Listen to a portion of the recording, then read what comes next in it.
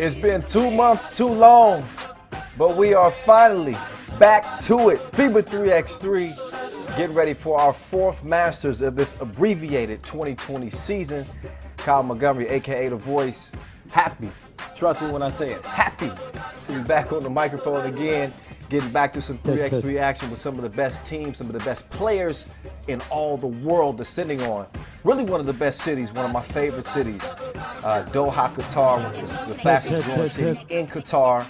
And obviously we've had some history there, some classics going down there. And here we go yet again. Before we get to the main draw, we do have a qualifying draw with Kamakura, Bielefeld of Germany, and Riyadh. The winner of the qualifying draw will go on to Pool D. It's a tough pool right there with UB and also Team Princeton. You see everybody taking the proper safety precautions necessary to be in attendance. But we wouldn't expect anything less. But again, only 2 tickets remaining to get to the World Tour Final. We're starting off with 14 teams. That'll get down to 12 once we get to the main draw. 10 of the spots in the World Tour Final are already locked up. The good news is this is going to be a competitive tournament. We got 7 teams making their 2020 debut. They aren't new to 3x3. Teams like Princeton who come in. They finished runner-up at the Utena World Tour Final last year, but we're seeing them for the first time here in 2020 here in Doha. They'll have a chance to potentially find themselves at the World Tour Final. Right now, it's Ulaanbaatar and Amsterdam holding on to that 11 and 12 spot. So, look, man, it's going to be interesting, y'all. Over the next couple days here in Qatar, it's going to be crazy. Before we go any further, I want to thank the Qatar Basketball Federation and the Qatar Olympic Committee for hosting the event. And, of course, shout out to our official sponsors as well. Our ball and apparel sponsor, Wilson, our official timekeeper, Tissot, our official suppliers, Skelder Sports, Inleo, and Magic Sky. So we're getting pretty close to game time here.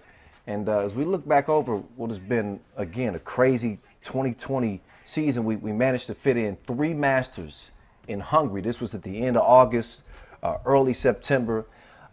In case you haven't been keeping up, it was dominated by Liman, who took 2 of the 3 Masters there. Riga did sneak in a Masters there as well. They won the Hungary Masters. Speaking of Riga, they are returning. Won the first ever edition of the Doha Masters in 2019. And this year's been so crazy, I'm getting my years even mixed up. But they got their first ever Masters win, kind of got over the hump here. And that's exactly what they'll be trying to do again. The Al Gharafa Sports Complex, that's where I recorded that rules video. One of my favorite videos, by the way. But, you know, we got a long history in this beautiful city. I got a chance to walk around and tour it, experience some of the culture, taste some of the food, see some of the scenery. But front and center for us today is going to be some 3x3 hoop, and certainly glad to have it back. I don't know if you guys got a chance to check out the latest edition of the 10-minute sprint too, by the way, with me and my guy, Corey Homicide Williams. If you have not, make sure you do that. I'm sure we'll probably show it to you at some point today. Stay tuned for that. But, man, who you got? Make your picks right now. It's going down in a big way. A big shock to a lot of people. They wonder, why isn't Novi Sad? Why won't we see Novi Sad out here in Doha? They didn't fare too well at the Hungary Masters, and ended up costing them a trip here to Doha. But don't worry, you are going to see Novi Sad play at the World Tour Final. That'll be coming up in Jeddah, and that'll be coming up in December. So while we won't see them there, we will get a chance to see Dushan Bullet and company, lace them back up. But man, you start looking at the groups here and talk about the parity in each group. Even in Group A with Liman, you look at the Manila squad, Manila Chooks TM squad. They bring a lot of firepower. We'll get to them later, but we got to give our just due to the qualifying draw squad. This is Kamakura coming out, trying to pull off a surprise entry into the main draw. You see him hitting the court now. Ryu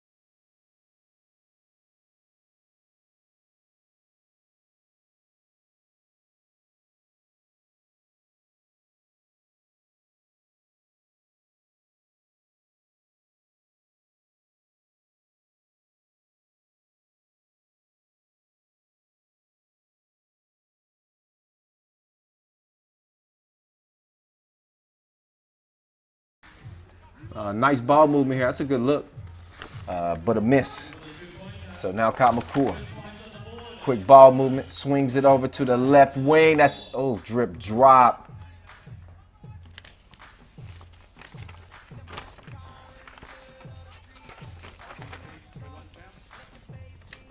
So look again at that last sequence. Easy breezy, strong drive from Alan Boger, but answered by the two-piece.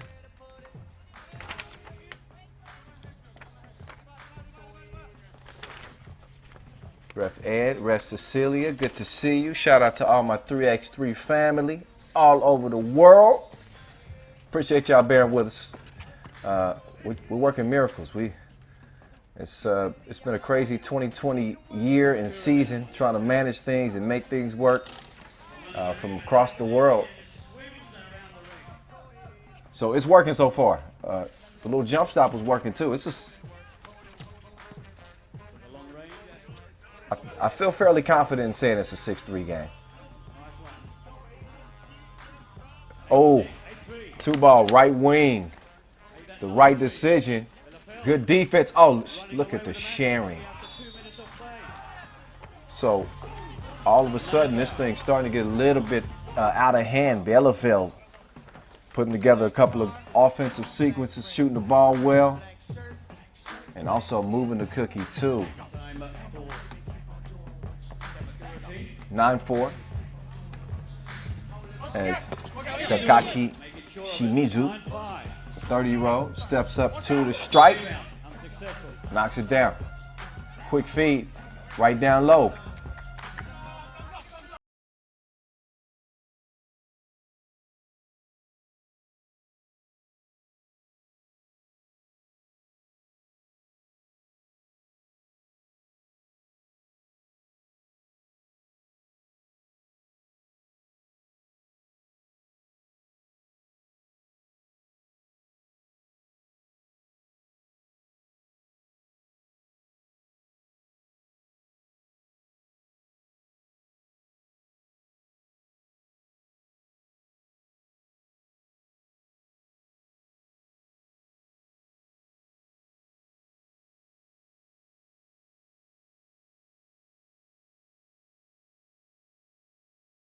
And again, the winner from the qualifying draw moves on to Pool D.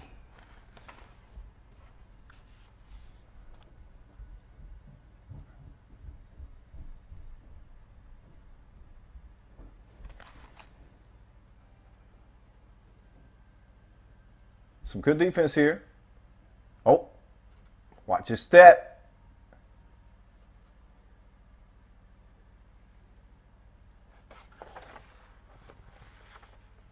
So first appearance on the World Tour for Bielefeld. Same thing for Kamakura, NatureMade. Bielefeld with a 6-point cushion here, 11-5. They've been far and away the better team.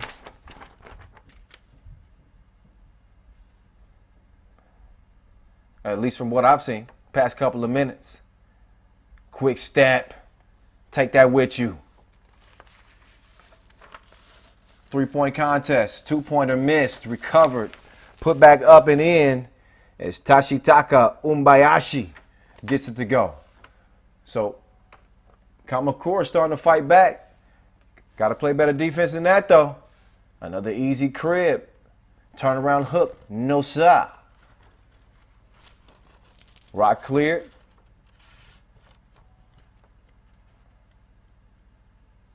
Good D on the perimeter. Right next to the Inleo flow. Dime piece. 12-8 contest. Pull up. Too long. Gonna feed it down low here. Swing it back out. Step back. You don't know me like that. Alan Boger. Bang. 2-piece. Missed. Rebound red. 5-point cushion for Bielefeld. Oh, that's from long range. He's in the deep end. Didn't put enough on it, though. rattles out. Score stays where it is.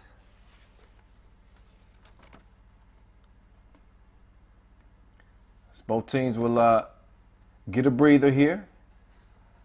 I want to thank our official sponsors one more again. Our ball and apparel sponsor, Wilson. Our official timekeeper, T-Soap. Our official suppliers, Scale the Sports, Indio, Magic Sky as well. Coming up very shortly. Make sure you stick around. One player from every team will feature a stunning competition that will see the final being played tomorrow at 3. And again, if you're just joining us, it is the last Masters of the season, the regular season. Only thing we'll have left after this is the World Tour Final. That's the biggest prize, obviously, on the season. And only 12 spots are available. Make that 2. It's a 12-team field, 10 spots already taken. So it's going to be a fight to the finish here in Doha. Pearl of a city, right off the Persian Gulf.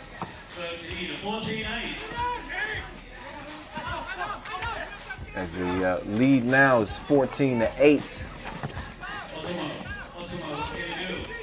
Just over 4 minutes in. Good D.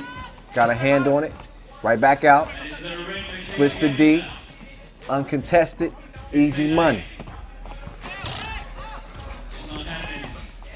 Oh, after the missed crib. Already down 7. Kamakura can't afford too many of those. 4:30 gone on the clock.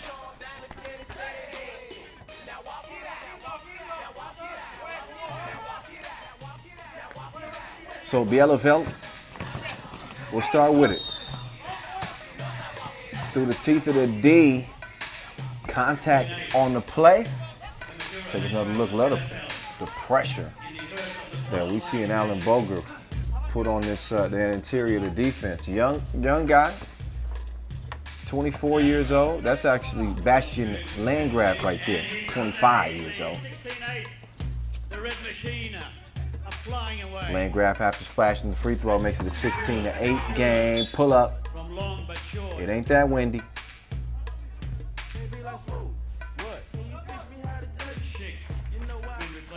Score stays the same. Rock goes over the red.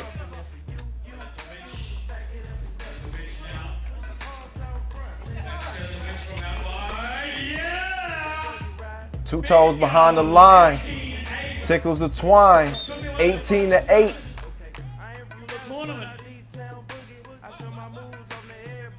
Yep. So Bielefeld started to open this thing up now. This thing getting uglier than a blind date.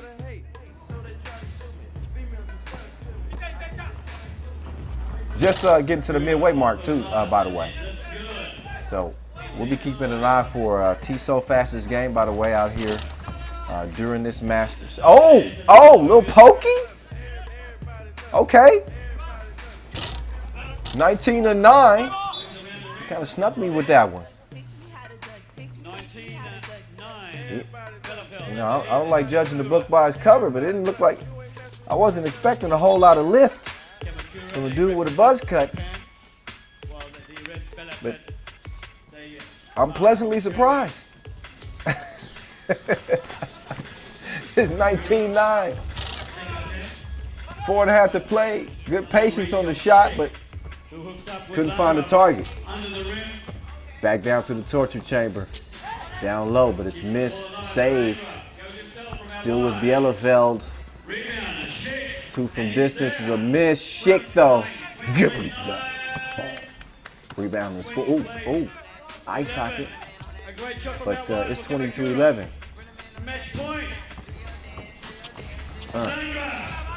Quick step. Hezzy. But missed right at the rim. Oh, come on. We need highlights, not low lights. A little bit sloppy here. We'll see if, Schick gives it up. Ran out of time. 12-second shot clocks. A little bit too unselfish. Yeah, that's what he's saying. Oh, my bad, my bad. It's all right. And you can see Kamakura, they just are exhausted. I think you'll see this a lot from teams throughout the tournament, just because it's been difficult for teams to get consistent practice time, consistent, exercise time, given COVID-19 and all of the turmoil it's caused, to athletes, to the sporting world here in 2020. So the conditioning might be a concern for some of the teams. But I think Kamakura's problem in this one goes well beyond conditioning. They are outmatched. This Bielefeld team is hitting from all angles. No hit from deep there. That one sails out of bounds. But game point for the fellas in red.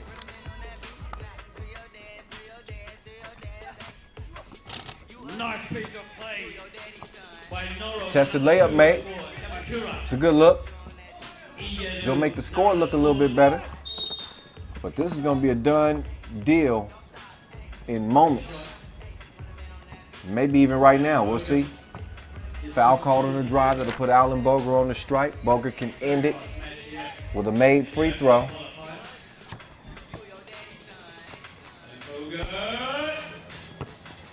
And this is the first of two. Shooting two because Kamakura is up to 7 fouls, as you know. That puts him in the penalty. He'll get another shot at it here, and that will do it. 21-12, Bielefeld opening up the qualifying draw with a dub. And they did it in dominating fashion. Just Kamakura, outsized, outmatched. 1 through 4 it was going to be an uphill climb for them. They are not out of it yet, of course. Each team will play the other in this qualifying draw. Best record comes out of it. Next up, it'll be Riyadh against Bielefeld. Obviously, if Bielefeld gets the dub, they will be going into Pool D. Look back at some of the work they did. And again, it was fireworks from outside. They were finding the touch. And also getting great contribution down low from Schick. And also Alan Boger. So Bielefeld, they look like a team that might be worthy of being in that main draw. How they would stack up against a Princeton or a Oob, I don't know. We would have to see. First of all, we got to see if they even make it out of the qualifying draw. But they started off well. We did miss a couple of the first minutes of action due to a little bit of a technical issue. But once we were able to see, we saw clear domination from the boys wearing the red jerseys.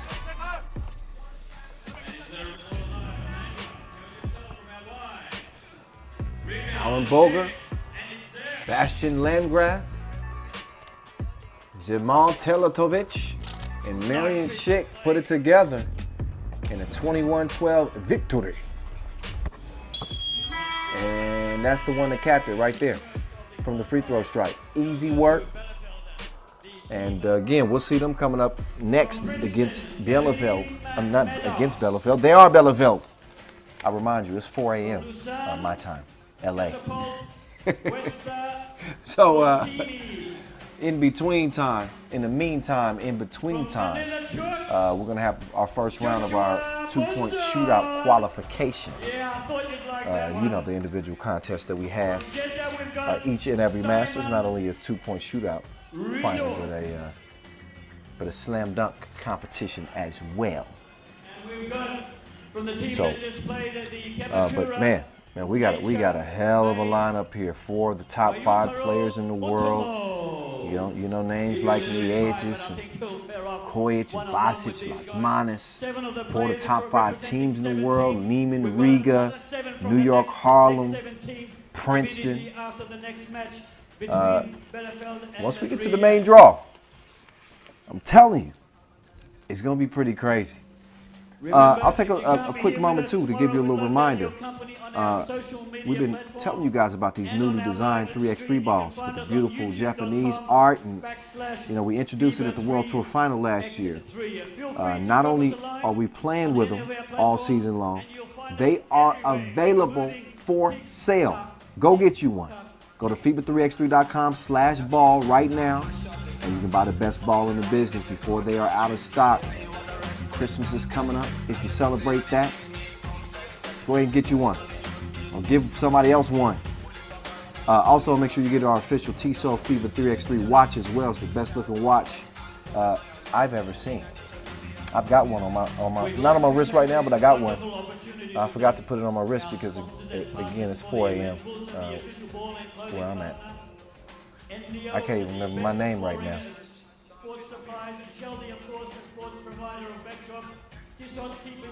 Okay, I just had a little birdie drop in my ear and let me know that it's Bielefeld, not Bielefeld. Thank you, whomever passed that information along. I got a feeling y'all gonna have to be extending a little helping hand for the next couple days, and whichever way you can. It's a team effort here on the 3x3 broadcast. You see some familiar faces. King West over there representing Lausanne. Josh Moonzone representing the Philippines, Manila. So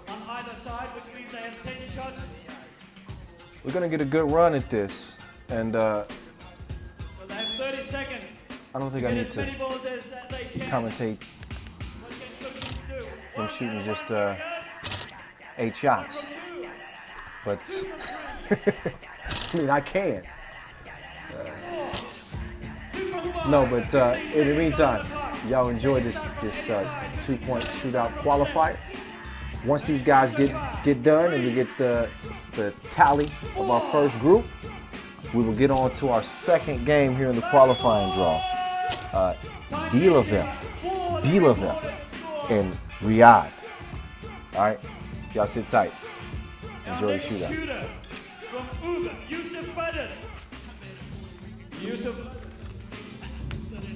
Ub is a city.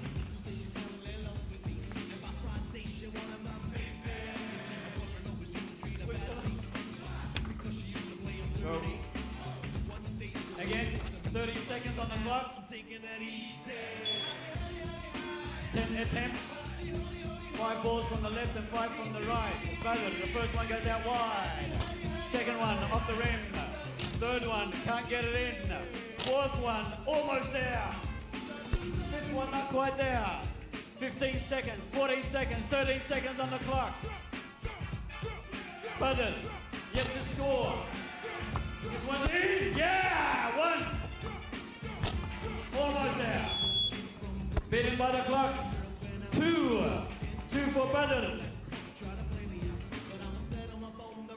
Next contestant, we've got Karim Meadows from Princeton.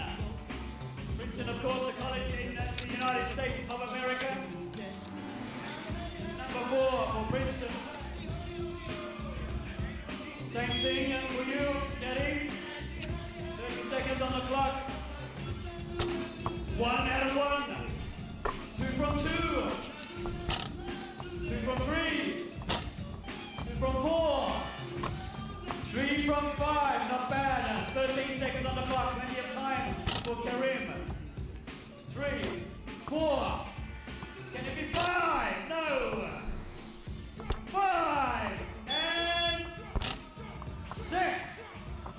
So far, Princeton's Karim takes the lead. Well done.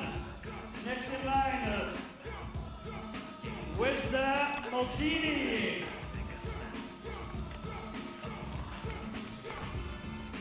From Lausanne, 30 seconds on the clock.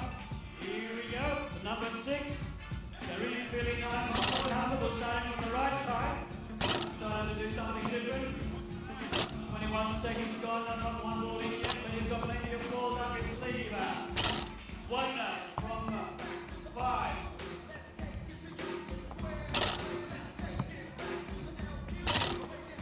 From 5, 6 seconds left on the clock.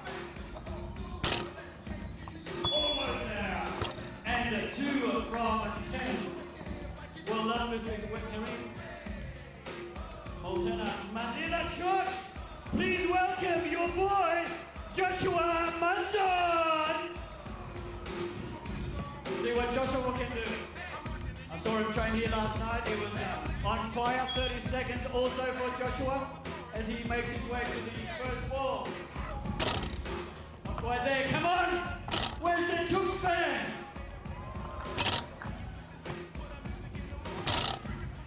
One. Yay! 13 seconds on the clock. Down to 11. Down to 10. One.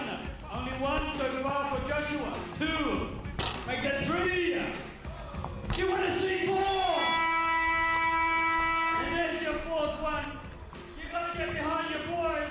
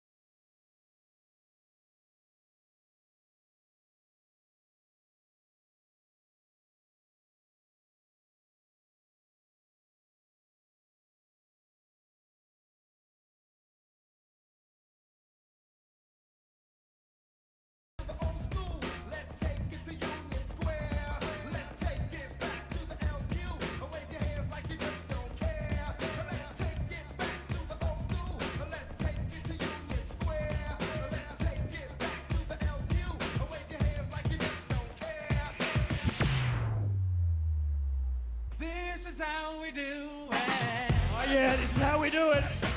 Can I hear you up in the stand? Let me hear you wave your hand. Hey, hey, hey, hey, hey, wave your hand.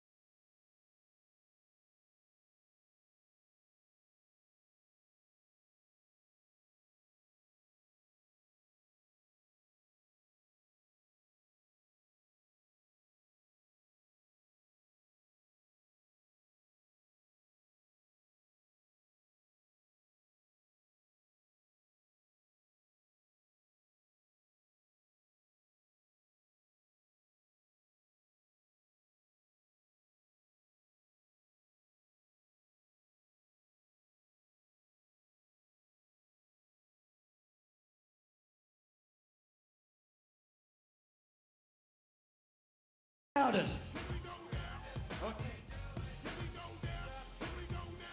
Our second qualifier is about to start.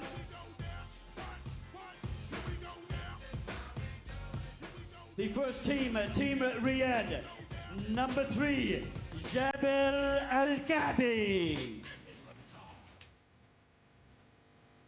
Number 2, Turkey Al-Muhanna. Number 4, Musa Kadi.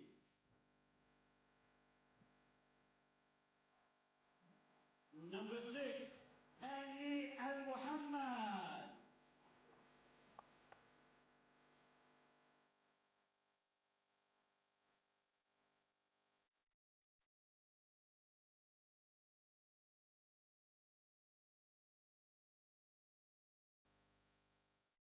Please welcome Team Riyadh.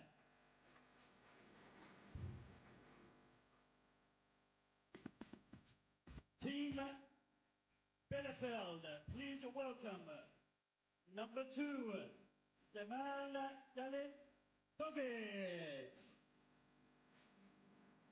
Number 3, Alan Boga. Number 4, Again, representing Germany. Landgraf. Looked like a pretty dynamic team. Obviously, in the first game that they dominated, Riyadh seems to have definitely a little bit more size. We'll see if that presents a problem down low, or maybe potentially an advantage for Boger and company out there on the perimeter. We will see. Shout out to all the Filipinas out there in Doha representing. And they got a Ref Vlad, what's up, man? I'm having all of my reunions through a computer right now, y'all. It's just odd for me.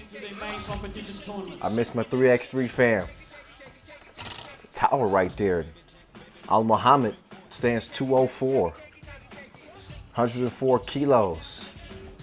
Ref Glenn to it. Good to see him as well. And shout out to all the personnel involved in helping get these players here safely. I know that it is a difficult task, given everything, all the red tape, traveling all of these players from all over the world, and able to get it done safely. We have had a couple of players test and unable to play with their teams, but to be able to field this Masters and what we've done here in 2020 is a tribute to the hard work that's going on behind the scenes. So I want to show y'all some love and some appreciation for helping getting this thing on here in 2020. Again, this is just a qualifying draw. It's going to be a big field. I've been saying 12. It'll be 14 teams. Pools A through D. Oh, straight to it.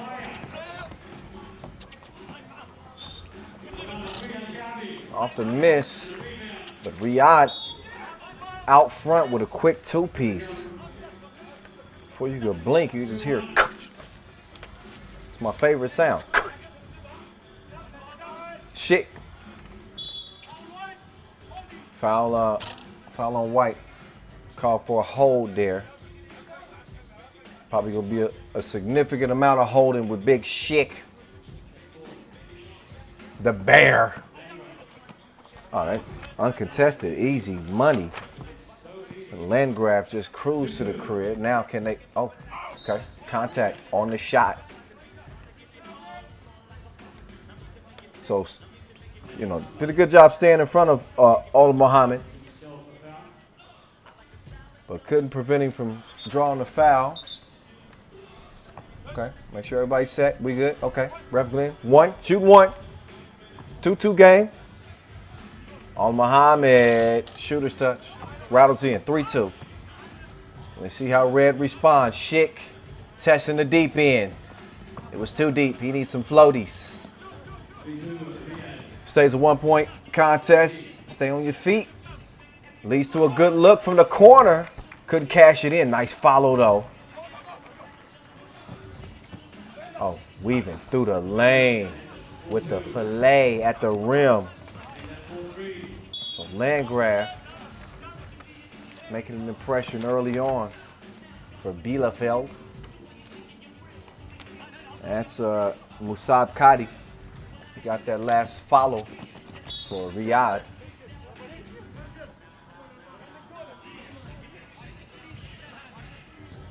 Look again, shit call for the kickball. I think you need that one. Good D, steal, straight to the corner, lets it fly, miss, shit, board. Oh, great defense on Muhammad, shut down shot. Now trying to set up shop on the block, and that he does. Using that big body to his advantage and leave Schick wide open. Schick with the miss. Hustle for the ball. Oh. Okay, that's off-white. I'm judging by Schick's response.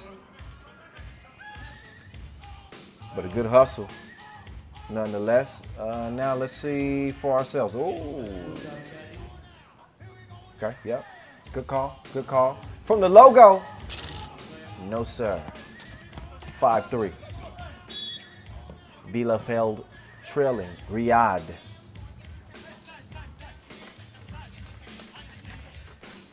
A fight just to get to the main draw, where 4 of the top 5 teams in the world are waiting. One of them is in Pool D, exactly where whomever comes out of the qualifying draw will be headed. Hand up. Good contest. Threw the shot off. They stuck with it. Leads to an easy bucket.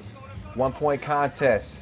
2 from number 2 is too strong. Out of bounds it goes. It'll stay 5-4 game. Look back at that last easy feed.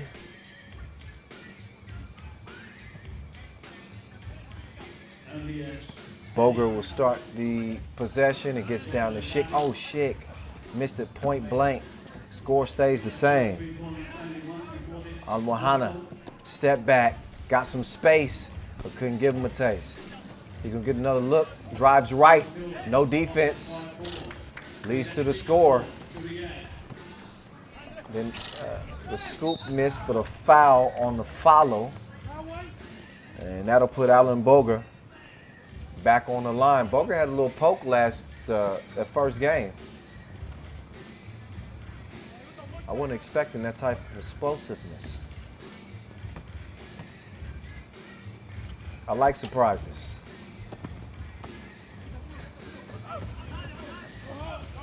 Let's see if Schick can D up here. No chance. No chance. Cotty gave it to him.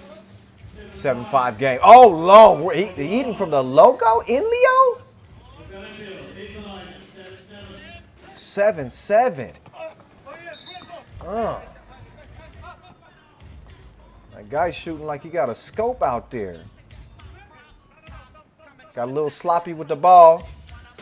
Off the knee. So back to red.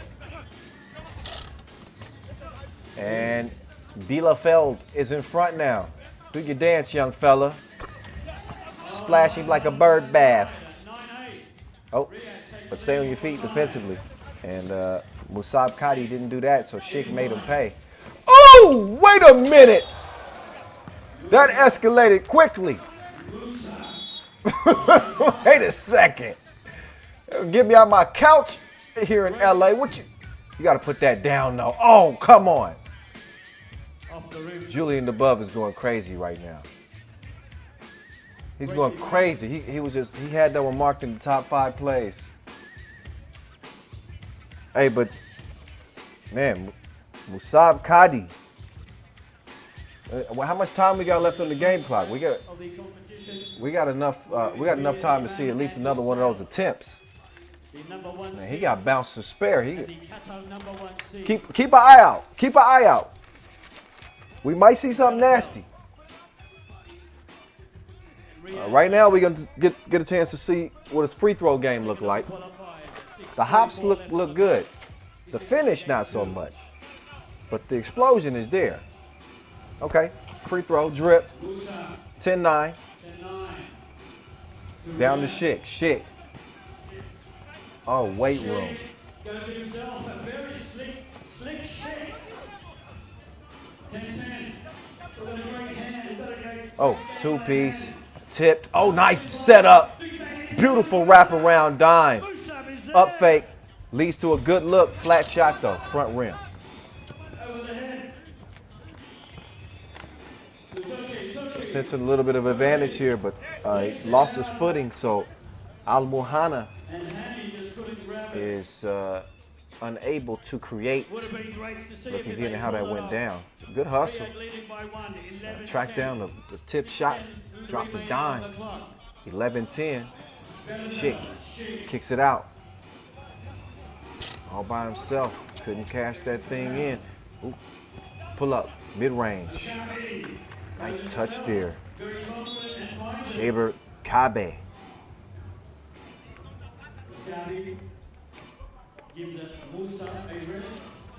So Bielefeld not having nearly as easy of a time with Riyadh as they did with Kamakura NatureMade. Got to the spot, but couldn't finish it at the rim. So now it's Riyadh back on the attack. They're gonna go down low. Here's Hani, drop step, old school but effective. 3-point contest, 2-ball up. Oh, contact on the shot. I think that was Kadi. Called for the foul there. So that'll put Zemal Teletovic on the strike.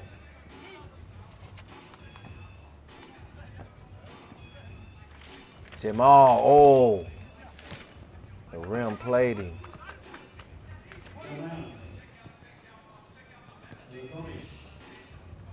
And another one. Back rim. Luckily for them, rebound goes back to Red. Nice setup. Can he finish? No. Rebound, too strong. Riyadh back with the cookie. Long ball.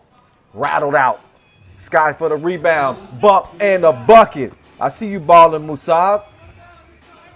I see you. We'll see if he can make it a 2-point play. Bielefeld up to 5 fouls now. They still got one more to give before they are in the penalty. But Riyadh looking solid, man. Look, 2-possession lead, nearly at the midway point. You kind of see a little bit of what they've done to get the lead. Little shredding of the threads right there.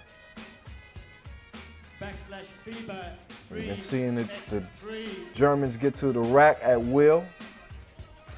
Also welcome our wonderful supporters and But fan base sitting in the stand. as of right now, they trail.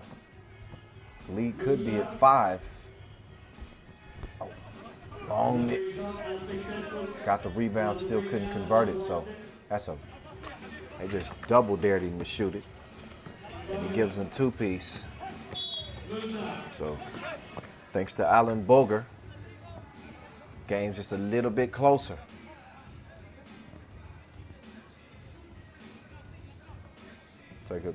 Take a look at that last sequence. Oh, unselfish play, good cut, sloppy play from Riyadh. As Bielefeld is within 1 now, it's 14-13. Both teams equal in the foul category. And again, we passed that 5-minute mark.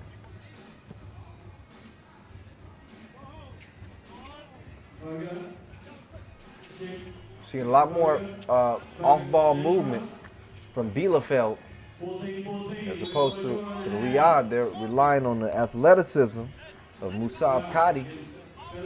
Not a bad idea, but also you see him giving it down to Al Muhammad as well. They don't have as much fluidity, but we do got a tie game. Good kick out. Oh, stolen. Cross court pass. Contact. against White. And it's foul White. Chance So for Bielefeld to take the lead. Bielefeld takes over, top of the key. Schick handoff. Plenty of range, but he didn't have no service. Take another look and see. Ooh, whoa. I think he's saying that's off White. That's a close one. Got to trust our refs. Two of the best in the biz. They say red ball. Okay, well. Yep. Must have touched that knee. Oh, right around the curl. But it caught some extra wind. Now it's back over to White. As they say, the ball don't lie. Neither team with any more fouls to give, by the way. 14-14. Excellent rush on center court. Turkey Al-Muhanna. It's going to open up the possession, top of the key. Let's get to it. 14 up. Kadi almost broke his own ankles and put up an ugly shot. After the miss, it's a foul. While Muhammad staying with it. Snatching the rebound. Bet he wish he had another chance to shoot, to attempt that layup again. But ref to it just turned 31 yesterday. Reminder that we do Oh, my have bad. a second I thought he turned 30. He turned 29 yesterday. My bad, ref to it. Third qualifying match between Kamakura and Riyadh. Don't crack. Don't crack. All right.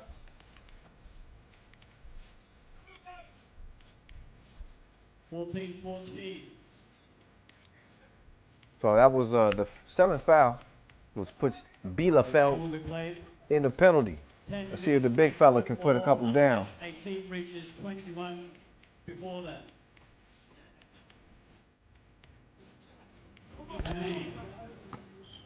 Oh, Muhammad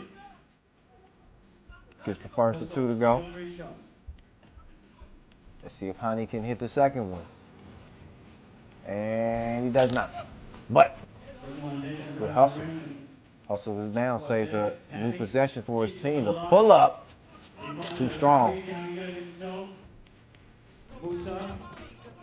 Two ball now launched, drenched from the right wing.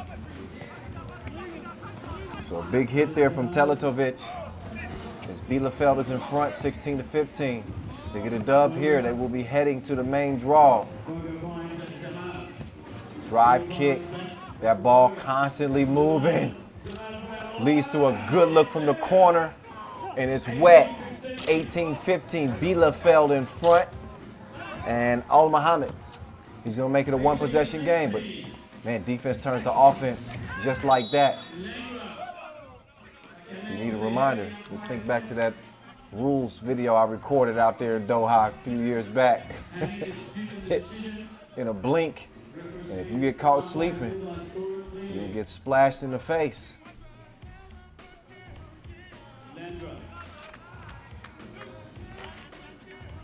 So here's Landgraf. Key free throw. Key free throws with an S. First of two is good.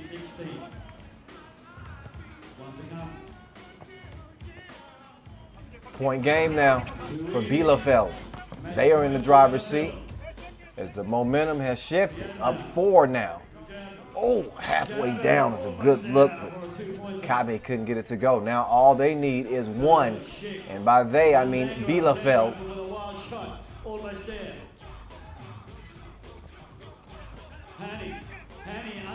So Hani misses the hook underneath the rim. Schick. Oh, put him in a bot. Oh, offensive foul call. Okay. Schick kind of clearing the way like he likes to clear timber.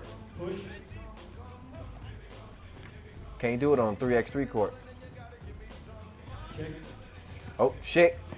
He got beat with the step back hezzy. Intercept. Bielefeld on the attack. All they need is one. Missed the layup. Okay. Moves up to Hanny. Hanny fumbles. Hanny trying to get some space. He had nowhere to go. They had him in a box, but all right, look at that. Solid D. Initiative. 2 minutes 14 seconds left on the clock. Riyadh 17 with 7 fouls. All right, so Bielefeld, Schick. they take it out. Schick. That is just, oh, and another one. Man, I think Foul red. Kabe is helping sell that. He got them arms flailing everywhere. 2:10 on the clock. But back-to-back offensive fouls. That's why you see no free throws as a result. Oh, whoa. He must have been feeling it. He's gonna be hearing it from his teammates. So again, point game, Bielefeld. They get a good look from the elbow. They had plenty of opportunities. Oh, good move. Up fake. Drive. Dime. Dunk. Okay, we got one. So Kadi with the two-handed smash, but it was just before the end as the Germans do away with Riyadh. Bielefeld win their second contest back-to-back 21-18. And they will be heading into the main draw, Pool D, the final game in the qualifying draw. Will mean nothing. Both of these teams coming up short against Bielefeld. So it'll be Kamakura and Riyadh, and just a game as a formality. But man, this was a game that Riyadh looked like they had a good shot to win. They would have won putting the pressure on Bielefeld and led it by 4, I believe, early on. It was a 9-5 game. And we saw the gears completely switch for the fellas in red. Schick, although he did get called for a couple of offensive fouls late, he imposed his will down low. We nearly had a highlight. Oh man, Musab Kadi, an A for effort, but an F for execution on the dunk at least. He had a solid game though. I ain't hating on him. But you really saw that ball movement, and you really saw that the way the Germans shared the rock, they opened up a lot more opportunities, a lot easier looks came their way. And as a result, they get that dub. Shout out Qatar basketball. Shout out Doha. Shout out our ball and apparel sponsor, Wilson. Qatar Basketball Federation, Qatar Olympic Committee. I'm giving shout outs to everybody. Our official timekeeper, Tissot. Shout out to all the fans there too that decided to come out and check out the action.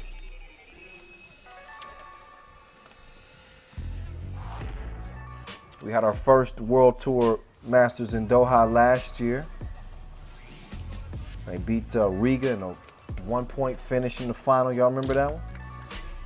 I actually picked a rematch of the final if y'all watched the 10-minute sprint for this year. I know, it's not that exciting, but it's what my gut told me.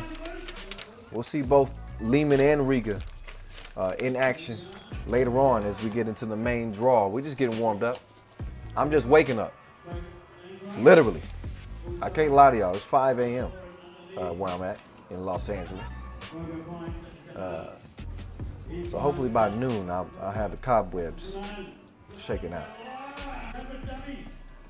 No promises.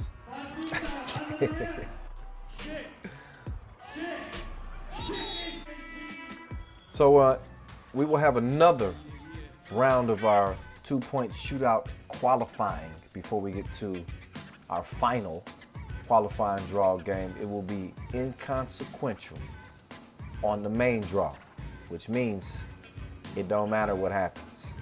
Bielefeld is the one going through. Philippines running things. Philippines running things out there in Doha. I see y'all. I'm gonna hop off the mic and just let y'all listen to the sounds of the swishes from Agnes Chavars and the rest of our competing field here until we get back to our last qualifying draw game. All right, enjoy. I'll be back on in a sec.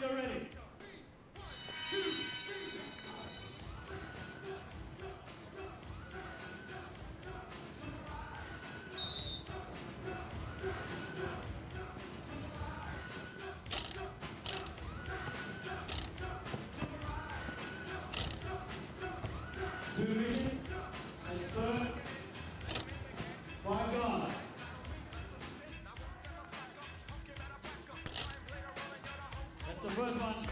Second one, Agnes. 2, 3, 4.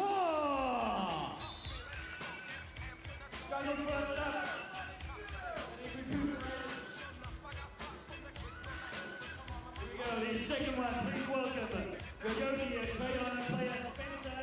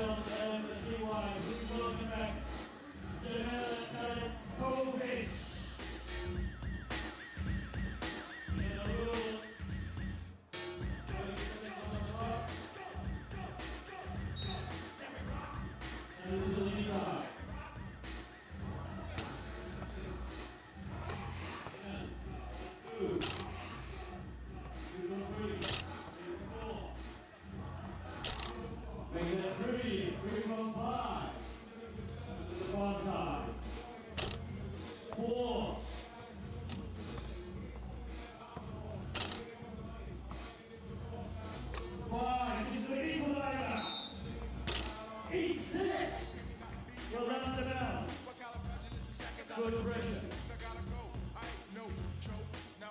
Number 13 from Utena Uniclub, please welcome Ignace Reyes.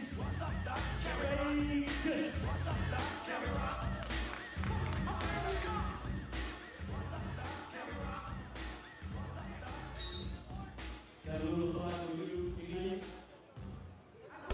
1, 2.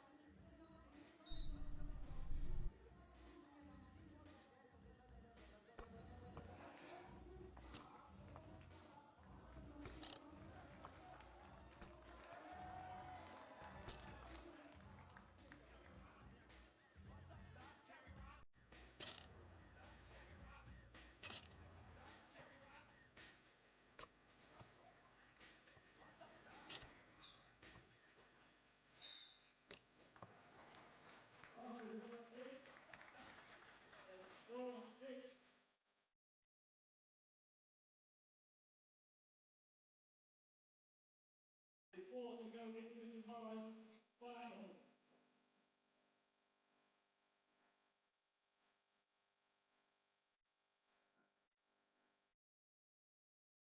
I score by any player played in 6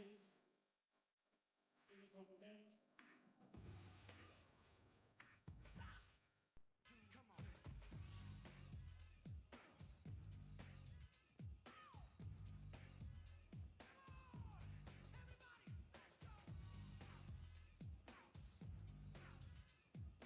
Before to advance to tomorrow's final, number 3 from Princeton, Kamakura. Number 12 from Bielefeld LFDY.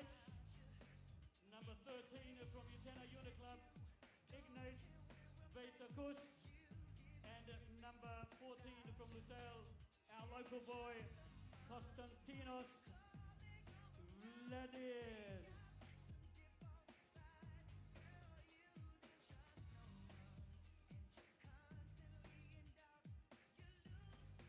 Oh, so our field is set for our 2-point shootout final. The prize winnings in that range from anywhere from $500 to all the way to $10,000, by the way. So that'll be interesting. I want to see how my guy Ignace Reyes does in that. Kareem Maddox was shooting that thing too. We're gonna see the big man in the final as well. So very, very good, very good. And we haven't even got to the main draw. We still got one more qualifying draw game left. Now, Bielefeld out of Germany, 2-0. They're going to be going into the main draw regardless. So this is just a formality. But Kamakura, NatureMade will meet up against Riyadh. The two squads that didn't have quite enough against this Bielefeld team, who looks like they could at least make some noise there in Group D.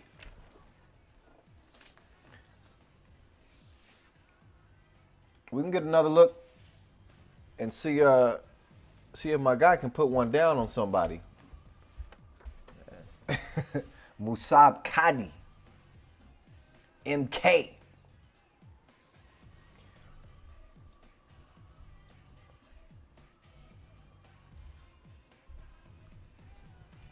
So another look at the venue, coming at you from the center of the city, in Doha, Qatar. Back again for yet another year. FIBA 3x3 is partnered with this outstanding city. Continue to help deliver some of the best 3x3 basketball around. Well, hopefully we finish strong with the qualifying draw. Kamakura representing Japan, all the way from Japan. It's probably going, not probably, it's definitely going to be a short trip for them. They were hoping to be competing on into the day and on into tomorrow, but that won't be happening. But they could potentially go home with a win. So they are Ryutaro Otomo, Takaaki Shimizu, Tatsuhito Noro, and Tashitaka Umbayashi. For Riyadh, rocket number 2, Turkey Al-Muhana. He leads the way. Jabber Kabe.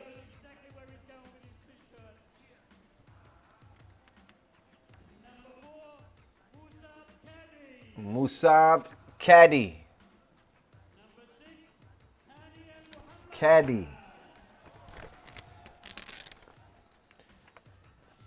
And Hani Al-Muhammad.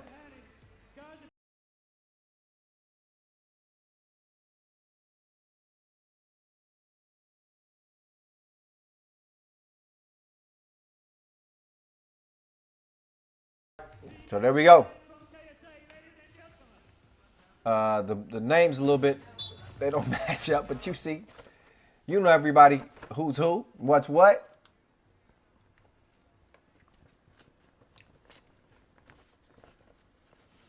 Ref Cecilia Toth.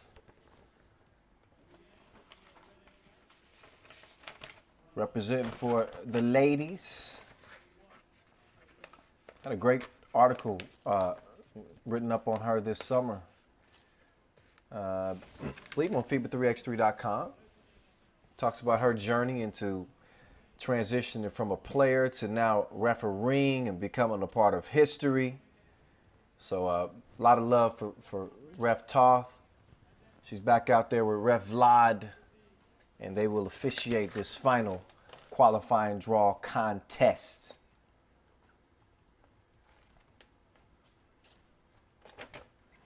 And some people feel differently about the qualifying draw.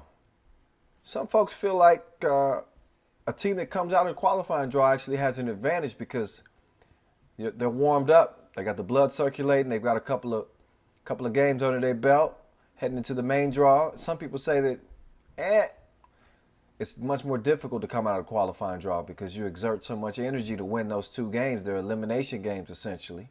And then you go into the main draw after laying it all on the court. I don't know. Subscribe to whichever theory you choose. I think it depends on each team. I said a whole mouthful of that. Neither one of these teams are going to be going on to the main draw.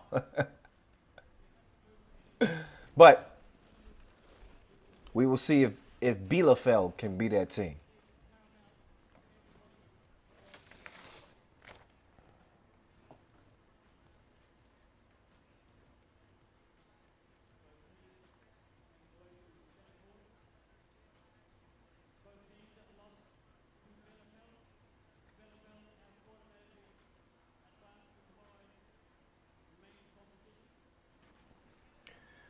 All right. It's time to get this thing underway. Last qualifying draw contest. Neither team will be playing in the main draw. So they should play loose. It should be fun. It should be highlight filled. I'm hoping so.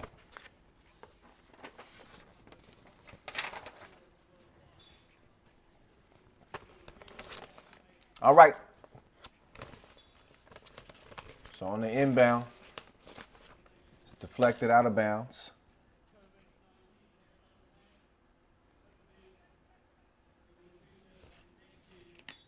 Tried a little give and go action, and it is kicked. So on Mohana. Start the possession again. Solid catch on the curl, but Caddy couldn't hit it. Caddy, though, recovers defensively, got a hand on it. Goes back to White after the miss on Muhammad. He's going to receive it back down on the block. Too much bumping and banging on the defensive end. Foul called on Shimizu.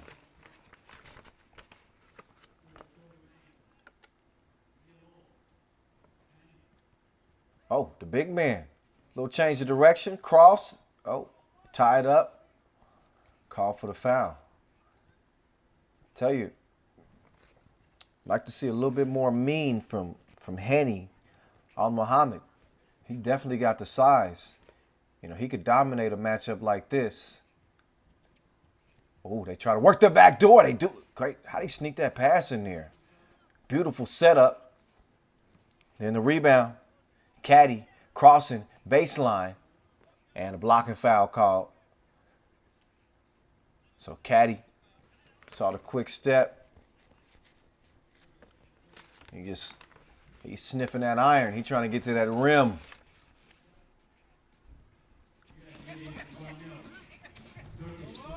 Caddy behind the back, cross, pull up.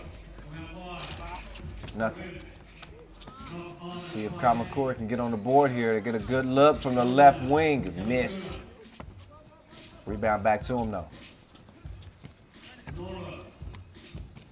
Oh, nice pass. Yeah, great vision on the assist there. It's Noro set that one up. 1-1 contest, good D. Ball back to Kamakura, NatureMade. And that's a layup made. Kamakura in front 2-1. Quick foul. His caddy had gotten a step there. Let a look at the step through.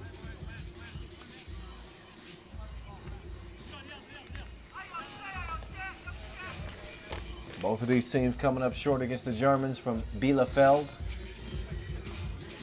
Playing for some pride here. They will not be competing for the $40,000 at stake in the main draw. Hanny, oh, couple of missed cribs. Stays 2-1. Top of the key. Hanny, no chance. Help D came over. But he saved him with a travel. Oh, yeah. Yeah, you can definitely see the shuffling of the feet right there. There's Noro. Got caught for the violation. Oh! Oh, there it is. Caddy. Oh, wait. Did they not clear it? Oh, of course they did. Oh! Look how, man, that's a high degree of difficulty to put that down. He kind of ran into the rim, got caught up underneath it, and still smashed it. The bullet pass stolen. Cross. Step back. Too long. On Muhammad with the rebound.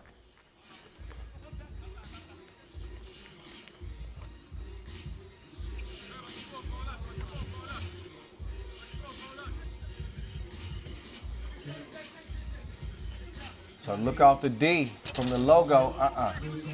Stays 2 apiece. Just over 2 minutes in. Caddy with the near steal. Leads to the layup. Noro. He sneaks it up. Amahana. Oh. Caddy. One-legged runner. New. Now Caddy. Oh. Got them ankles loose. But he fires up a brick.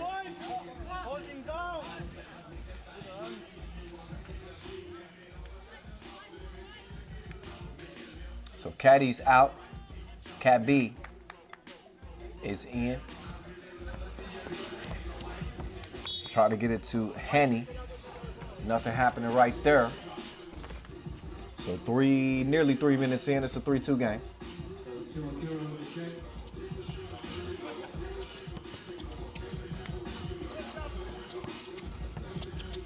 Whip pass.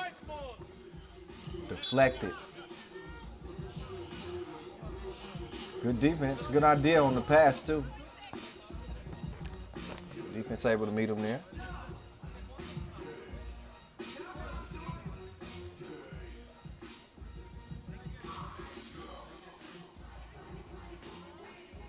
Kamakura, for the time being, out by 1. Both teams getting the rest. You see the disparity in the fouls, too.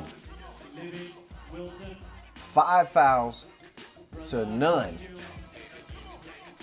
2022 of course, Qatar's leading sports channel. Highlight of the game so far. Lusail caddy floating like a Cadillac. A great partner of this event for many years. So too Wilson. They are the official ball and apparel sponsor. Been very loyal to FIBA's 3x3. Okay, so yeah, Kamakura with those 5 fouls. Riyadh with none, trailing by 1. Late in the shot clock. It's a force, miss. Hanny trying to clear some space. Missed it, got it back, put it up and in. 3-3. Got a step. Couldn't take advantage of the advantage. Score stays where it's at. Back down to the big man. That's easy.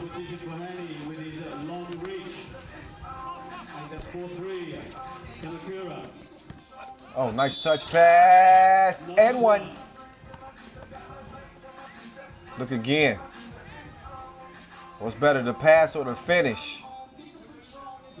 Caddy just mauled all on his back. Yet Shimizu is able to get it to go anyway. Got a chance for a 2-point play.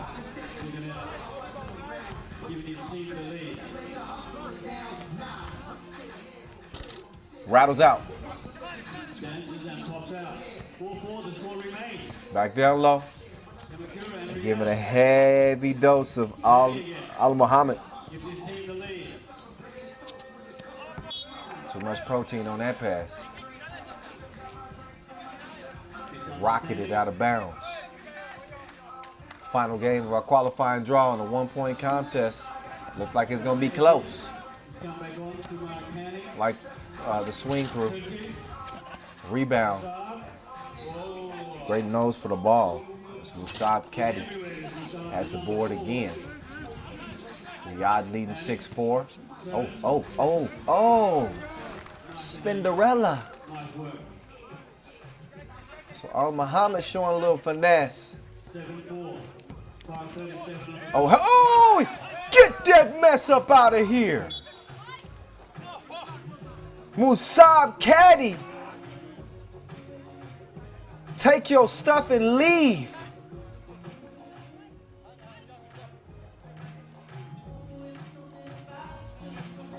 Seven 4.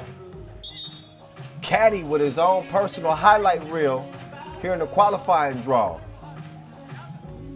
And his best highlight might have been a dunk that he missed. Reminding you, the first of the pool matches for Pool A. Liman will meet Lusail after prayer time. Prayer time will follow this match immediately. And the first match will be at 5 p.m. 7-4.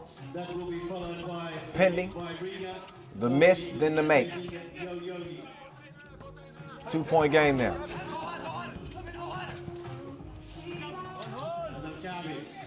Kabi from the logo comes up short. Ball over to Kamakura. They try it down low. Pass is a little bit too strong. And yeah, looks like Red got a hand on that. 5:07 left on the clock. So 7 seconds left on the shot clock. So at 5 p.m. we said we've got Liman and Lusail. 5:20. Gotta get some up. 5:50 we've got New York Harlem. Then we up against Utena. White ball. a bonanza of a 3x3 on display this evening. How we're feeling in the crowd? Are you still with me there? Who wants a t-shirt? 4-shot, didn't touch any iron. You want another one? All right, we'll see how much time we have after this match. Maybe I'll come your way and throw some t-shirts. So here's Turkey. They know where their bread is buttered. That's good money down there, more times than not. So thanks to Hani Al Mohammed and him dominating on the inside, they're enjoying an 8-5 lead as a result.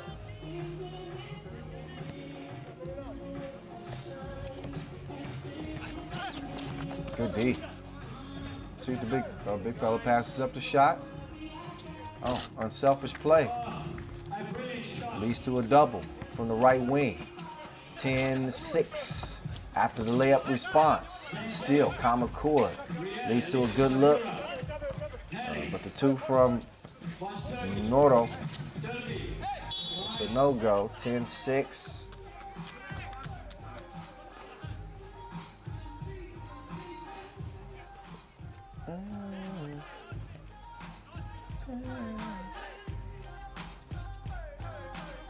Just over 4 minutes to play in this, again, final qualifying draw contest. Spinning free, so the ball touches no rim. Here's Caddy, changing direction. Splits through 3 defenders.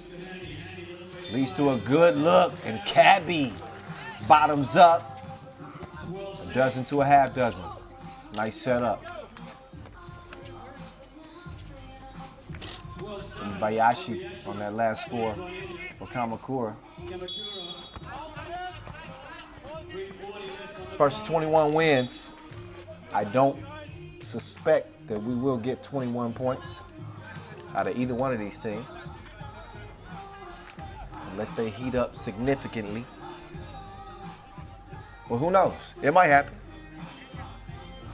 In the meantime, it is a 5-point lead for Riyadh. They've done it on the strength of their big down low.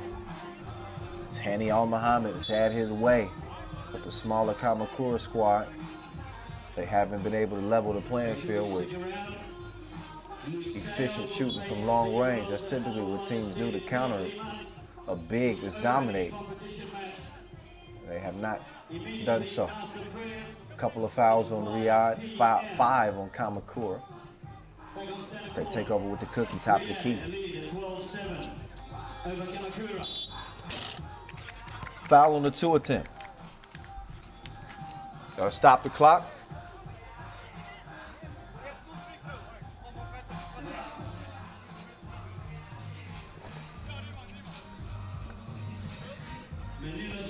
And we'll also put number 5, Toshitaka Umabayashi, on the line, 29-year-old.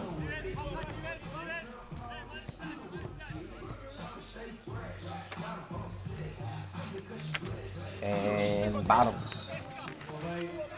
So he's able to split a pair.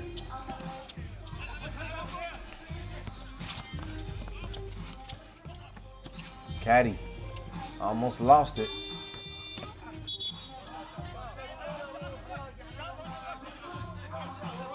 So a wild shot, you see teammates having a discussion. Caddy is out. But Caddy's in, as well as Al Muhanna and Al Mohammed. Oh, beautiful feed. Over the foul. No look, 9. Yeah.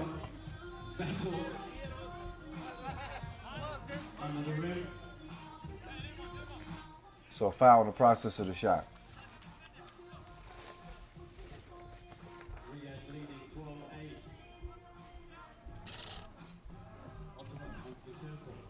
After the missed free throw, 2.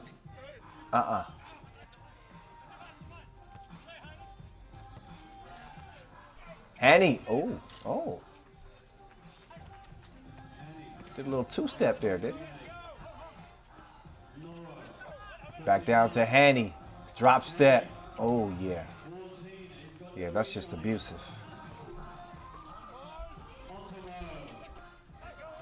Sky for the board. Still. Okay, got a foul underneath. Ref Lod says. In a 14-9 game.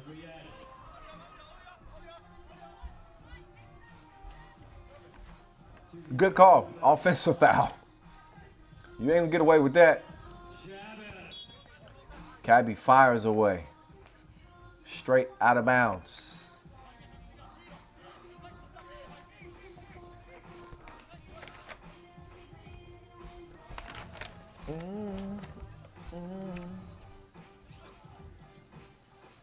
Oh. Okay. Long miss. Caddy. Uh-oh. He had a lane. Oh, runner. Knuckleballed it in. 6-point lead.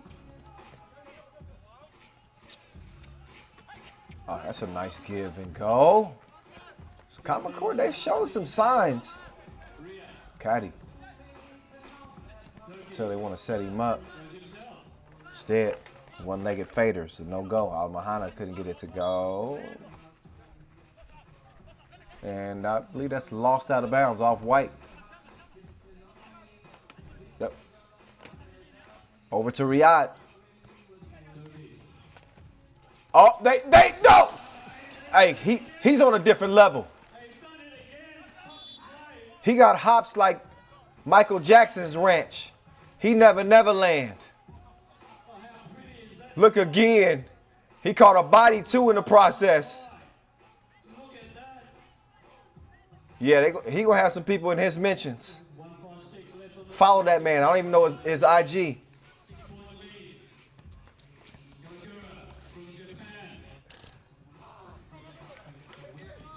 (16-11). And thanks to Musab Caddy, we got us a few highlights here in the qualifying draw, didn't we? You could just sense they were setting him up too. You don't keep a weapon like that under wraps. You unleash it. You unleash him. We still got a minute 28. Maybe we might get one more. We'll see. 16-13. It's a game that doesn't really matter. Did he just deflate the ball? We need to check the PSI. Caddy out here being disrespectful offensively and defensively. Yeah, you could use a dude like that on your team. He is everywhere. Look, he slapped that with some ferocity. Tribute to LeBron James on the chase down. He's been playing above the rim in each of the games we've seen. He's gassed. His team's got a 3-point advantage. They're going to, very likely, it looks like they're going to be able to save face and at least come out of the qualifying draw with one win. They will not continue to play, but Musab Caddy, you got some mixtape material, my friend.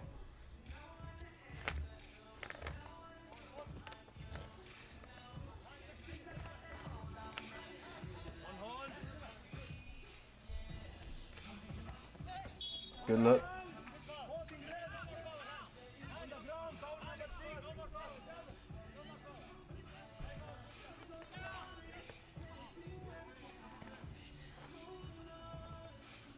So under a minute to play. This is highlight time. 16-14. Hanny. That trusty old drop step failed him that time. And it doesn't fail him this time.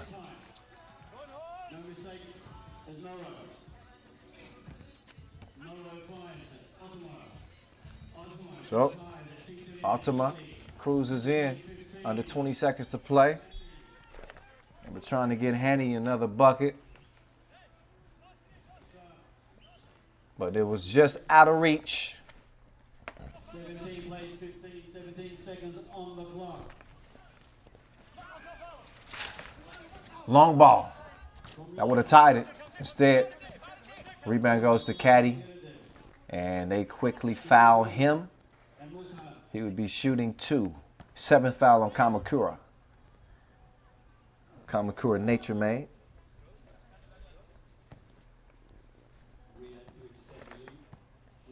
And Musab Caddy. The Riyadh highlight reel. Too strong on the free throw attempt. He's got one more. Don't be surprised if he misses it and then jumps from the free throw line and dunks it in. He took the easier route. 18-15. And as time expires, it's a miss, but Riyadh does get the dub. 18-15, but it will not matter. But definitely credit to Kamakura NatureMade. Came out, gave it their best go. Was not their day. Neither was it for Riyadh. But a win they could be proud about. It will be Bielefeld, though, of Germany that will get that spot in the main draw. And they did it by beating both the squads you just saw go toe-to-toe. Man, I like that last one. Appreciate you, Musab Caddy. You woke me up a little bit. Gave me a little shot of espresso. We will have a moment here before we get to the main draw, as you would expect. Got a few minutes before we get that thing on and popping. But that is when we will start to see, again, those 4 of the 5 top teams in the world. Get ready to lace them up. In the meantime, though, you can enjoy the highlight from that last game and seeing what Riyadh was able to put together and what will be their final showing here in Doha until maybe another year. So this Caddy off the miss. I mean, he was everywhere. The block. There's another swipe. Got you, Bogdan. And then, oh, doubt. Come on. Just give it to me again. And again. And again. Huh! Went up top and came down hard on somebody's head. Wow. We were obviously doing a lot of talking coming into this second to last Masters of the season. Again, as we look at the qualifying draw results, Bielefeld, congratulations. They will be going on to the main draw. Pool D, Princeton and UB. That is going to be fun to watch. We kind of spoke about both of those teams. Princeton being making their first appearance here in 2020 and UB being a surprise team from what we saw in Hungary. We talked about this on a new show that we're doing. It's called the 10-Minute Sprint with me and Corey Homicide Williams. We're going to give you a sneak peek at our latest episode of that here in a moment. But first, we'll give you a quick look at the pools. You see Pool A, led by Liman, 2-time Masters winners already. You got an interesting Lusail team out of Qatar and Manila. They got the local support as well. Pool B with Riga, Yoyogi, and Jeddah. Riga, the returning champs from Doha a year ago. Pool C is led by New York Harlem. A lot of people feel like they could be a big favorite in this tournament. They're joined by Lausanne and Utena, and Princeton, UB, and Bielefeld. Meantime, let's take a look at the 10-minute sprint with me and Corey Homicide Williams before we get to the main draw. Check it out, y'all.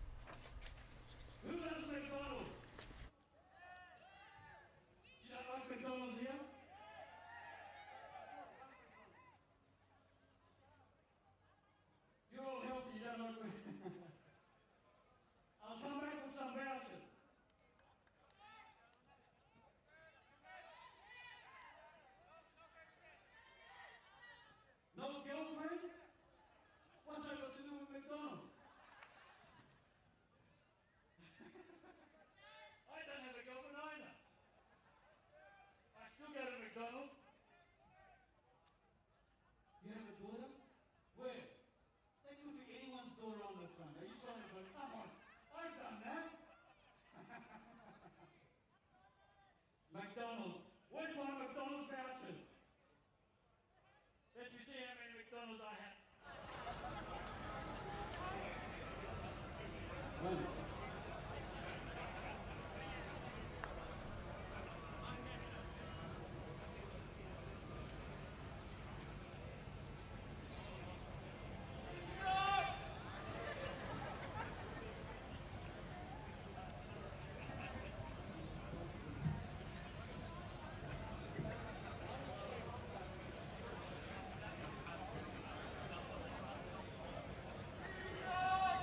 So we've got some free extra value meal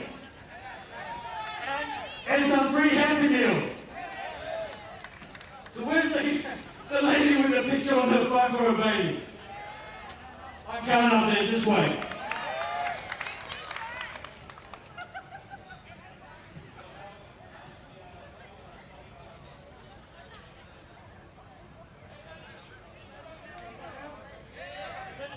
Let me fix this one first. Show me, I don't believe it. She doesn't look like you. Huh? She looks Australian.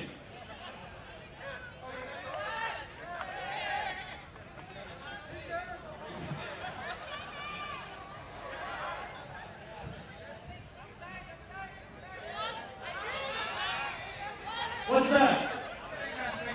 Pregnant.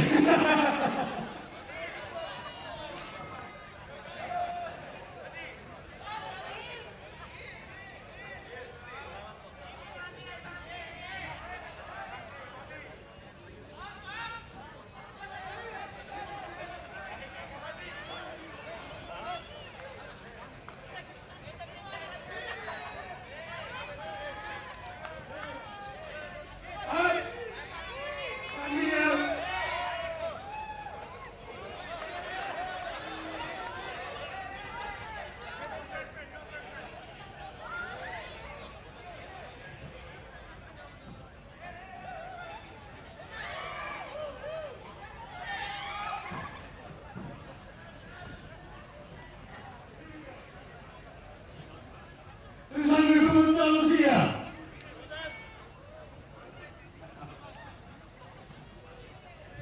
McDonald's and the QBF, a great gift voucher, a Happy Meal.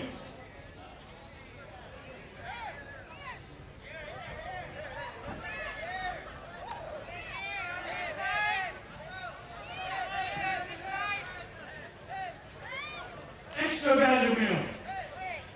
You must be hungry.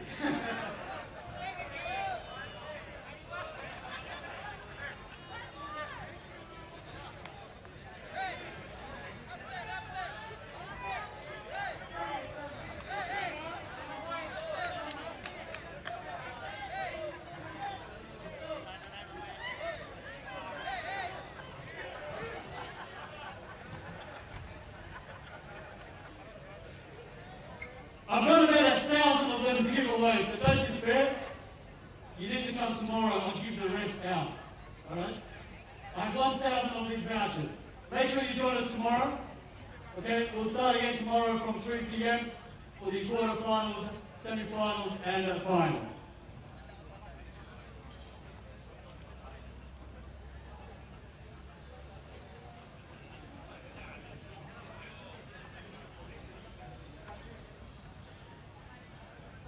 aka Reed, provides the cream for Princeton, the namesake of the famous college he once played for, where he ranks 4th all-time in block shots.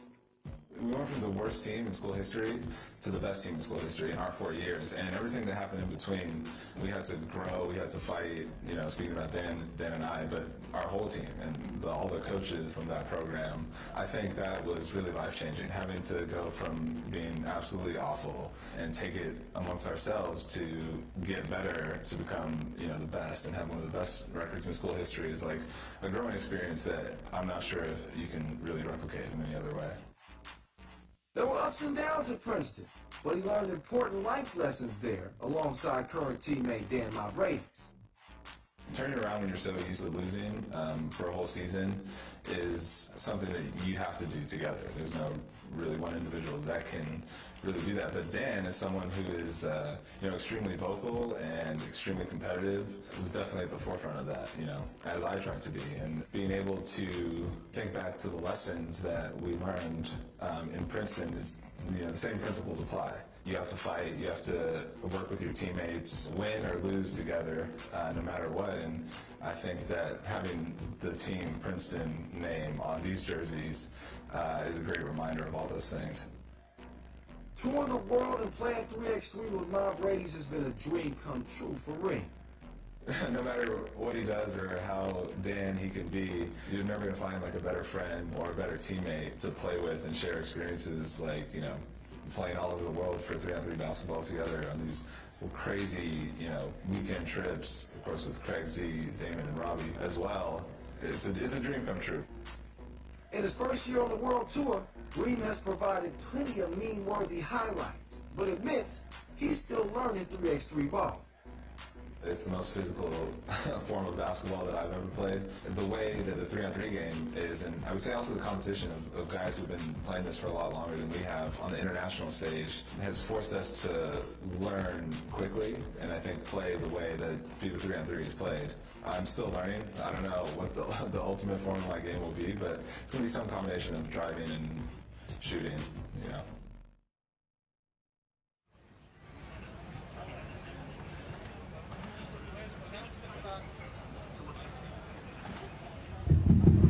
Testing, 1, 2, 1, 2. Yeah, very good.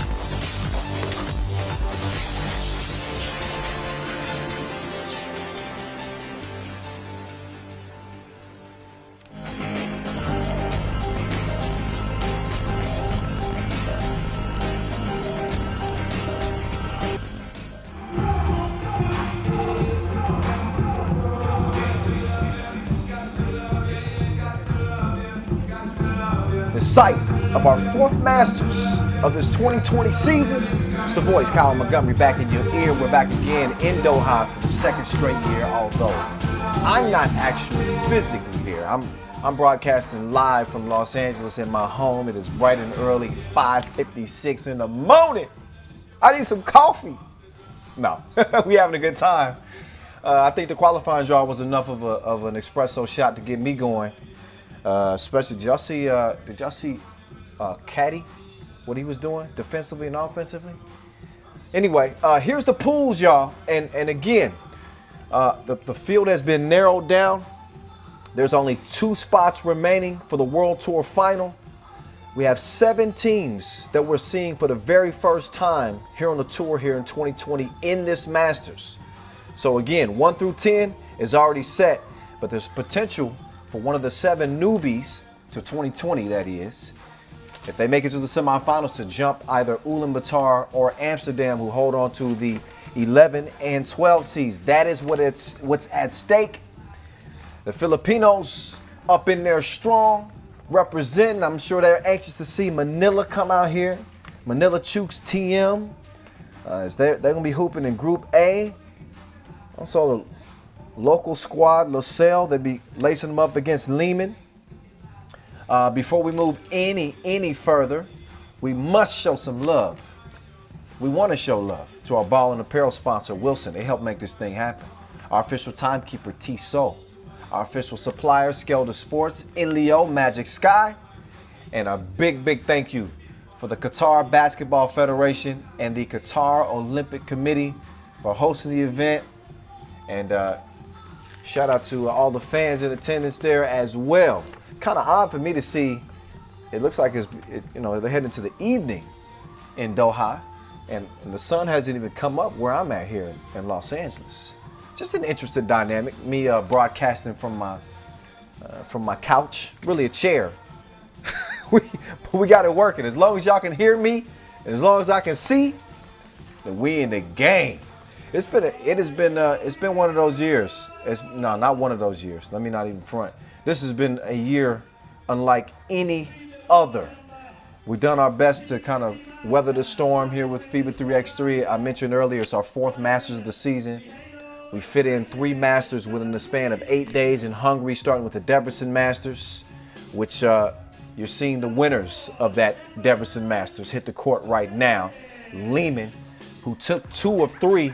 They would have loved to get a clean sweep, but they didn't have Mr. Robot for that Hungary Masters, which was the one right in the middle.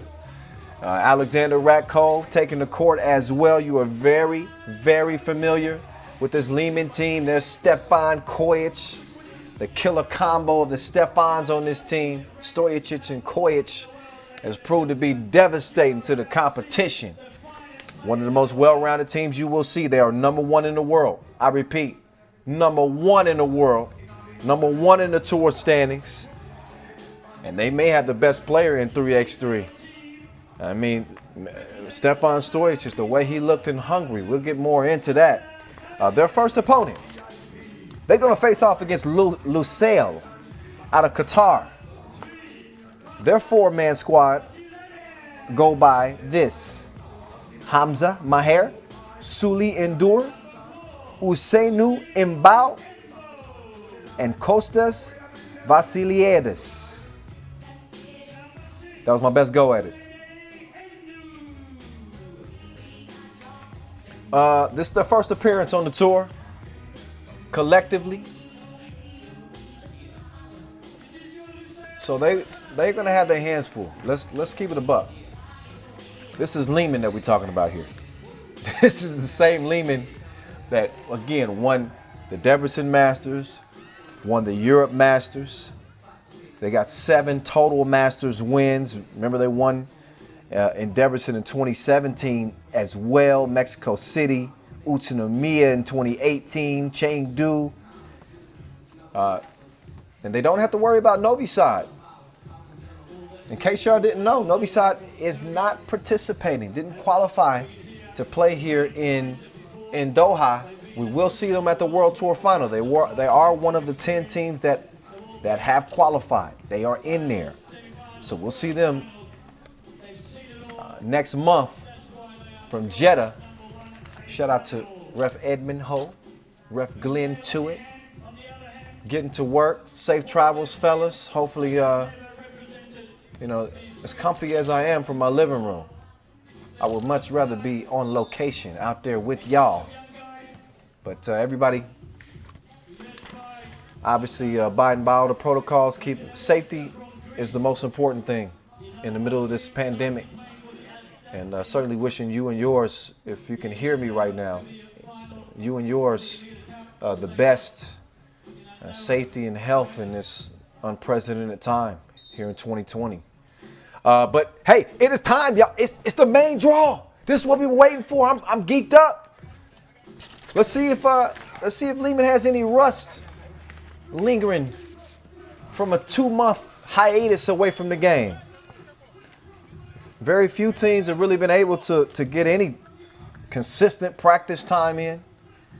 Obviously, there are very few challengers or anything like that for most teams to participate in. Although Manila in Group A, they just got done playing in the bubble for several weeks. That's why I say just a few teams have had a chance to really, get a sweat and go against somebody other than themselves. So we will see how the day plays out. Turnaround, that's a tough shot.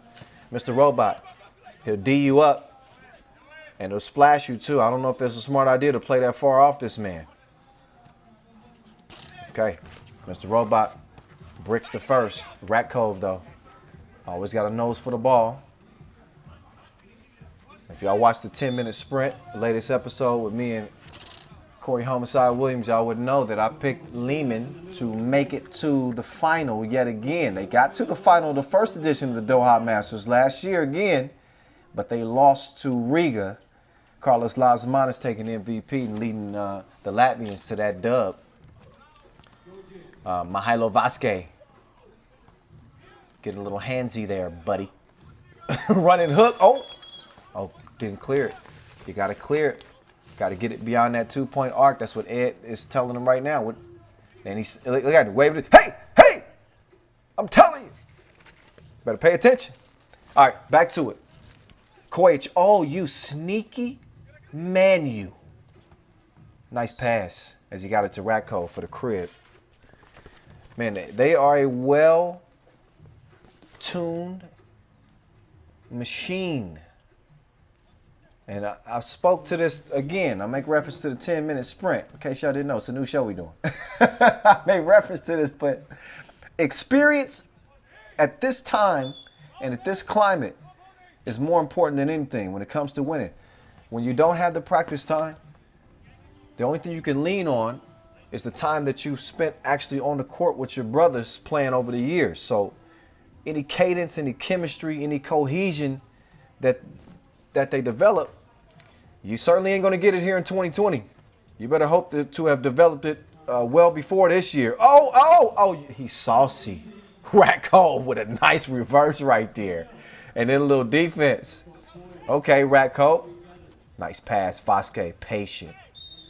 Bump and the bucket. So far, same old Liman.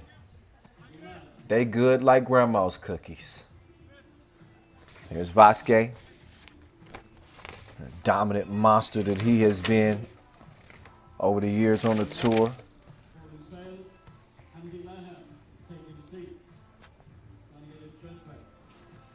And there's Vasic. It's 4-0. Lusail playing against the top team. Koich. Vasquez decides to kick. Oh my goodness. That pass was sick. Mr. Robot splashed it. They would have to fight if he had missed that two ball. You can't mess up an assist like that. Wow. I'm impressed through the first 2 minutes and 30 seconds. We got to find a way to see that pass again.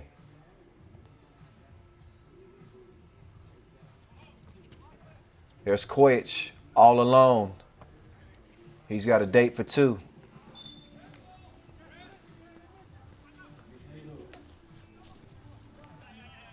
So, Mr. Robot, good to see him back at full strength. If you don't know, Stefan Stojic, after taking regular season MVP honors in 2017, dealt with a string of injuries to his ankle, to his calf, and missed nearly 2 years. Nearly all, but he's wetted in the waterfront. Splashing from long range and then avoided getting splashed himself. It is 10-0. Ratko taking him on a trip on a spin move. Mr. Robot rebooted, refurbished. And Liman leading by a dozen. Oh, he's in his algorithm. No, maybe I spoke too soon. He pressed the wrong button. TV timeout. 12-0 in a. I don't know if I've ever seen a game at 12-0 this quick. Are we 2 minutes in? Are we even 2 minutes in this thing? What the hell is going on around here? Well, I guess it gives me a good chance to mention this. This year, for the very first time, we're going to reward the team who wins the TSO fastest game of the tournament. Last year was New York Harlem, who won a game against San Juan, and it took them 5 minutes and 31 seconds in Montreal. So far this season, Novi Sad, they got the best mark. They beat Ulaanbaatar 21-6 in just 5 minutes and 53 seconds. So, I'm just throwing it out there. It's 6:33 and counting left. They need 9 points. We're going to see. We'll see how it goes. Can Lusail get a score? Lusail, y'all need a bucket. Anything. Draw a foul. Shoot a free throw.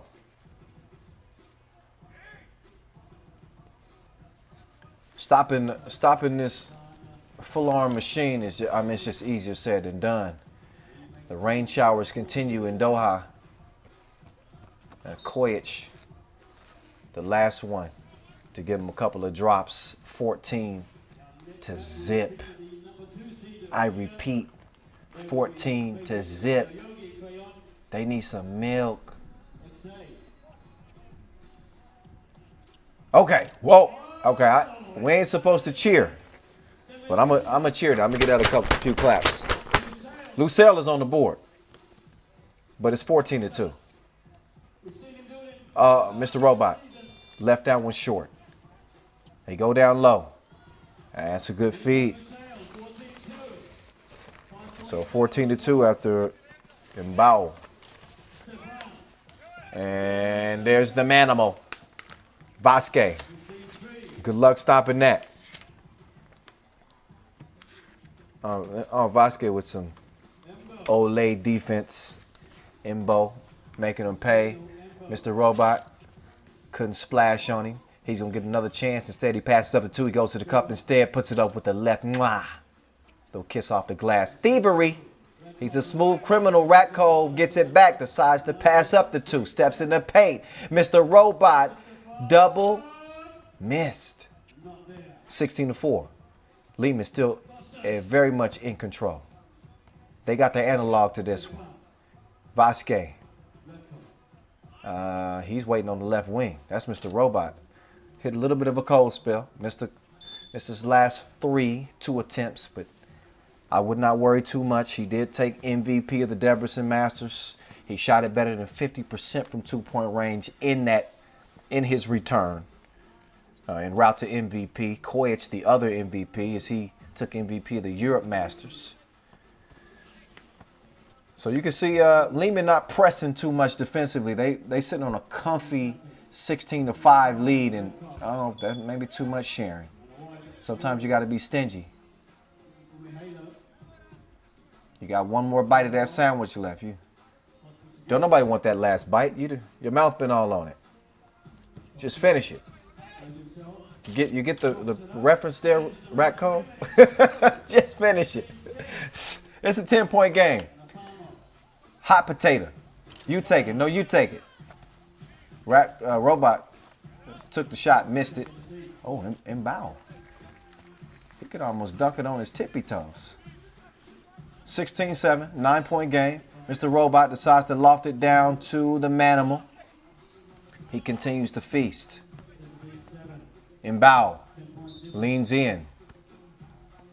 I couldn't exactly see what that call was. Did he travel? He kind of left my screen a little bit, but I don't think it matters much.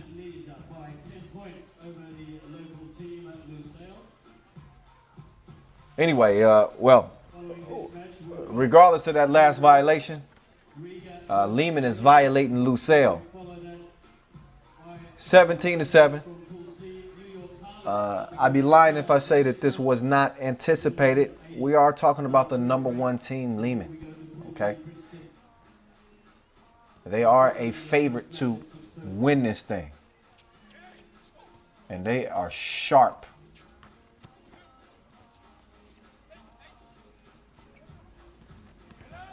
Oh, nice drive. Oh, little baby dunk. Strong layup. There's Koyich drive, kick. Mr. Robot. Automatic. 19-8. Another couple for him. They give an easy look in the paint and still no bucket. Mr. Robot. Rakov, your turn. Okay, no problem. 1 ain't enough, he need 2. And they threw. Over with. That quick. It will not be the TSO fastest game of the year. But it was fast enough. 21-8. 21-8. Liman over Lusail. And our first contest of a 12-game day. Matter of fact, as you see Koyet set the table. Let me set the table for you in case you may be new to 3x3. We don't know. Oh, that was it. If you're new to 3x3, get used to seeing passes like that. That was something out of the special catalog from Koyet. But I was talking about setting the table. Back to that. As you know, the top 2 from each group advance to tomorrow's elimination rounds. So there's always going to be one team left out. 3 teams per group. Top 2 advance to the quarterfinals. In the event that there's a tie, head-to-head tiebreakers determined by total points scored. After that, it would then go to team ranking. Just throwing a couple of little things out, just a couple of refreshers for you. 12-second shot clocks, first to 21 wins, 10-minute games. Those are the basics of 3x3. I did a rules video from here in Doha several years ago. And I'm just giving you a little rule refresher. We might need to play that for y'all at some point during the day. Or just keep running the highlights back, especially if you're a Serbian fan of Liman and want to see how they went to business. It was surgical in the way that they do their thing. That was surgical and sexy, all in one. The flip pass from Koyet to Mr. Robot, a thing of beauty. It was 12-0 before we could even blink. 14-0, check that. Koyet splashing one from the corner. We weren't even 4 minutes into the game before we got Lusail's first score. But this game was over with by that time. Liman threw it in cruise control. And again, they cruised to that first dub of the day. So, what's next? That's what y'all want to know. Who's next, Kyle? Who's next? Well, last year's winners are up next.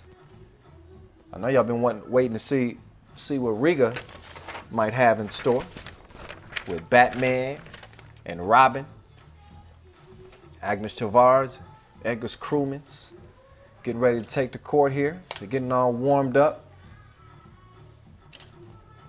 And it will face off against Yoyogi. Hey, boo-boo. Y'all don't know. That's too old school. I know. I'm getting old, man. I know. Y'all ever saw Yogi Bear, the cartoons? I don't know. When I saw Yoyogi, that made me think of that. I'm done reminiscing. It is nearly time to get to this next game. And man, I can't tell you, it feels so good to be back in Doha. This is one of the meccas of 3x3. We had 3 All-Stars here. This is our 2nd World Tour Masters. You know, great personal memories of Doha. I remember, I don't want to mispronounce it, but I want to say the Chooks Waqif. I went to the Chooks Waqif. I walked along the Corniche. Just a stunning city. You look at the skyline in this city, and I don't think there's many that compare. And again, one of the fastest growing cities and great people. You see the Filipino flavor and the Filipino fans in attendance. You know, the Al Garafa Sports Complex is where I recorded, you know, my rules video. That thing was circulating everywhere. I think I picked up like 10 followers from that rules video. Nah. You see Riga on the court now. I remind you, they won it here last year. It was their first ever World Tour win. And they did it against Liman in the final. We've seen Liman and what they've done to start the day. Now we're going to see how good Riga looks. They certainly look good in Debrecen. They ended up winning the Hungry Masters. Their goal was to win all 3, but they jumped on Batman's cape, rode him to that Masters win. He took MVP. Top ranked player on their team is actually Norris Miezes. He's number 2 in the world. Las Manas missed some time last year with he had surgery to clean up some things in his ankle, I believe, and caused him to miss some time. And obviously, when you look at player rankings, participation plays into that. So, but Las Manas is a former world #1. He has held that distinction and held that spot and represented it well. You ask anybody in Latvia right now, they'll probably still tell you that it's between him and Miezis is their #1. But these dudes do a little bit of it all. I was saying in the 10-minute sprint why Riga is my favorite to win it. And it's really because of their versatility. They're big enough in the paint to defend a dominant big. Krumens can hold his own. Chavars is a great defender down there. Even Las Manas can hold his own, standing 6'7", strong, big body. But they also move so well without the ball. Las Manas can drive. He can shoot. He's that triple threat. So is Miezis. And Krumens as well. I think Krumens is probably the most underrated player on that squad. He wins games for this Riga team. He can extend the floor. He's a consistent two-point shooter. He's dealt with some injuries over the years, which has kind of challenged him laterally. Doesn't move as well as he used to. I think he would tell you that himself. But, and you see his left knee, it's got that brace on it. But he moves well enough to make this team an even bigger threat. So we shall see how they're able to put it together. They have not had a bunch of practice time. And certainly no type of intense action of where they're going up against other pros. So that's where it's going to get interesting.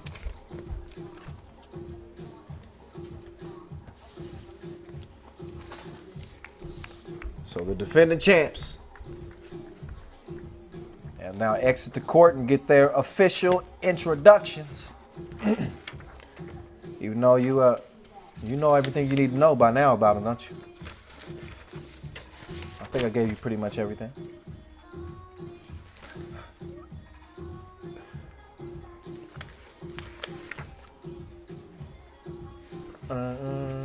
Hey, hi back. How you doing?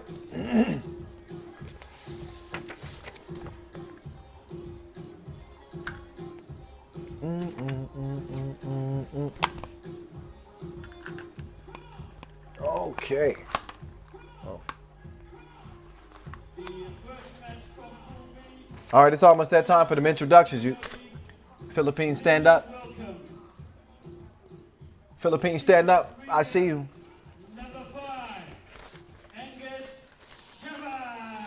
All right, here we go. Now the introductions. Let's get all the formalities out of the way. There's Edgar Krumens, Agnes Chavars on the court. And your number 4, your number 5 and your number 2 player in the world. Carlos Las Manas, he's 5. And there's number 2, Norris Miezis, the menace. One of the most devastating crossovers in the game. Just wait and see. KLM, he's ready to take flight. They run the back door to perfection. You will see likely several examples. You see some of the fans starting to get up and get close to the court. They were. Are you ready for this one? Yoyogi Crayon out of Japan. They come out in the red. There's Arnold Lewis right there.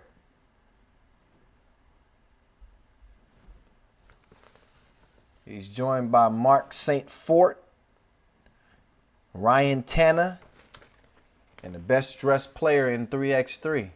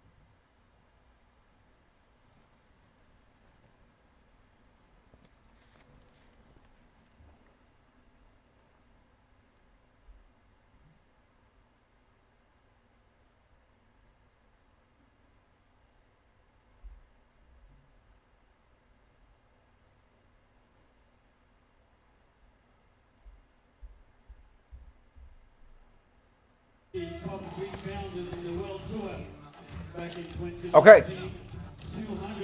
200 Looks like we back. and Shabbat. Y'all wave at me if you can hear me. The Libyan national team. Y'all wave at me from home if you can hear me. Cup in 2017 in Amsterdam. All right, no, I'm partly joking. 2018 and second Partly. in Amsterdam in the World We apologize. Had a couple of technical difficulties again. I'm broadcasting from home, not on site. Trying to make it happen, but we got this one underway. Good. Got back just in time. KLM. Oh, buddy. He had that look in his eyes. Straight down the paint. Yeah, he's caught a few bodies over the years. Carlos Lasmanis, #1 in double fives, #2 in scoring, #3 in rebounds, #4 in player value. I say that to say this, the man does it all. It's a reason he's a former world #1 and one of the faces of 3x3. Still young, got a great future in front of him. 26 years young. Riga out front by 1. Long ball, too long. Way too long. Good hustle on the rebound attempt, but they leave Crew wide open. Crew couldn't hit it. He gets it back. The running hook is going to rattle in. Riga is on top, 2-0. Yoyogi trying to answer back. No, not this time. Travel call on Arnold Lewis.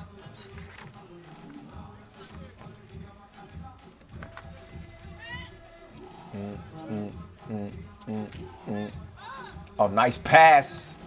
And Lasmanis and Batman elevates. 3-0 Crewmans. Near steal, out of bounds. He's good to go. He's ready to get back to work. Boom, boom, boom.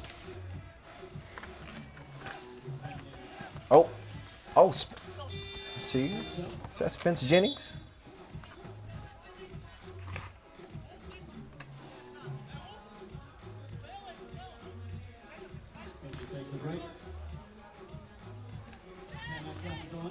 In comes Ryan Tanner. Good defense at the rim. Lewis protecting that thing. Stands 201. He's got that length. But they need some offense. Crew to the crib. Missed it. Chavars. Cha-ching. 5-zip. Nice pass. Hump. Nice one-handed punch. Lewis pokes one. Crewman's though. Right back. Not as emphatic, but as effective.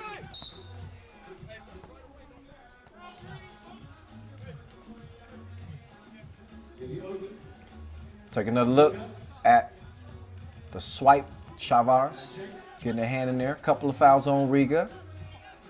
Yoyogi trying to answer back. Step back. Long range. Long rebound though. Back to Red. Oh, taste the rainbow. That touched the top of the tent.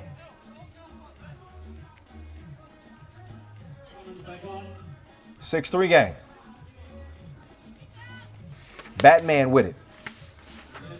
MVP of the Hungry Masters. Wanting the cookie back. He does get it back. Decides to pass it. Great ball movement and Crewman's. Not afraid to go to the rim. He lays it in. Rebound recovered. Crewman's top of the key this time. Loving the crew. I'm loving the crew. 6-point lead. Riga. Oh, bump and the bucket. Way to stick with it. That's some high energy play underneath the rim there. Sticking with it and finally able to stick it. So Mark St. Fort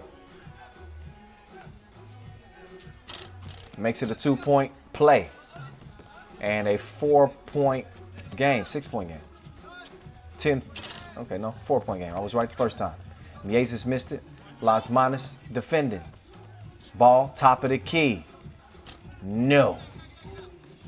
Crewman's, no hesitation. Missed it long. flew in for the board, and he knocked Lasmanis down.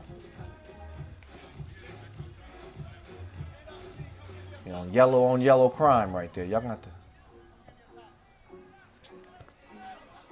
So 9-5 game. Oh, pull up from the low. Go. Rattles off. He's got Chavars. Miezes to Chavars to KLM. He fired a blank. Chavars drops it off. Miezes. Smooth like butter. 10-5. Great D. Got a hand on it. Right back. KLM. Kicks it. Miezes. Open. Case closed. 12-5. Oh, but answer right back. Two-piece. And the biscuit. So Miezes is 2-ball. Answer right back. So Yoyogi putting up a pretty good fight. I know they trail by 5 here, but they taking their shots too. But you can see this chemistry on display. Everybody knows exactly where everybody else is on this Riga team. And you won't see any hero ball on this squad either. They passing it around to whomever has the best shot. So from the best shot to the best dressed player, Spencer Jennings.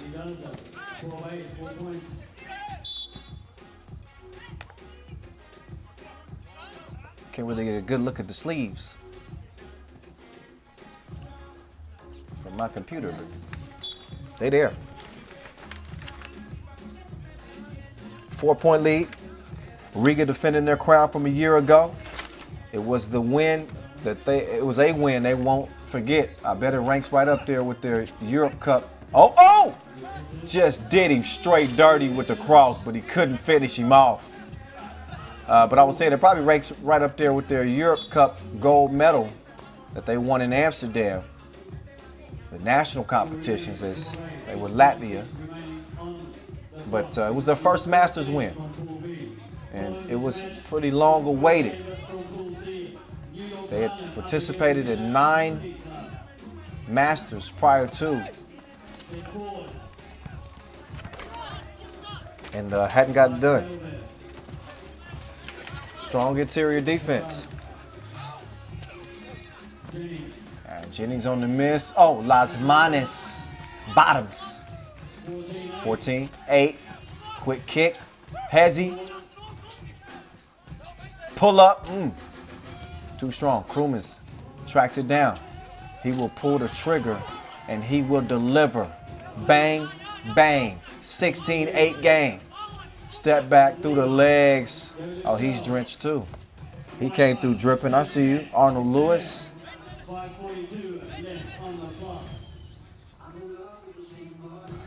Was that St. Fort? Oh, look at the rotation on that 3x3 ball with that Japanese art on it. Lasmanis going baseline. Loops a pass down low to Miezes. He's fouled. Easy call right there.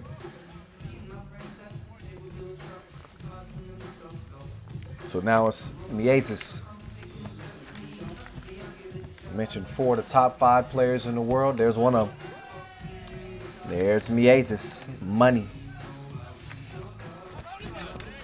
Miezes crew. Little Hezzy. Oh, ball fake. Nice pass. Miezes decides to run out with it. Lasmanis got a hand on it, couldn't track it down. Ball back over to Yoyogi, Crayon. Couldn't find the mark on the 2-ball. Get it, Crayon? Come on. It's the little sneaky ones that I just throw in there. I'm just playing.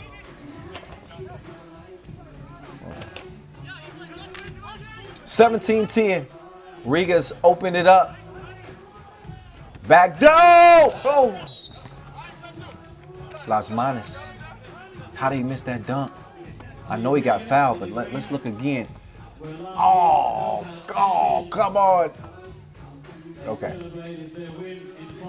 I haven't played above the rim in a long time. 17-10, So I ain't gonna be sitting up here talking about my guy, KLM. remaining on the clock.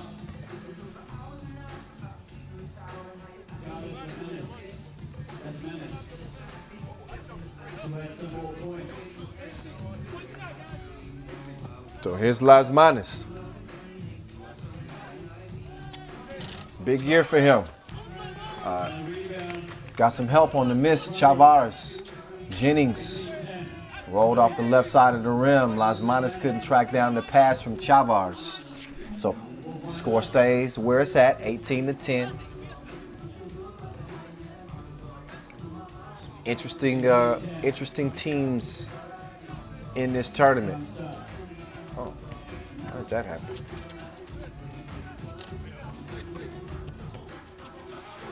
Rocked up. Oh, Mieses, he's comfortable in the deep end. 20-11. Point game for Riga.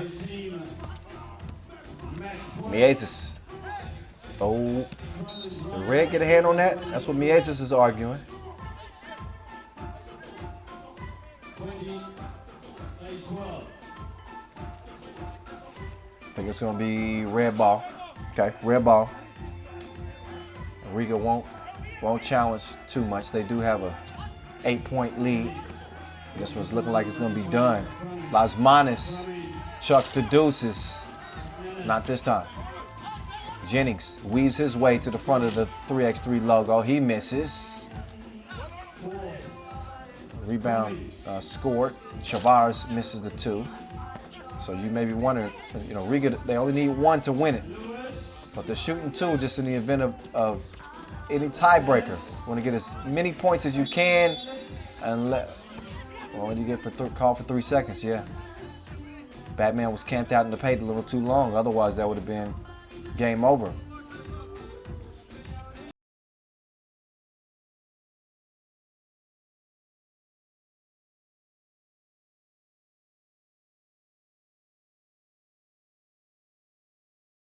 Break into action.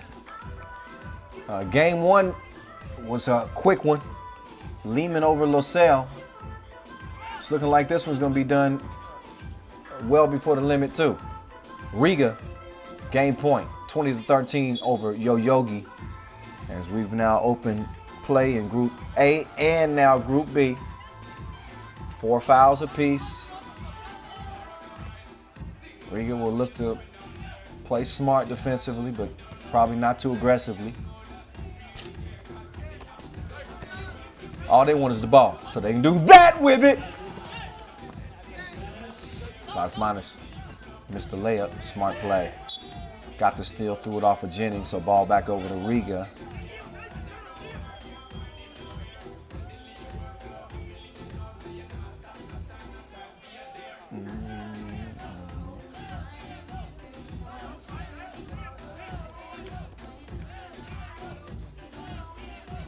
Norris Mieses. He'll hand it off to Las Manas. Pulls up, free throw line. Chavars missed the follow. Jennings left alone. He got reservations for 2 now. 20-15 though. Mieses decided to take it himself. Missed it. Chavars recovers. Mieses. And he says, I had enough of this nonsense. We'll worry about a tiebreaker later. Let's get this dub. 21-15. Hand claps for the Latvians as they get it done over Yoyogi to start Group B play. So far, it goes chalk. Stays true to the rankings as the 2 favorites come out with victories to open their day. So again, 21-15. Riga starting their championship title defense on a good foot. Yes, sir.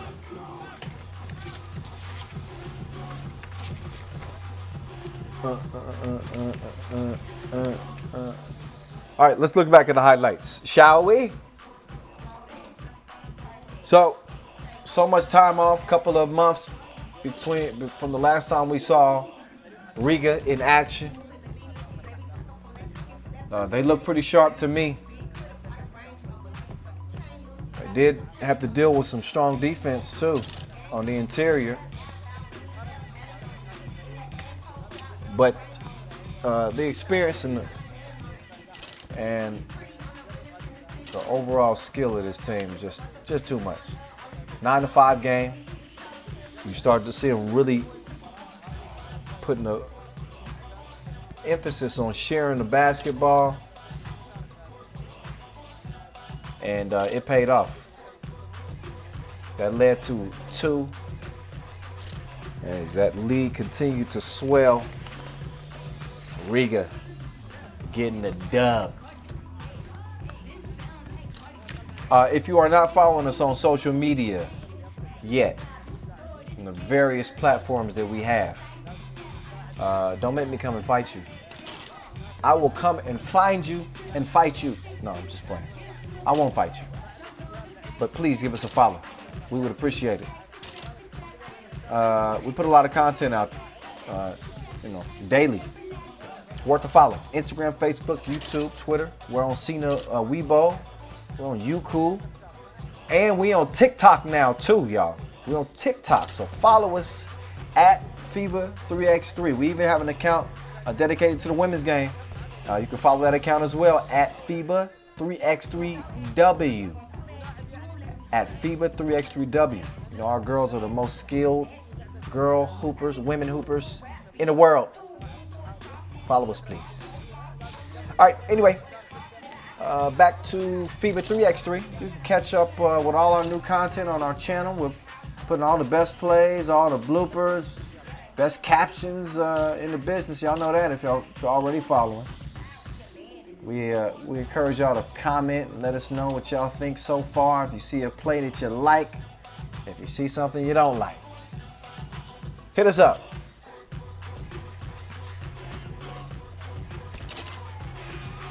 Get ready to head into our third game of day 1 in Doha.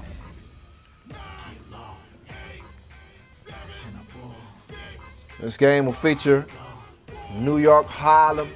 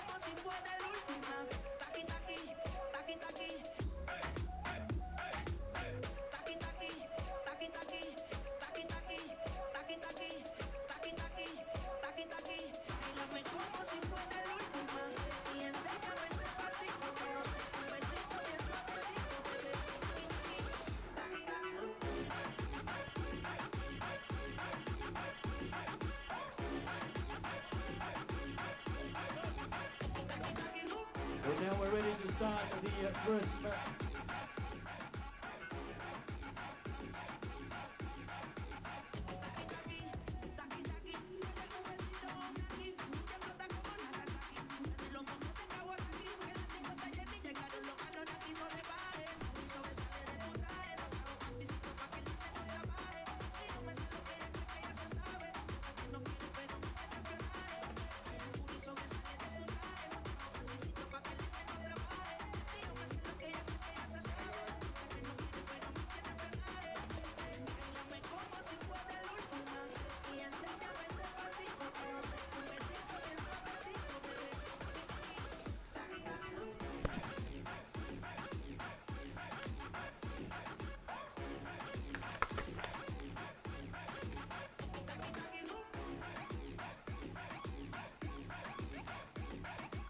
Ready now for our third match, Pool 1. All right. C1, As we keep it moving, up against the we moving on to Group C play. And welcome, the new we had this one comer circled. from We had this USA, one circled on the number schedule 7, today. Lusail, New York, Harlem, Lausanne. number 4 in the World Tour standings. Ranked number 4 against Utena Uniclub. Utena Uniclub, the exciting Lithuanian team that kind of took people by storm in Hungary a couple of months ago again. They repped well, made it all the way to the final of the Debrecen Masters, losing to Liman. They got a lot more run than this New York Harlem team, who they have a couple of their original members. They go way back. Disco Damo and Super Dave Seegers. I remember covering these guys in my first tournaments back in 2015. They got Marcel Essenwune, the Minister of Defense. They do not have a sub. As a positive COVID result has got them down to just 3 players. So, you know, they from the bricks. They gonna come with plenty of heart. But will it be enough to get it done against a Utena Uniclub that's gotten plenty, Uniclub squad that's gotten plenty of run? They played a good bit earlier this summer at the Lithuanian Hop Trans 3x3 league. And they got this dude on this team. Goes by the name of Ignis Vaidkush. There he is right there. He need a warning label on his jersey. The man is dangerous. He made his World Tour debut at the Debrecen Masters, and all he did was drop 41 points. Made team of the tournament. Number 1 in player value for any player that's played more than 2 tournaments. So 2 or more tournaments. So my guy brings it. Talked about him a little bit on the 10-minute sprint and what we are expecting from him in this tournament. It's going to be good. It's going to be good. Meantime, you know the heart and soul of this New York Harlem team. There he is at the free throw line right now, handling the coin flip. That is Disco Damo, gold medalist at the Pan American Games. Last year's 2019 regular season MVP, led New York Harlem to their first ever Masters win in Lausanne. In terms of 2020, they didn't play bad, but they didn't play probably as well as they wanted to. They lost in the semifinals of the Hungary Masters to Riga. They lost, obviously, the eventual winners, Riga. Also lost to the eventual winners, Liman, in the semis of the Europe Masters. They finished 6th at the Debrecen Masters. They got bounced in the quarterfinals there, I believe, by Novi Sad. My memory serves me correctly. But, man, funny thing about this New York Harlem team, they've tended to be at their best when the odds are stacked against them. I do wonder just how, if they can overcome something as big as losing the defensive presence of Joey King and also his scoring. Remember, Joey King was top scorer in, I think, at the Hungry Masters. 1 or 2. But there's no question that he could score the basketball. And also Kadani Brutus. These are 2 big misses for this team. So New York Harlem's going to be really be put to the test here against Utena Uniclub and Ignis Vairkush. Oh, Esawune, you hardly ever see him get scored over. But able to get the hook to go. Disco Damo, he is a matchup nightmare. Lausanne also in this group. Oh. They said you have to beat us from long range. It's 2-0. Oh, they try to work a little oop between Damo and...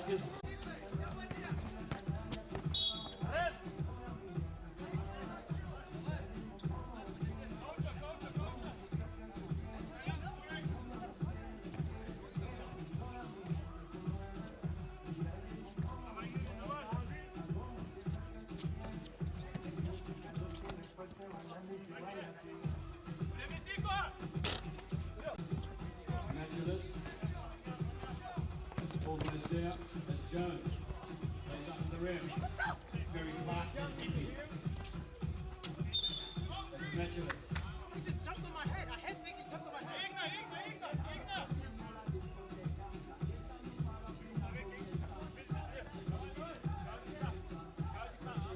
Don't hold.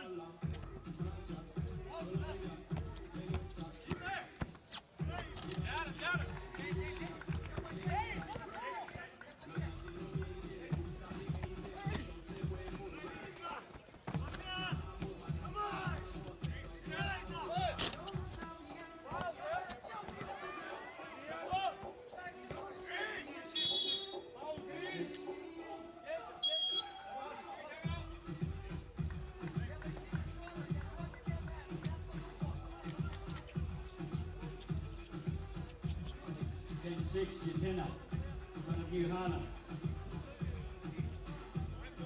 6:54 on the clock.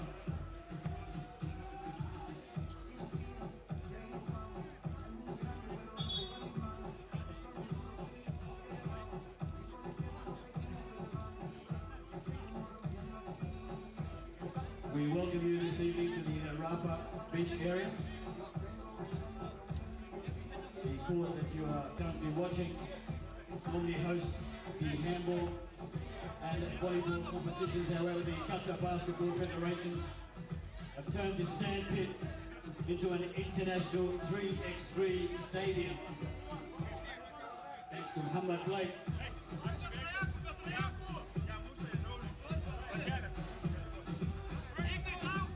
And Dr. Tautani.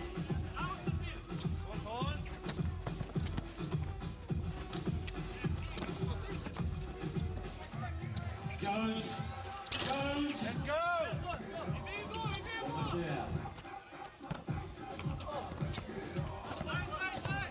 Three seconds! Rancho shows himself.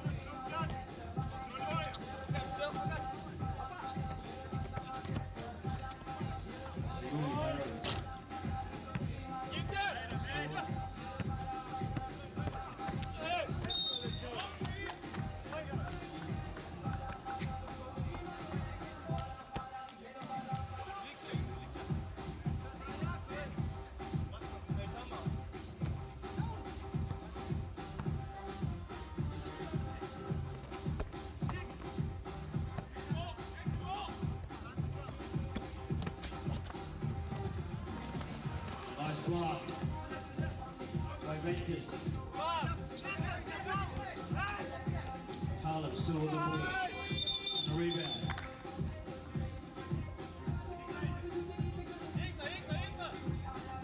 12-7. Utena. 5:52 on the clock.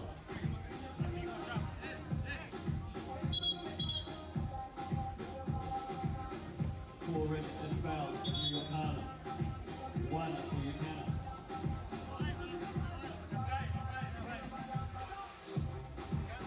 Utena, we're all about the same height. 196, 198, 200. They have an overwhelming reach and a good understanding of each other's play. Harlem, on the other hand, various levels of height, but what they don't have in height, they make up in skill and performance. Led by Dominic Jones.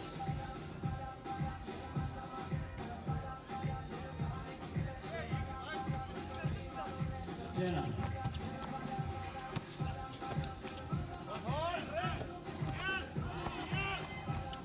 Another one outside the boundary. For Sulskis.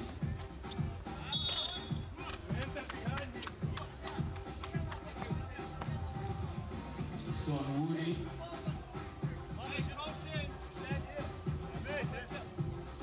Chance to narrow the gap for his team. Woody. 1-2. Him and Seegers.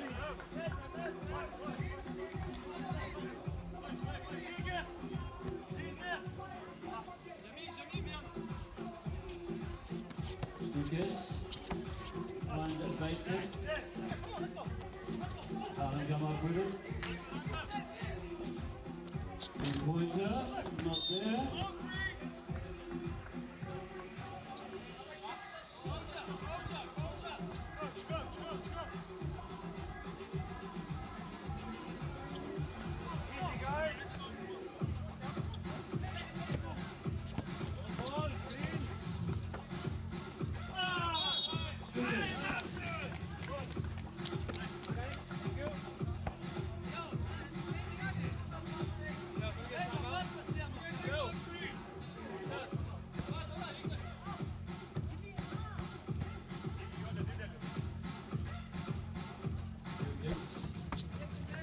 Make sure that 15-7. Yes.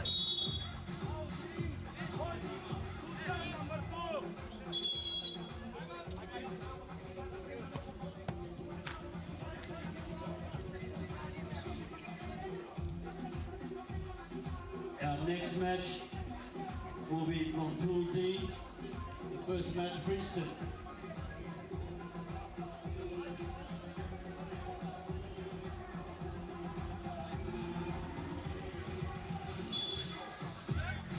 Bielefeld will feature one more time up against Princeton in the pool match D. After this match, we'll have a 15-minute break for prayers. 15-minute break following this match before we get Princeton.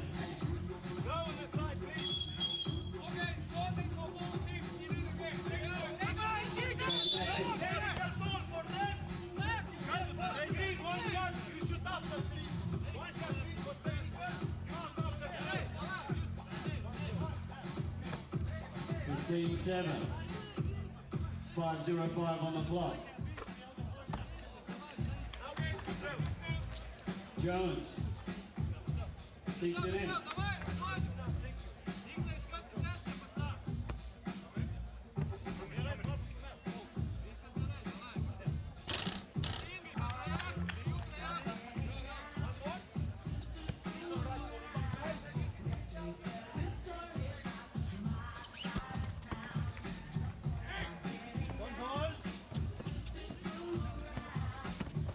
He goes.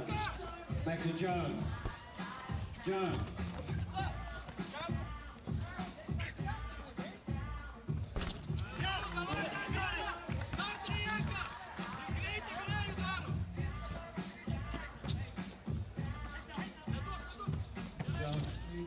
Giant. Very nippy, very skillful. Vigilant.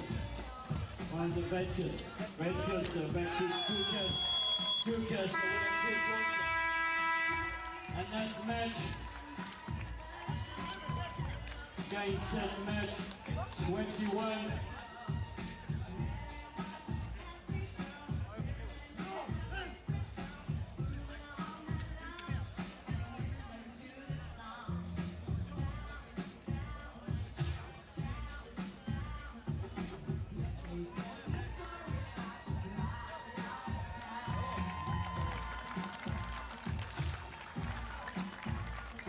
Larga selfies. 21-8. Utena Uniclub victorious over the New York Harlem.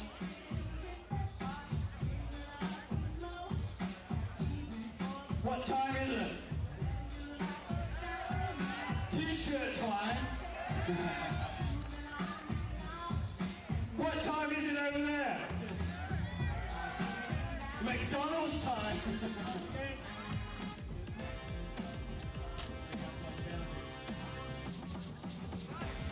Guys got up.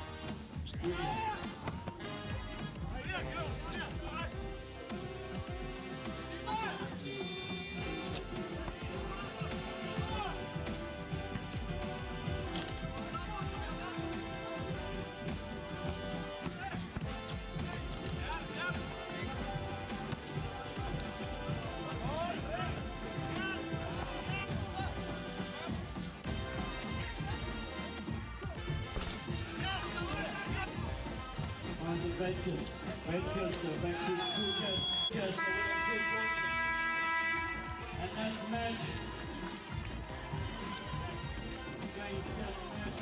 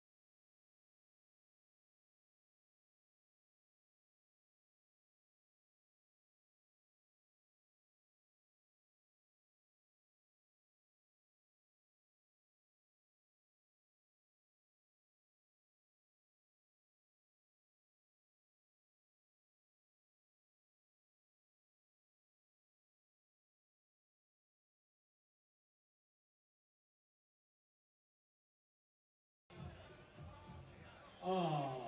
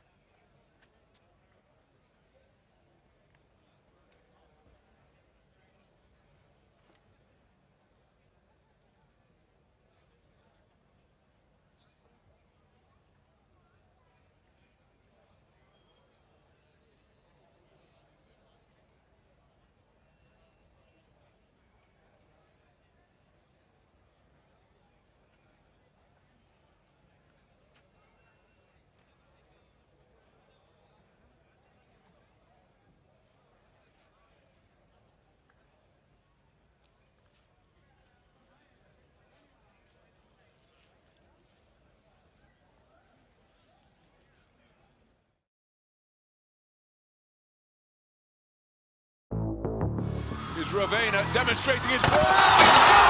And then the facial delivered.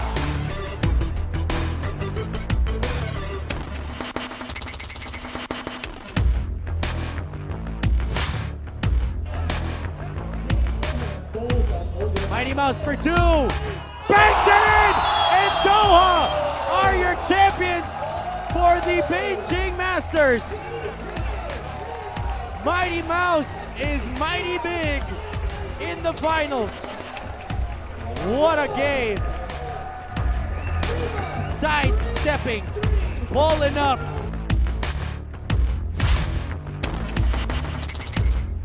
Man, 30 seconds. So quick with the ball. Saeed passed to nice Musa. pass to Musa, and Musa finishes that with the layup. I heard people talking here, and I read the comments, and you know, everybody were betting on the Serbia against Lithuania final back in the round of 16.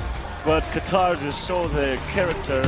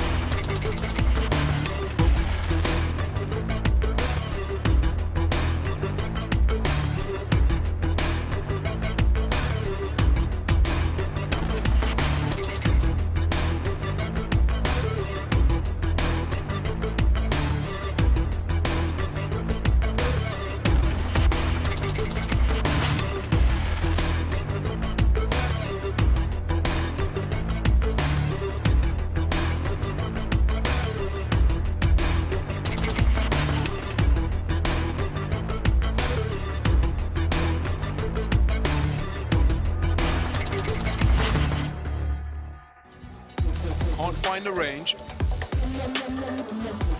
Working the dribble against Muslic. It's Ravena, goes to the step back and bottoms it. Terrific ball handling skills.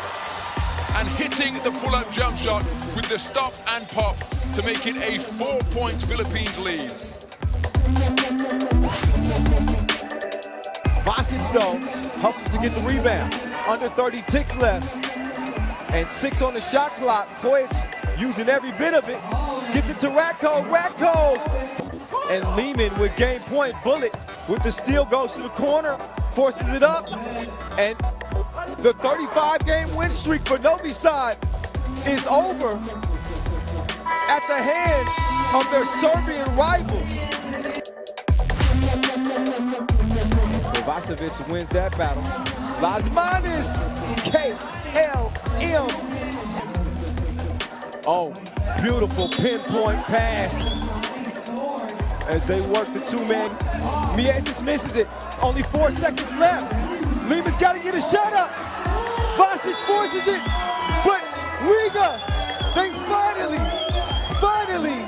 get it done at a Masters on the World Tour. It has been long awaited.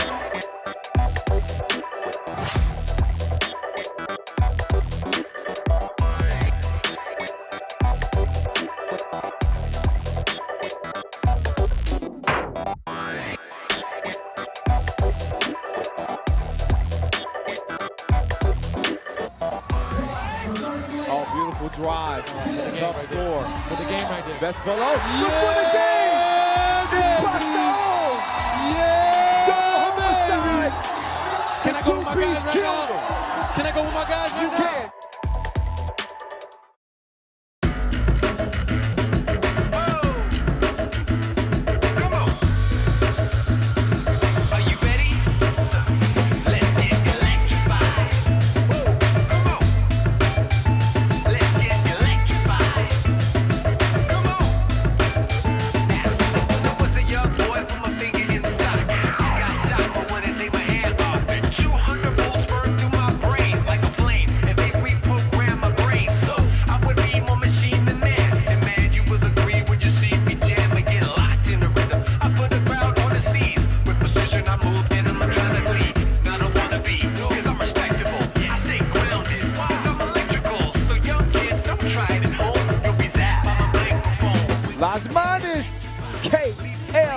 Coliseum, putting on a dunk show here in Doha.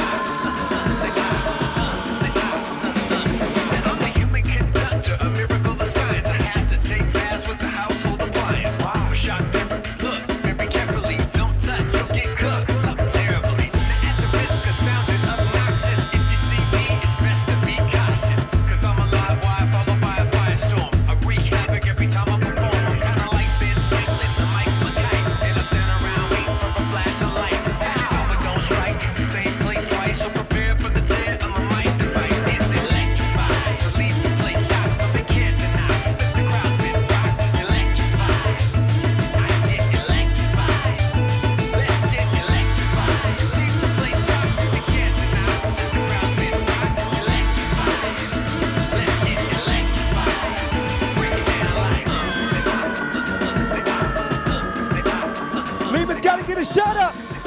Vasic forces it, but Riga, they finally get it done at a Masters on the World Tour. It has been long awaited, more than 2 years, and you can see the emotion as they finally get over the hump. Riga, get it done. Let's get electrified.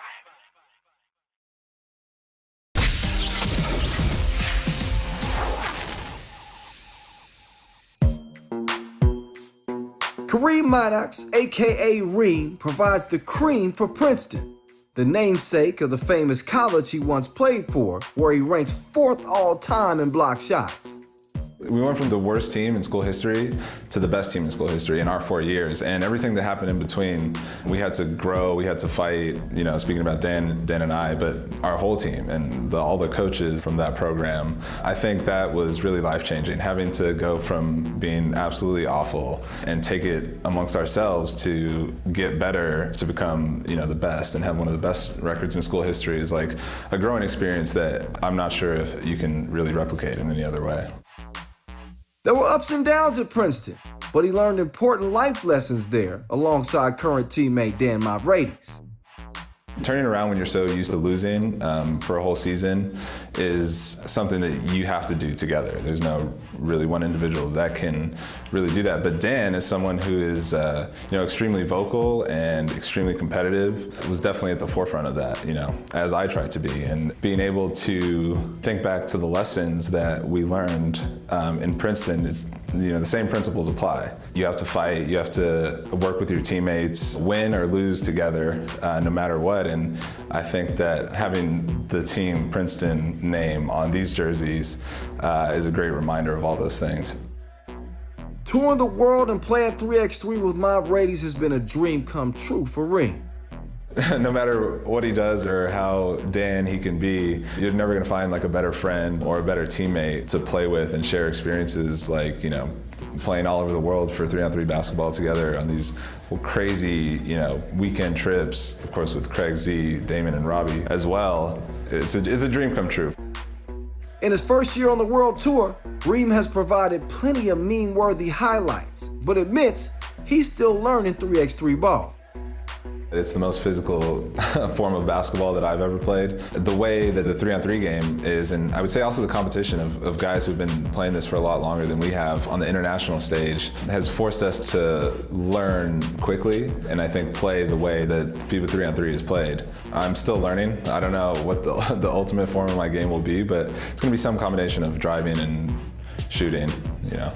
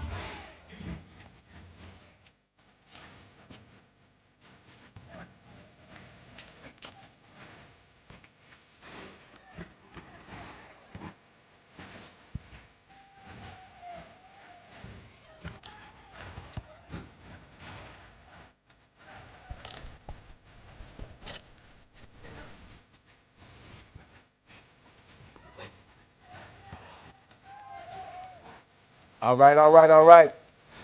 We back. Intermission is over with. It's time to get back to business. We got 3 games in the books, and they've going according to what you would expect for the most part, except for that game we just saw. New York Harlem just got it handed to them by Utena Uniclub. But prior to that, Liman wins big over Lusail, and just prior to that, to start the day, Liman. I just said Liman. I meant Riga over Yoyogi. Prior to that, Liman started the day with a win. What's good with y'all, man?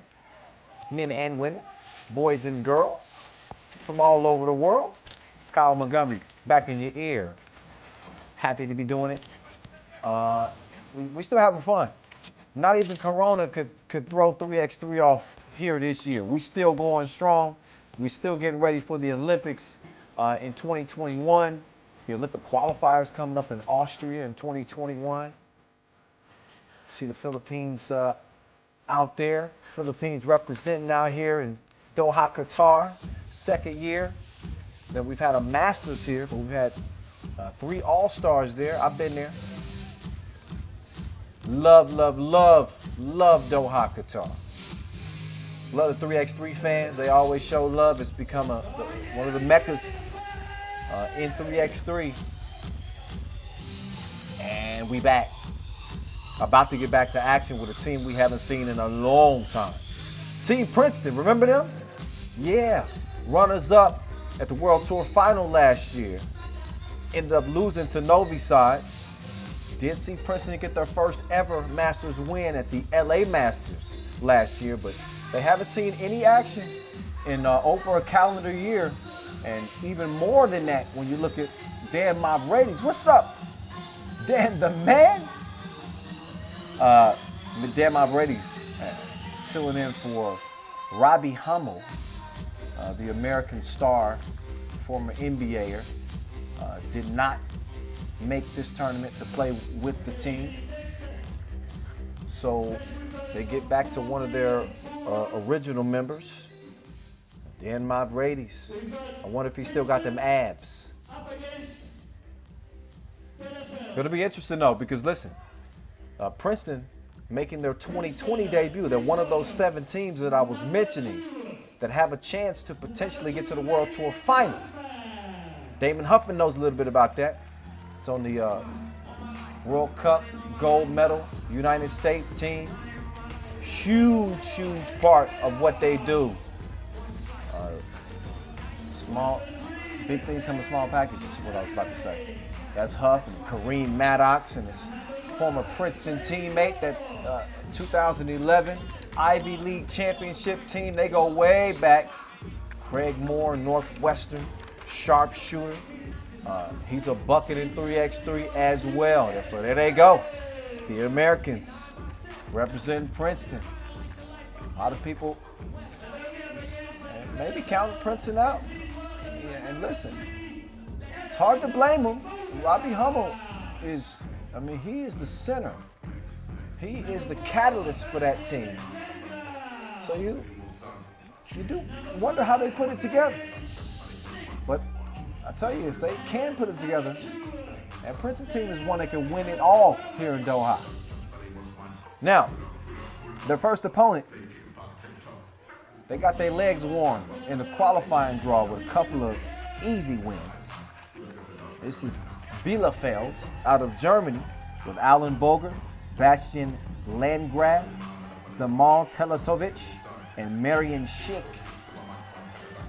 But I was talking about what they was able to do in the qualifying draw. They smacked up on Kamakura, and then they beat Riyadh as well to go 2-0 in that qualifying draw, and they now join Group D with Princeton and UB, two very difficult opponents, even though UB is also without a couple of key players. But there's Ref Ceciliatal and Ref Vlad. They are our officials for this one. 10 minutes on the game clock as we get ready to get back to it. Also, want to remind y'all, as you know, the rankings are currently frozen.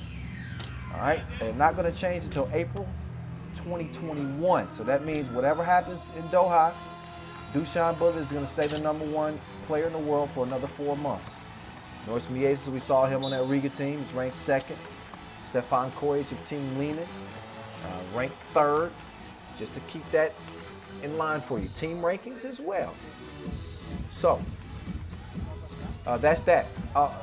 We don't want to leave the ladies out, too. Of course, with the women, the top 3 players in the world, they're French. Yeah. #1, Leticia Guapo, then Minya Toure and Anna Maria Philippe. So, a lot of information to give you before we get to this next contest. And quick recognition to our sponsors as well. Our ball and apparel sponsor, Wilson, our global sponsor.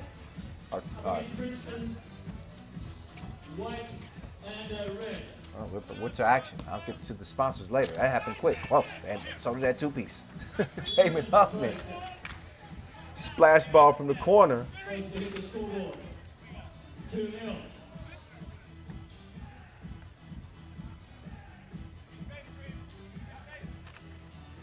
So Princeton out, 2-0. They got the defense of Kareem Maddox. So he'll be controlling the paint. He is the landlord there. The Madman #5 in block shots in 2019.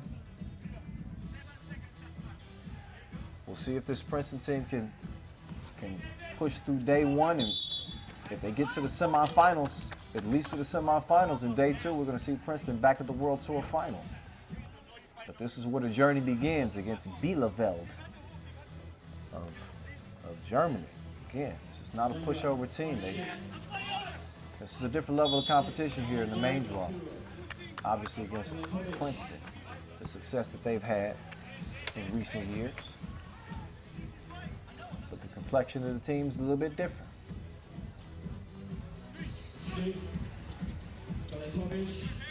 Oh, nice stop and go. Quick move to the cup. And that'll get Bielefeld on the board.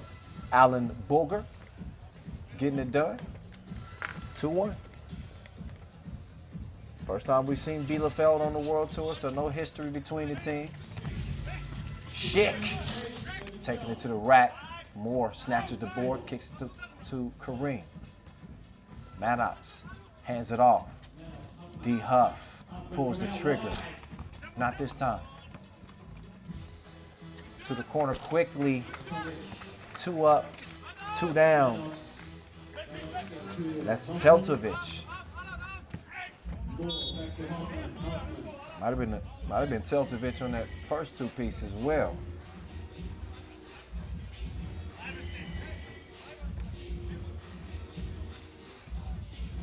(3-2). Bielefeld. They are leading by the slimmest of margins as Kareem Maddox try to get to the bucket. He's held up. Foul call. Here's Mabraves. Oh! Maddox almost followed that, but he missed the tip.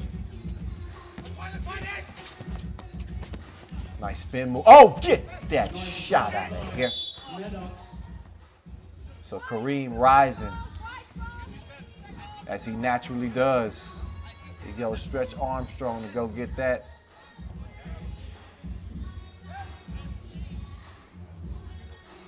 So we're back to it. 12 seconds on the shot clock. Good D on the perimeter for Moore. Oh, Maddox, I thought I told you before. Schick. Oh, Schick stuck with it, though. And the baby bear gave it to Maddox. Kareem couldn't find a touch from the right wing. So now the red on the attack. It's a foul off the ball.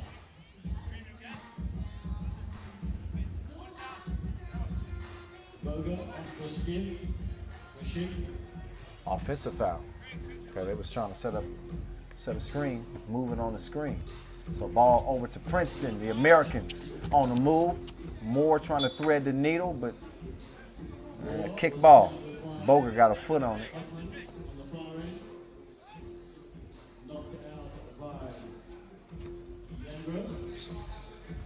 Madman hands it off to the sharpshooter, Moore. Stays 4-2. Boger says, I'll show you how to do that. You got to put a little more arc on it.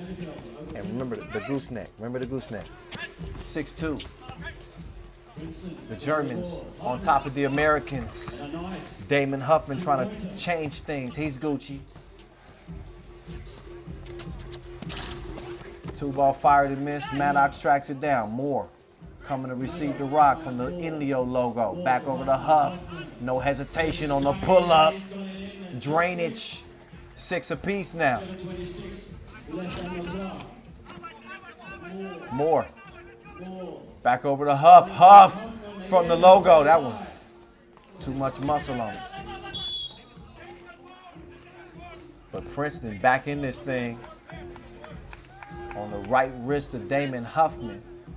A couple of splashes for him. All knotted at 6 apiece.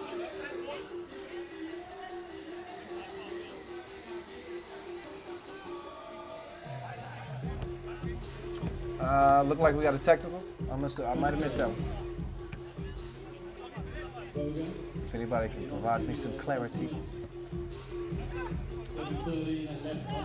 Was it maybe a warning in the restricted area? In any case, they go back to Schick. He's real comfy in the restricted area. He's trying to do some unsolicited things to Craig Moore on the block.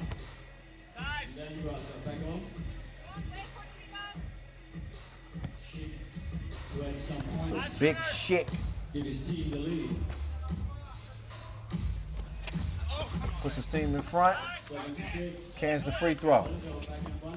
3 minutes in. Tight game. First look at Princeton here in 2020, as well as Bielefeld. Oh, Maddox took a spill. Maddox, what a year he had in 2019 as well. Got his first World Tour MVP, did it at the LA Masters, just outside of his hometown. really become a huge part of Princeton's success past couple of seasons. And somewhat of what you think of when you think of a prototypical 3x3 player. 6'7", 6'8", can handle the ball, can defend, even can shoot it from distance. He probably, that's not his strongest suit from beyond the two-point arc, but he can do it. 7-6 Bielefeld. Day one of our fourth Masters in 2020. Huffman to the madman. Offensive foul. Okay, yeah, you can see it. So, Maddox throwing that chicken wing out there a little bit, and that's going to get you called for the offensive foul.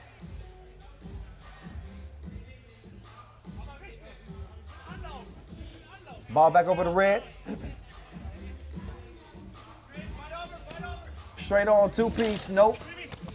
Maddox, board. Brady swings it over. Huffman, hezzy, kick. Brady's two-ball corner pocket. In the face. 8-7. Here's Big Shake. Huffman's down. Shake's looking around like, that's what he did. He hit him with the caboose. That's a wide low. Princeton in front, 8-7.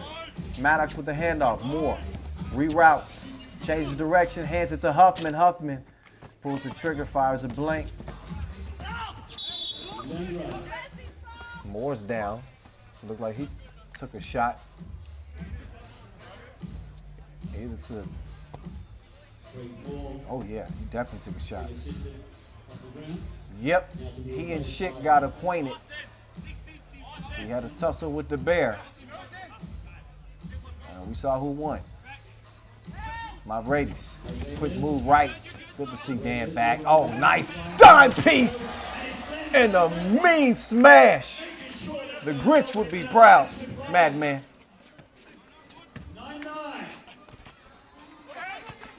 9-9. Couldn't get the two-piece to go down. Maddox though, hustling. Huffman left alone, back to Kareem. Kareem he's trying to draw the foul, but he missed the layup instead. Oh, what a shot. Teletovic rattles one in.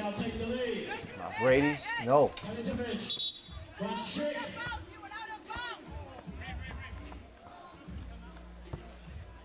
13-11.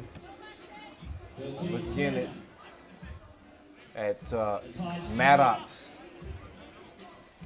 Taking off.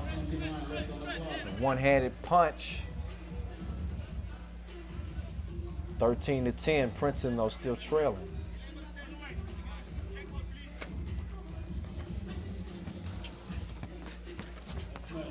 Try to get Huffman on the back door. Instead, it's back out there, Craig.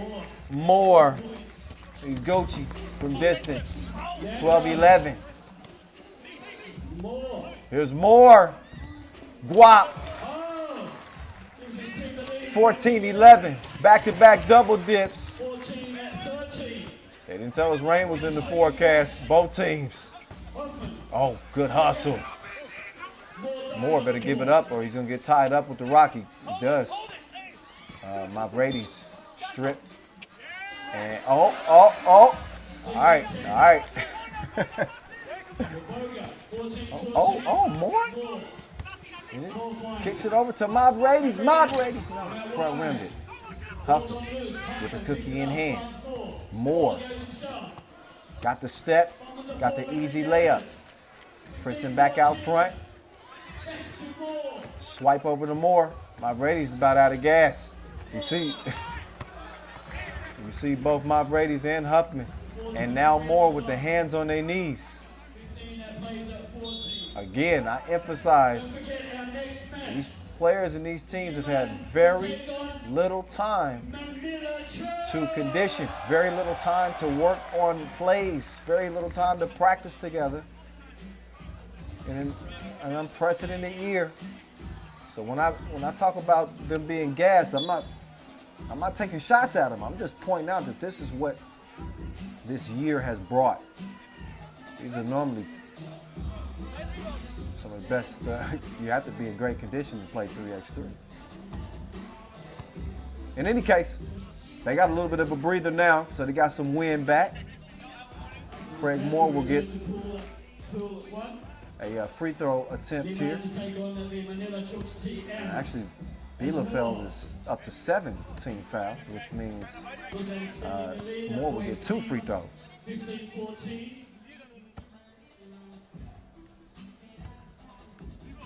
And Moore's second one is good. He quickly gets out to defend the 2-point arc. Huffman, he's beat. Maddox, good contest at the rim that threw that shot off.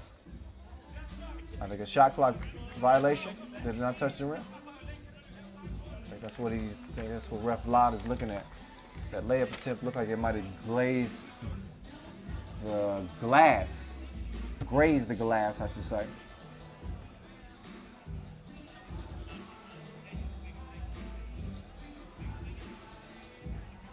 So there's Moore rallying the troops. The more time they get to catch a little wind, the better. Again, playing without Robbie Hummel. He's become the star of this Princeton team. They're managing so far in a battle with Bielefeld all the way from the qualifying draw. Turned out to be a pretty good game. We still got 4-11 or less left. As you know, first to 21 wins it. So, not a shot clock violation. They will have a few tenths of a second to get it up now. Officially a shot clock violation. Ball back over to Princeton. 16-14. Here's tough man.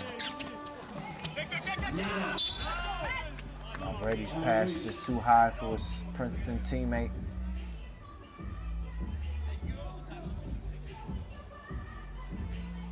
So wasted possession here for Princeton. D up now. See a lot of that screen action. They use on the perimeter. Shit could knock down the 2-ball. My Brady's gets around the corner and drew the contact on the shot. So, and the man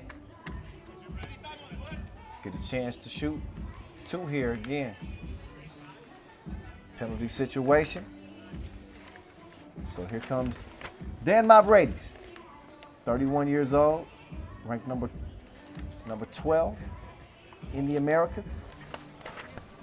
Haven't seen him in a while. This is year number 4 on the tour for Mavridis. Started back in 2017. And remember him at the World Cup representing the American team out there. Became a fan favorite. Best place finish though. Finished second at the Lausanne Masters. That was last season. We have not seen him since then.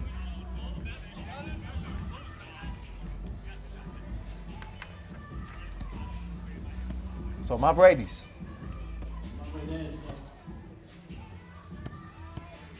Could extend Princeton's lead to 4 if he knocks them both down. Scored over 1,000 points during his Princeton career.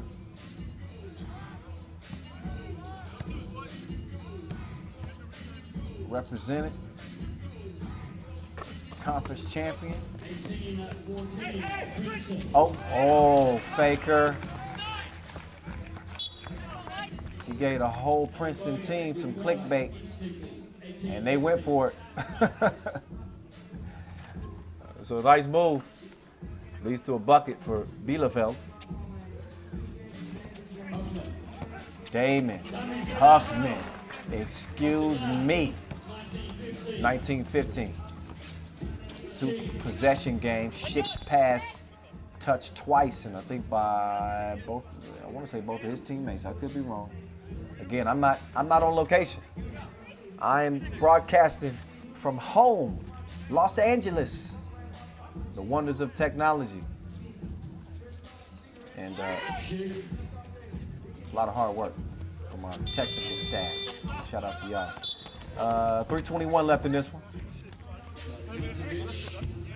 Game number 4 on the day. The stakes don't get higher than what they are here in Doha, as this is the final regular season World Tour stop. All we have left is the World Tour final. We managed 4 regular season Masters this year. I don't have to remind you as to why.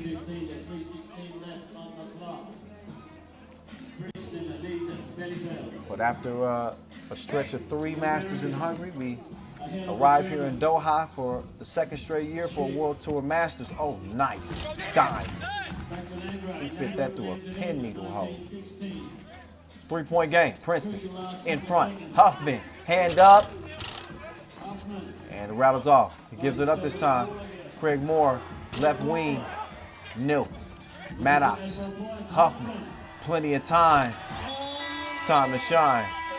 21-16 ball game. 5-point win for the Americans over the Germans. Much to Max's chagrin. Bielefeld falls to Princeton. But a good showing from a team that came all the way from the qualifying draw. And I ain't writing them off just yet. Not the way that they wanted to start, obviously with an L. But we'll see what they're able to do against an undermanned UB team. Again, it's the top 2 from each group that move on. Princeton is in the driver's seat with that 21-16 win. Let's look back at how they got it done.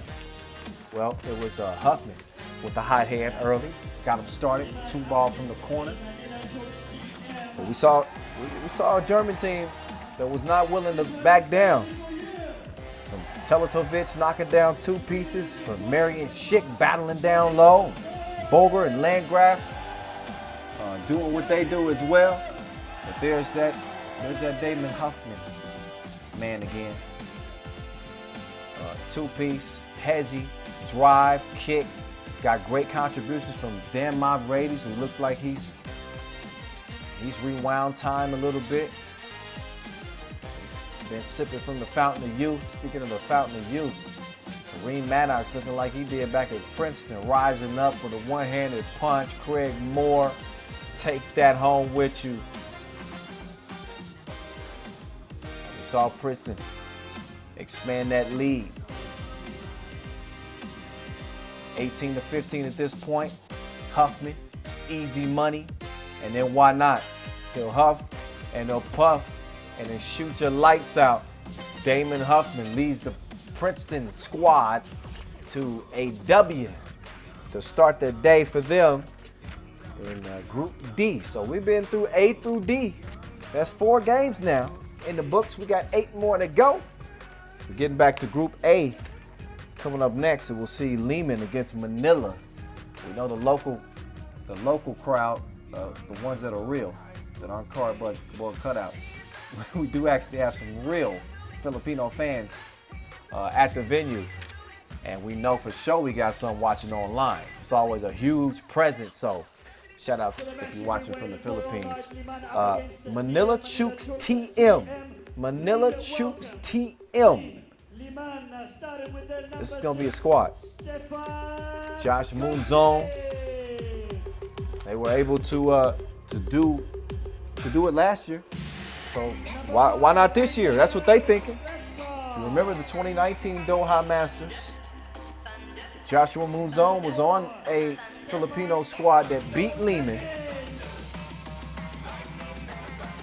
This Liman team, I must admit, does look a little bit different. Whew. Man, were they sharp in the opener against Lusail, 21-8. Stefan Kojic, Stefan Stojic, Alexander Ratkov, and Mihailo Vasquez. Yeah, there's the real Filipino fans. I see them. Give one of them a teach. There you go. Making people wait.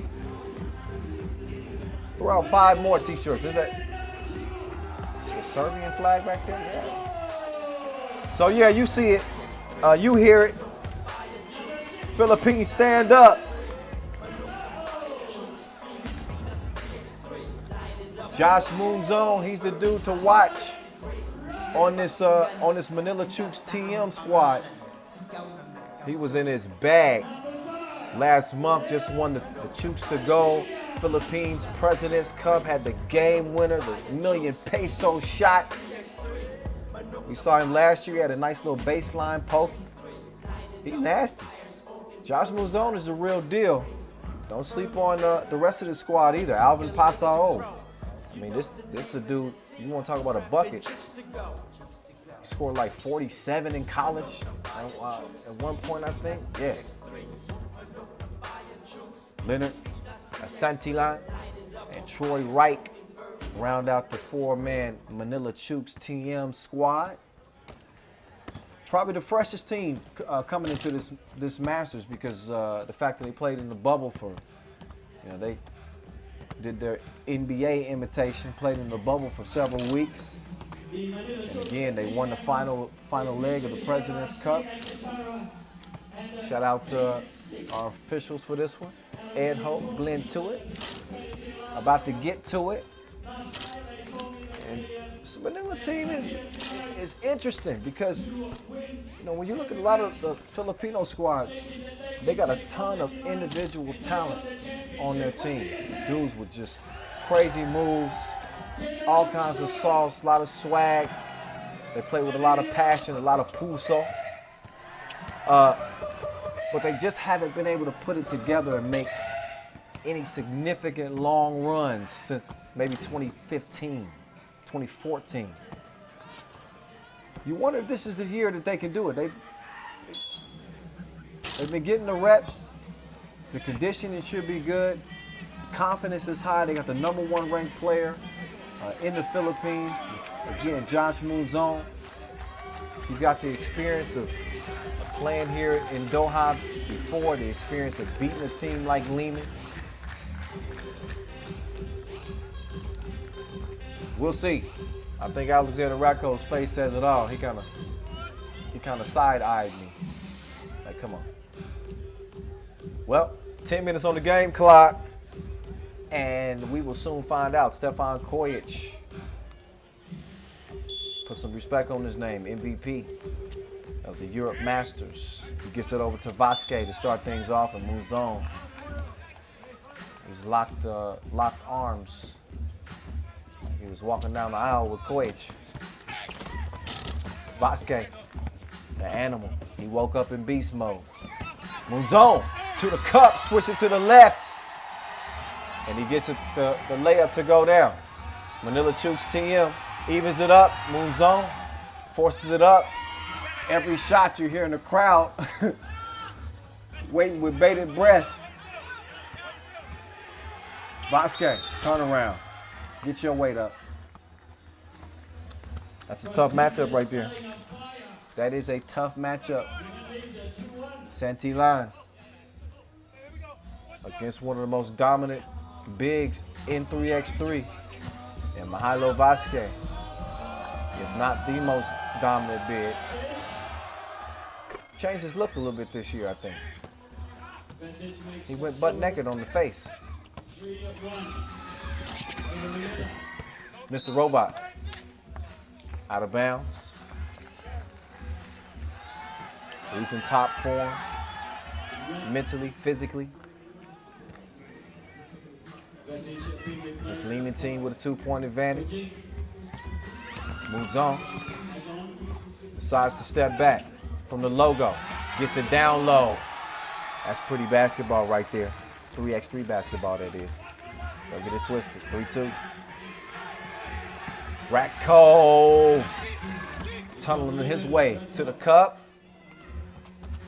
and keeps the game at 2 points. Paso puts one up. Jay still pending. Meantime, Kojic, he's gonna miss. Decides to drop it off. Ratko finishes it off. Oh, but a step out of bounds. You got to be more careful. Got to be aware of those surroundings. But the unselfish play there from Quatar. Part of the reason why Liman has had the success that they've had. Mr. Robot. Brick.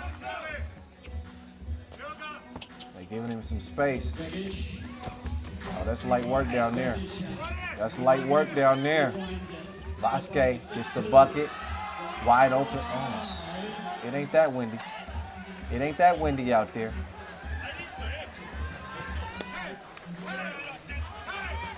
So after the air ball, back over to Mr. Robot and company with a 4-point advantage. Vasquez, Kojic, couldn't serve him up. Red ball. So Manila Chooks TM will take back over.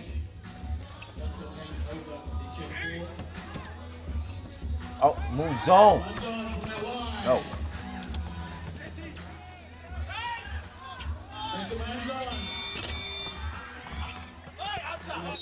So after a couple of misses from deep, ball will still be in Red's possession. Moves on. Also an interesting note, Mr. Robot actually coached the Philippines 3x3 team for a while at the end of last year. I didn't know that. That slipped by me. So there's a little interesting tie from our media department. Yeah.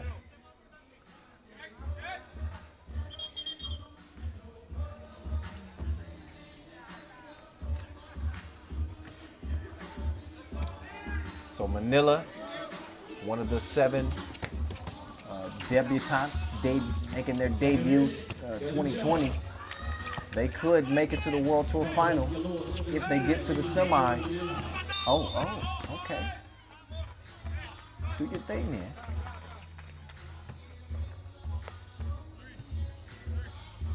Nice little dribble move, but Ratko got a hand on it. It's 7-2. Skip pass down low, defended. Maybe too aggressively. Ratko coming over the top. He's called for the foul. Only number 2 on Liman. Moves on. Step back. Cross. Scoop. Miss. Vasquez couldn't get the rebound. Ball stays with Red. Kicks it out. Pasa. Oh, no. Okay. Vasquez. Give me that. Out of bounds. Off Red. It's going to be Liman Rock TV timeout as we're under 7 minutes to go in this one. 5-point cushion for them. 7-2. And they'll have 7 seconds left on the shot clock. So even though Liman hasn't had a whole bunch of practice time together, they look pretty fresh.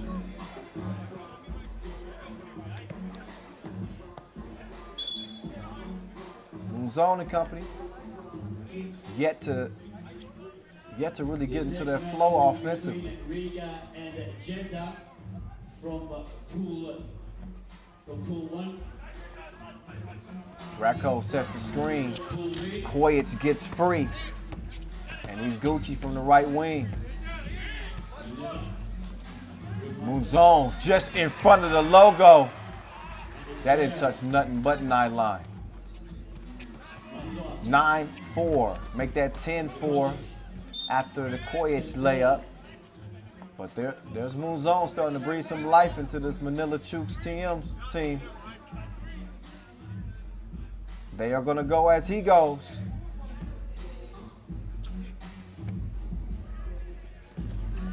All right, here's Mouzon. Mouzon. Staring the D in the eyes before he pulled the trigger. Missed the 2-piece, but it's recovered and scored. Santillan doing his thing underneath. Was that right? In any case, it's Vasquez extending that Serbian lead to 6. Vesic takes the rebound. Mr. Robot defending well from Moon Zone. He's giving the layup. They try to get a good look. Oh my goodness. That man good. That man good. 12-7. Joshua Moon Zone with the acrobatic two-piece, no biscuit to keep Manila Chooks TM hanging in this thing. 5-point contest. That's going to be a foul. Racco doing a good job drawing that one on Paso.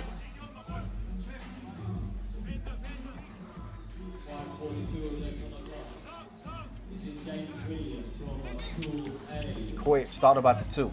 Instead, he's going to use that size. Instead, he's going to give it up to Racco, streaking to the cup.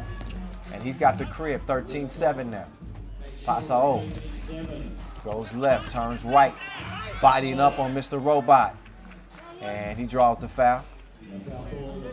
Stojic laughing that one off. Left his feet, got all ball up top. But it was down low where the issues occurred. Paso money. Still 3-possession game.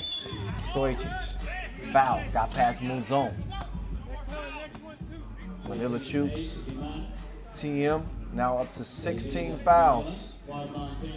Next defensive foul on them. Liman will be shooting a couple of free throws. Vasquez, that's good D. Almost got it away from him. But he's strong. Oh, he'll get it away from him. Nice pass. Down low. Paso puts it up and in. 13-9. Oh! Paso says no! That got the crowd hype. Look again, Paso. Oh, that's all ball.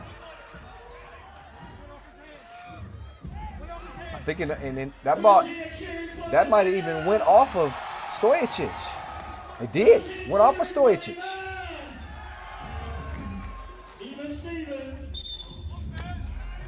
Offensive foul, though. They give it right back.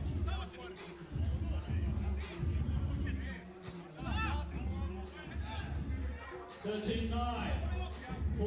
13-9. Past the midway point in this one. Racco. Kojic. Vasquez. Left all alone. Couldn't get the 2 to go. Moon Zone. Up fake. Step back. He got a look. Nope.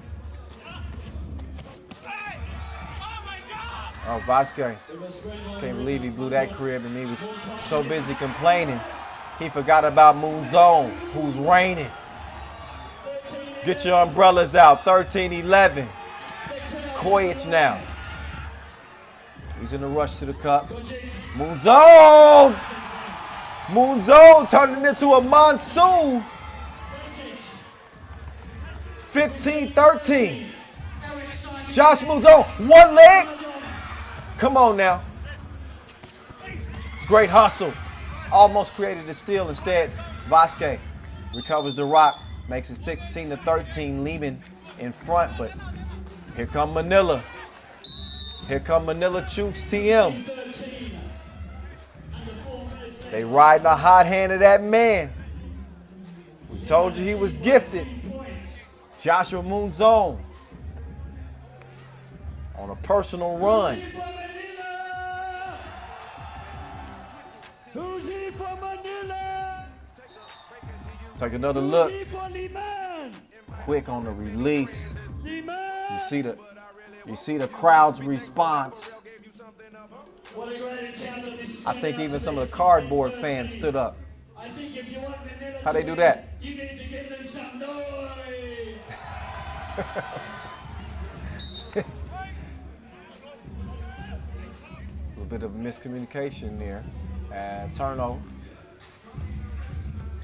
Stojic with a fresh shot clock over to Racco. Racco moving towards the center of the court. Kojic swings it over. Mr. Robot, no. Mr. Robot glitching a little bit from distance. You're going to have to rediscover that touch. They want to continue to try to hold off the Filipinos.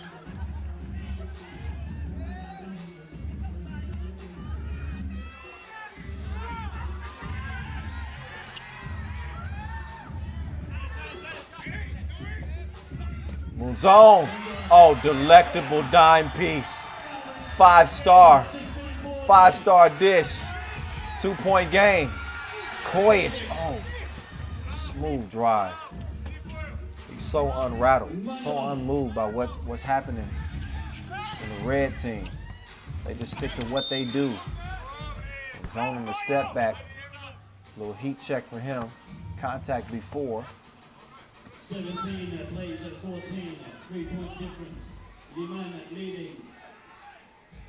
Yeah, he actually whistled for the offensive foul. Now Kojic, oh, yet again. That was a rerun of the last play. And Stefan gets a hand in. Now he needs a breather.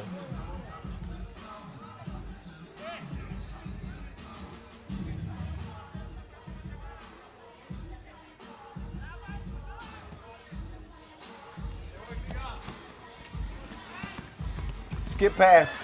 Oh. The Manila Chooks TM have got another match, second match at 8:30, so make sure you don't go anywhere.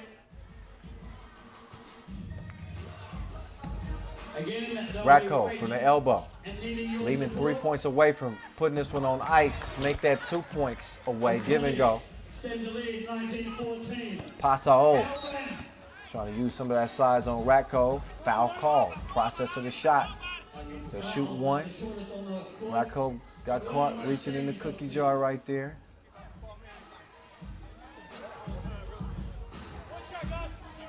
Shooting one.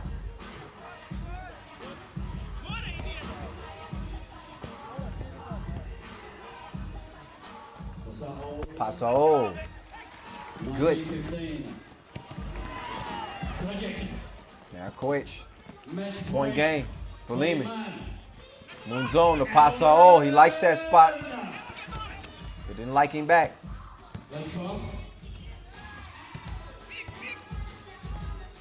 Mr. Robot. He says run up, get done up. 2 to the head as he puts Manila Chooks TM to bed.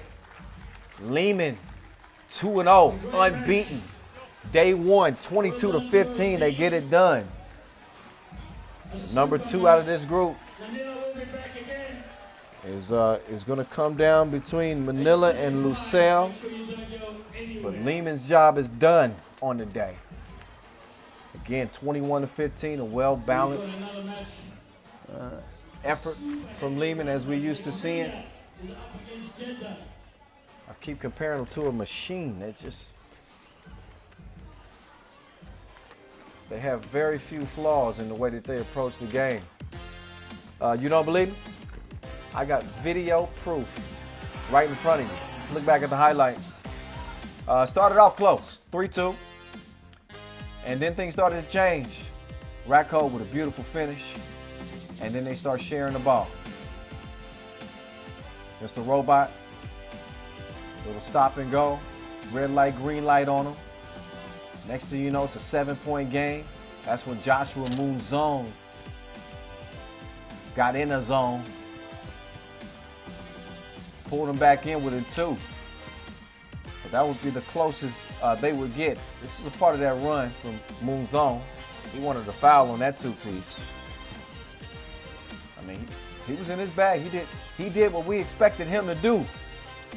Didn't get as much help as he would have liked. But look again, the smooth stroke.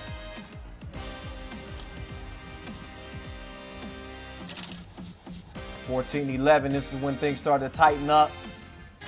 3-point game. Pasao got the bucket to go, and this is when you're thinking Manila Chooks TM might have a shot here. But I think after this feed, which made it 19-15, it was all she wrote at that point. And it is the Serbian flag that's flying. They get the last laugh. Again, as they get it done over Manila Chooks TM, 21-15 to cap their day of play. We're not even at the midway point yet, y'all. That's good news. We got a lot more 3x3 action on the way. after seeing Liman go 2-0. Riga, your defending Doha Masters champs, they'll have a chance to do the same. As Riga will be lacing them up here against Jeddah. Jeddah team coached by Alice Kuntz, former Ljubljana player. Take a peek back at some of the highlights and we get ready for this next one.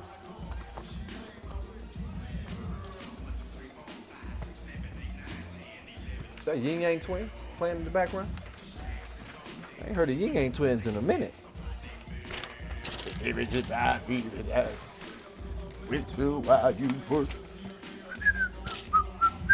Y'all know that one? All right, let's see what we got next. We got Riga, Jeddah. Following Riga, Jeddah, we'll have New York, Harlem, Lausanne. Then we'll have Princeton, followed by Manila, Lusail, Jeddah, Yoyogi, Lausanne, Utena, and then finally to cap the day, it'll be against our qualifying draw winners, Bielefeld. We got one team that's already going to be playing day 2. And again, we got 7 teams here in this tournament that are vying for a spot at the World Tour Final. Only 2 remain. That could potentially get you in the 11th, 12th spot. Amsterdam and Ulaanbaatar, I'm sure, are looking from home very closely at this weekend's action.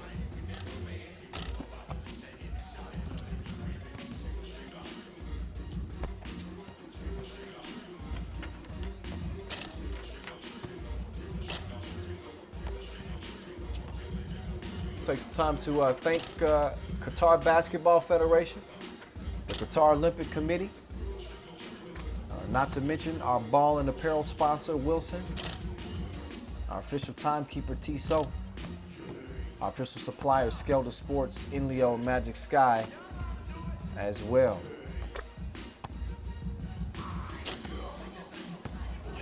So as the players get ready to exit the court, you know what that means. Introductions come up next, and then we'll be hooping before you know it.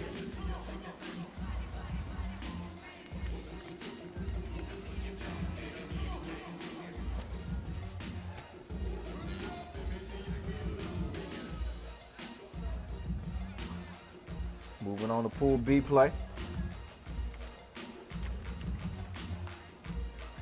So we'll see Carlos Lasmanis and crew get back at it.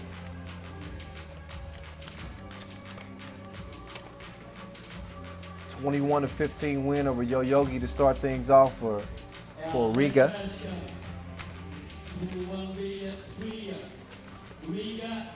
This will be our first look at Jeddah here in 2020. Looked pretty good last year. We will see Jeddah in the World Tour Final, by the way. Tell you more about them when they hit the court. But Riga, the stage is theirs right now with Agnes Chavars, Edgar's Cruz, the number 5 player in the world, Batman, Carlos Lasmanis, and your number 2 ranked player in the world, Norris Miezes. Those rankings will stay the same until April 1st of 2021. So Miezes can sit comfortably in that number 2 spot. So Riga in the white tops, neon and black bottoms. That Qatari flag flying. And it's a dangerous Jeddah team. This is a team out not to be stepped on. I like the guard play. Naboisa Kilian, he got great range. Kevin Core is dominant at times down low. Seaman Arduce is kind of like their utility, do-it-all guy. Great defender. He can heat up on you. And then Manja Draskovic. That's another kind of versatile player. Got good length. Can shoot it. well-coached team, and have had some good wins. Beat Liman, excuse me, in the pool phase of the Debrecen Masters. Beat Lausanne before. They've been able to get past a couple of what you would consider to be top-tier teams on the tour.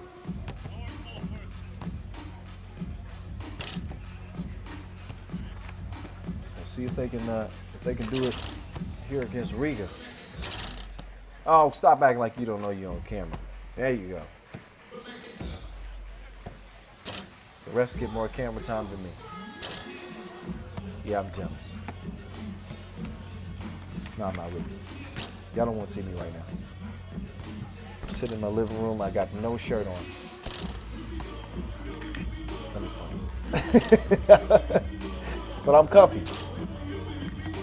I got some sliders on, sweats, and my Wilson my Wilson polo. I'm ready to go.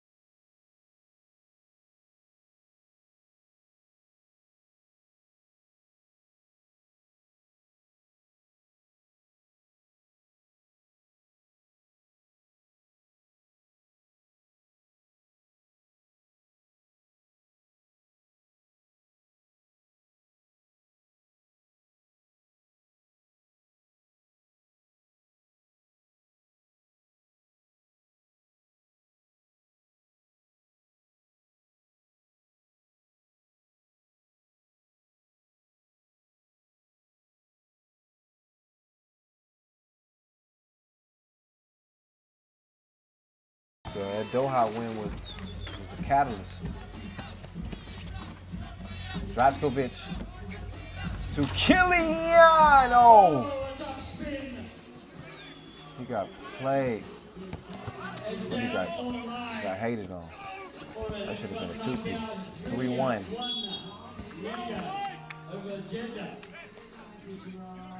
Take another look. These goals ain't loyal. 3-1. Ref Ed giving Norris Miezis a reminder. When you check the ball in, no funny business. You get a warning the first time, you get a technical if you get to revisit the discussion.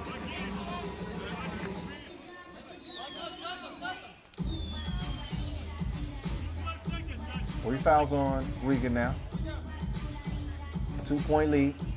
Minute in. Oh, lazy on the entry pass. Just a wasted possession. Right back over to White. So Riga will take back over. Las Manas with Draskovic defending. He's going to get a screen from Miezis. Miezis dives down to the bucket. No need. Las Manas is a bucket.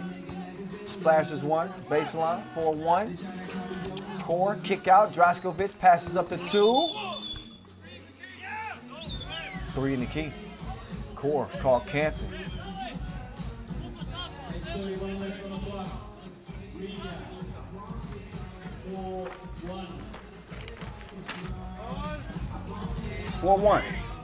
The Latvians.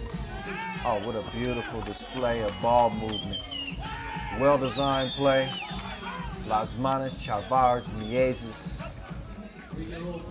Magnifique. They extend the lead at 5-1. Crummins on. Taking everybody to pump up. Las Manos. The rim betrayed him, had one go halfway down and came out. Now Core. Turn around. Bump on Chavars. Core trying to set up shot. Chavars got that grown man strength, that uncle. Like you don't see it in all the detail, but that dude is hard to move. 5'3". Aces. What range? 7'3". He can shoot it from anywhere. 4-point game. Draskovic on the miss. Miezes. He just splashed one. Y'all give him another. Okay. Maybe they know better than I do. Rattled out on him. 7-3 contest. Down to Kevin Core. Quick turn, quick score. Chavars. Miezes. Straight on shot. Straight between the eyes. 9-4. Riga in control. 2-piece, no biscuit. Worth a second look. So Miezes has knocked down 2 of his last 3 2-point attempts. And Riga, as a result, lead by 5. Core, quick move. Good recovery D from Krumins, but rebound goes to yellow. Killian couldn't hit it. Miezes takes a bump, I think, from his own teammate. I mean, Krumins ran him over. That is not flopping, please. That is not flopping. Define the contact. 4 fouls for Riga, 2 for Jeddah. 2-man game. Batman and Robin. Let's see what happened there. Las Manos. The deceptive putting his feet on the brakes and then hitting the gas. 6'7". He's a big, not a small dude. But he got some quicks.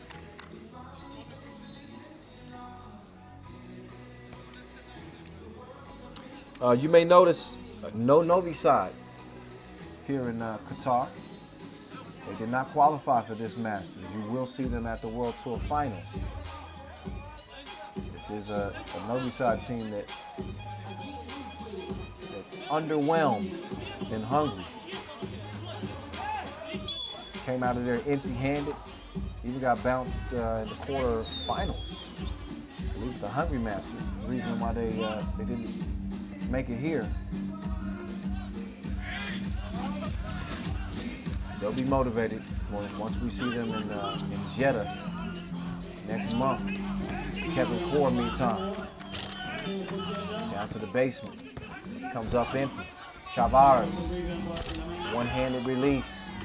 It ain't pretty, but it is good. 11-4 now. Draskovic. He misses one to the right. Krumins stating his case, but it's not going to change nothing. Call is the call. You get it. Draskovic kind of trying to lure him to sleep. 5 fouls on Riga, 3 on Jeddah. Going back down the court, not a bad idea. He tends to draw the attention of the defense. He can be that dominant down there on the block. But right now it's Riga dominating Jeddah. 7-point lead. Can Ardouche get one to go? Nope. The Aces clears it.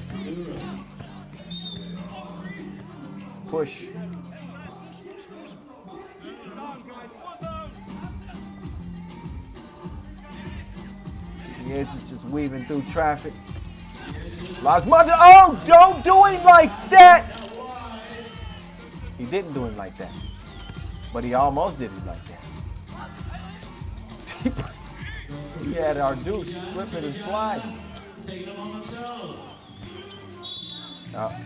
Offensive foul. Yep, you can't do that. Just waiting for ref Vlad to blow the whistle. Lasmanis was boxing out. He's gassed, so KLM will get a rest. It'll be Miezes, Krumins, and Chavars. So our Dukes fires too long. Now's Krumins. He creates some space. Oh, he gave him a taste. Mouthpiece. 13-4. Core takes one back, and then he's probably going to give one back because he's arguing with Ref Vlad. That is not an argument you will win. Okay, so he didn't like the defense. So he gets hit with a technical. He got hit with a two-piece just then. Krumins couldn't make that one count. Front rim the first one. But a comfortable lead for Riga. 13-4. Oh, I said the first one. The only one. It's a technical. Oh, whoa, good D. Draskovic. Thievery. Attacks the rack. Misses the shot. Good, solid defense. Hand straight up from Chavars and Lasmanis. Krumins trying to throw that one off our douche. Take another look, and oh no, stepped on the line. Yep, out of bounds, good call. Ball to Jeddah. But an 8-point deficit is what they face. Oh, Lasmanis ran into a brick wall. Draskovic was not having it. So he's got 7 to work with on the shot clock. He forces up a tough one. Chavars recovers the rebound, gets it over to Miezes. Miezes, he kind of rushed that layup attempt, missed it. Now he might be in trouble.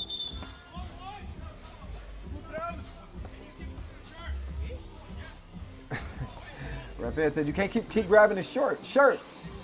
Miezes says, me? He says, yes. We don't always get to hear the conversation between the refs and the players. You know, with less fans in the arenas these days, we're starting to hear more of that dialogue that's happening, you know, on the court, on the fields, and in the other sports. There's Core. They still got some work to do. And it's going to start on defense for Jeddah. That means slowing Riga down. They got a 7-point advantage right now, under 5 minutes to play. Getting physical between Chavars and Core. 6 fouls on Jeddah. They got no more to give. Riga, they're in the worst foul situation. They got 8. So defensive fouls on the Latvians will also amount to 2 free throws. Oh, double cross. He broke his own ankles. And then fired an air ball. Miezes lost his footing is what he did.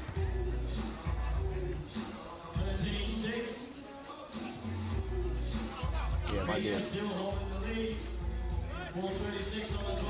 might be a slick spot on the court.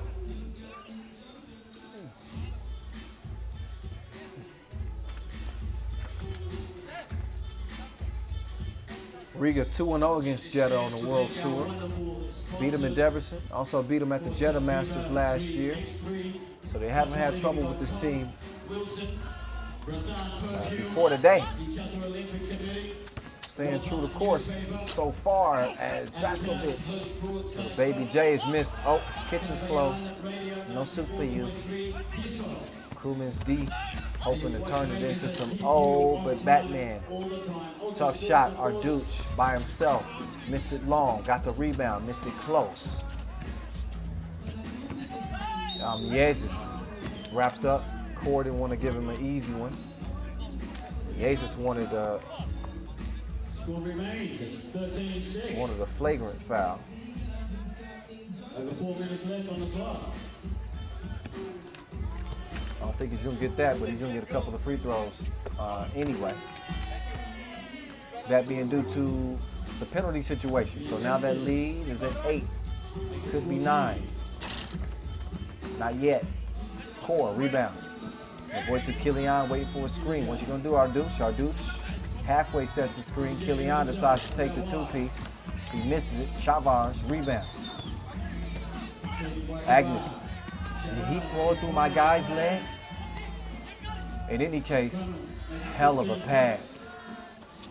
15-6.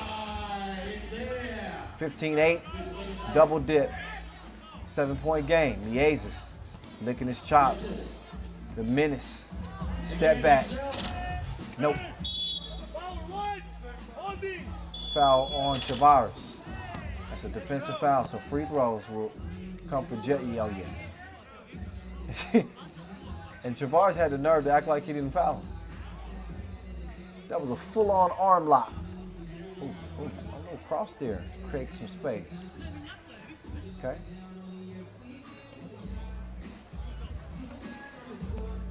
Killian with the antenna.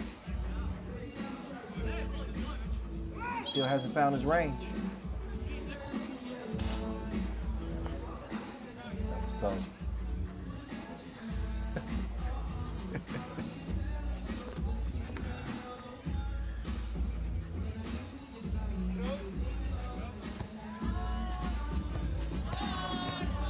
So here's the voice of Killian.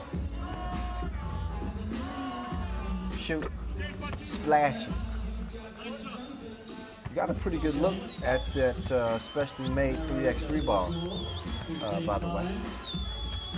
I want to remind you, you know you can get one for yourself. No lie, no joke, you can get one. First log on to FIBA3x3.com/ball for more information.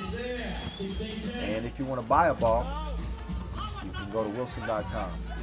Top one for your Sam. Oh, sweaty. 18-10. Riga running away. They give up a crib to Draskovic. Got to make the score look respectable. But it looks like Riga is closing in on the dub here. Oh, cool. 19-11. Gorgeous reverse. Take another look. This is why I say that Crumans is underrated. Oh, that was saucy. Little filet. 1911. Better on the replay. Draskovic, oh, split the D. Nice move. Oh. Our dude's struggling. Oh, Miezes. Is Miezes gonna dunk? Miezes never dunk. He's gonna give you an exciting layup. 4. Yeah, fouled by Chavars. All Riga need is 1. And it'll be ball game. So Jeddah, what you have to think about, facing, depending on what happens with Kevin Core here, this is not a very high scoring game. And in the event of a tiebreaker, again, total points will decide who will be the second team to come out of this group. Riga's going to be number 1. I think that's clear.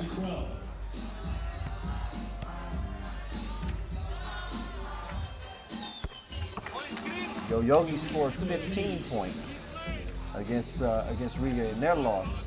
So Jeddah sitting at 14 now. And they'll get the ball back too.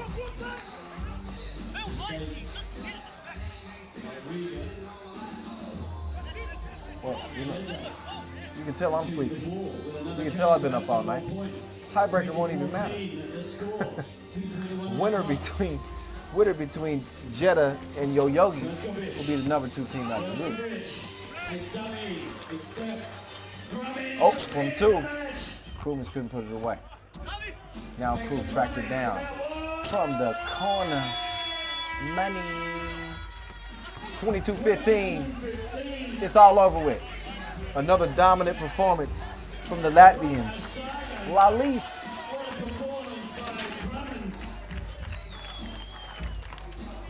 So take another look at Edgar's. And if you ain't loving the crew after this one, something wrong with you.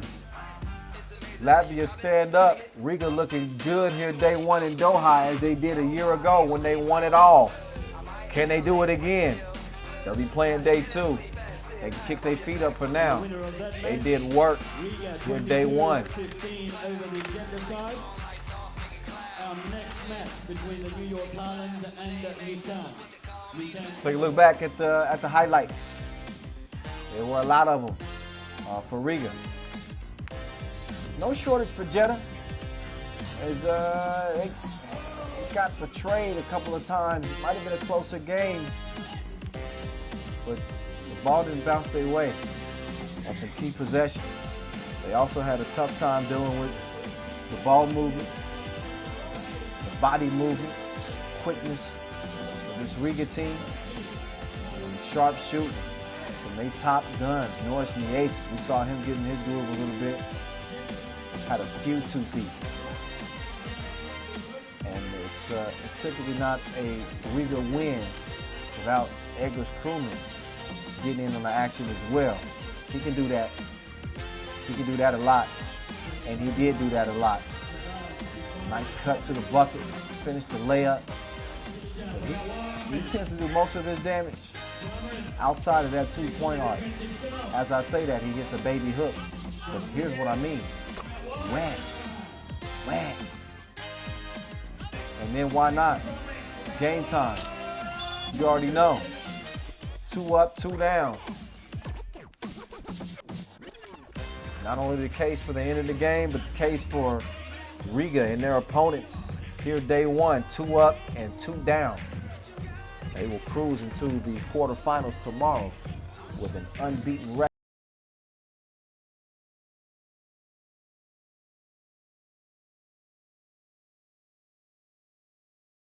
The day.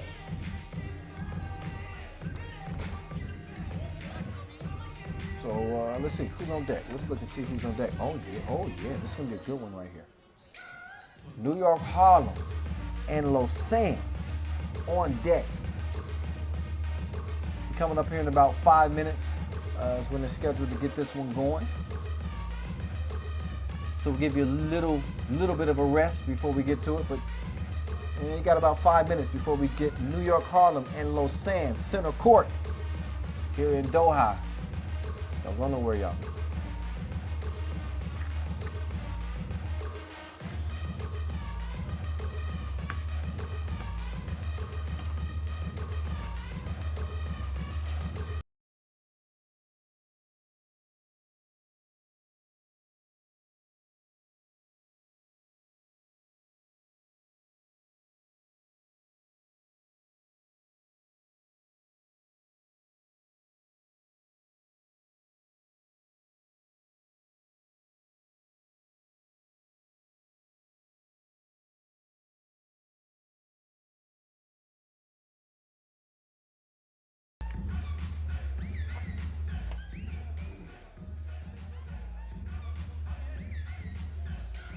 Next scheduled matchup will be between the New York Harlem and Lusail. Katapult, please welcome the New York Harlem of USA, number 7, Marcel Esson Rooney. New York Harlem hitting the court, trying to bounce back after a disappointing start to their day against Utena Uniclub. The Harlem boys only managed 8 points, but everything has context. As you can see, they do not have a substitute. And they are also missing some really key pieces to their team. Joey King and also or Kadani Brutus. They switch their squads up sometimes, but you know, not having the ability to substitute neutralizes even the most talented teams. We're gonna see what they got. We got a new look Lausanne team, a Lausanne Katapult team. This is a Swiss team. You know all about this squad. Wes Montagny, King West, the Juice Man, Marco Lemon, the little stick of dynamite, Gilles Martin, and the newest addition to the 2020 version of this Lausanne team, Musa Abdul Alim.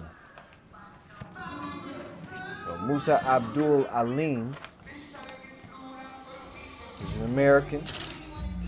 He's based in Saudi Arabia, played in one challenger with Team Jeddah last year, the Edmonton Challenger. It's a last-minute add to the team because one of the players from Lausanne tested positive for COVID, so they had to make do. Chemistry with him and the other three won't be there, but they need a body. New York Harlem could use an extra body right now too. Things might, that first outcome might have been a little different. Not to take away from Utena Uniclub because they are a squad, but man, they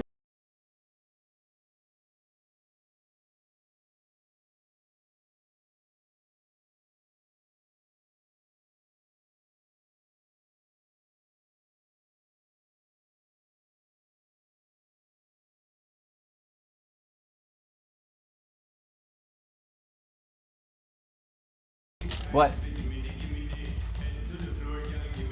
even the cardboard fans can see this is going to be a tough one for New York Harlem. See? Nobody's even disputing what I'm saying.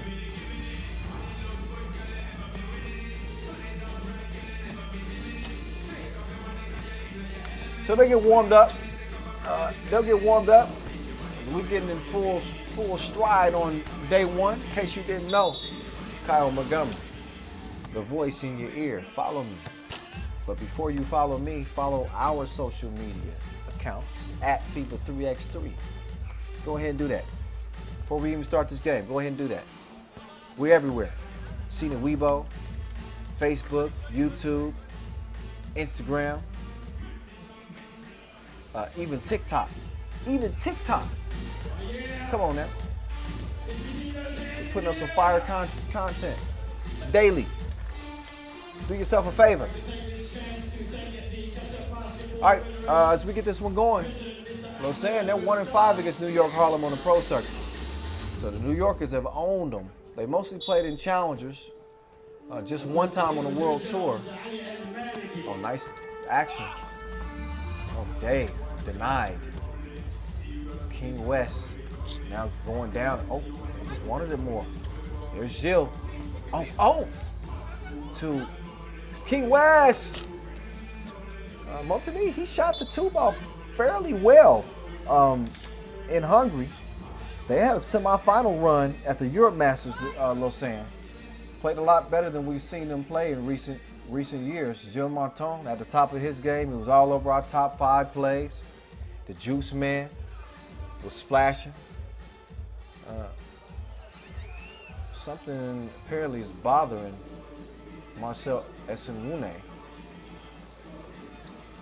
think it's an abdomen problem. So New York Harlem is playing with 2 players right now. This is a rarity. I think I've only seen him once before in my time covering 3x3, but they don't have, again, they got 3 players due to COVID, and one of those players is now unable to play. I think Esenwune is even he's maybe dealing with some cramps, something wrong with his abdomen. Oh, look at Damo. Continue to play with nothing but heart. So New York Harlem gonna have to go to a zone. Super Dave, you take the top, I'll take the bottom. That's it. That's the best they can do until Esenwune can come back, if he can come back.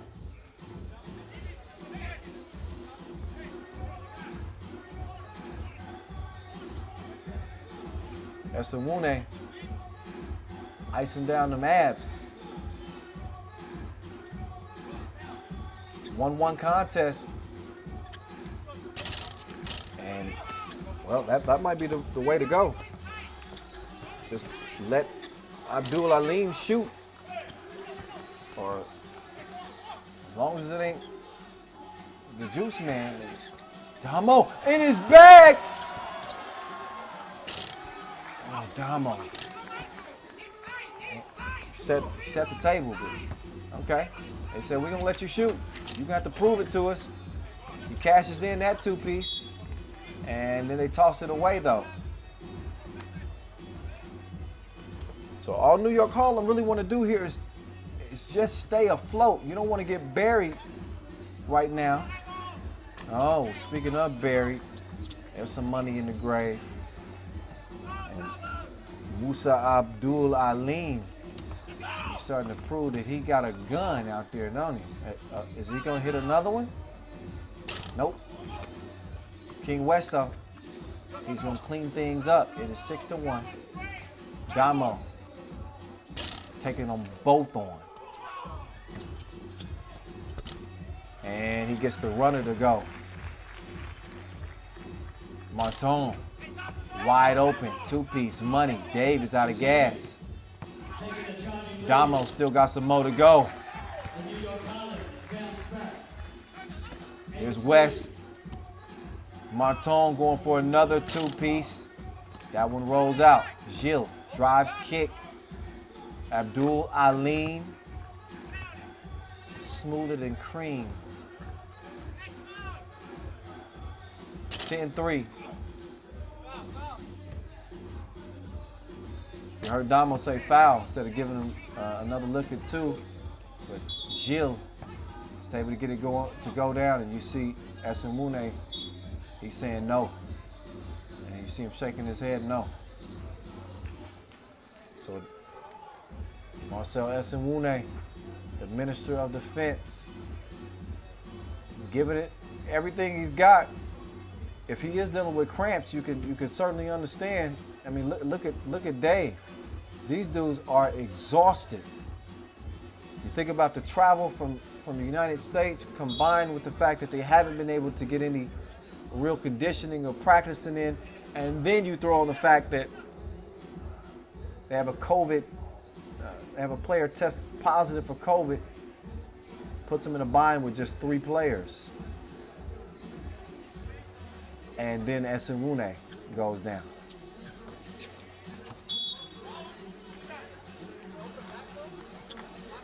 Damo getting a little frustrated. I think they slapped him in his ninja claw.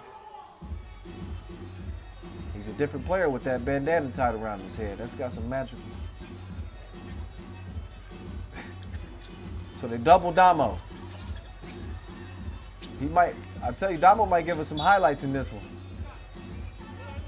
He ain't afraid of a double team. That's oftentimes when he works his magic most. I'm gonna go out on a limb here and I'm say this is not gonna be a New York Harlem win.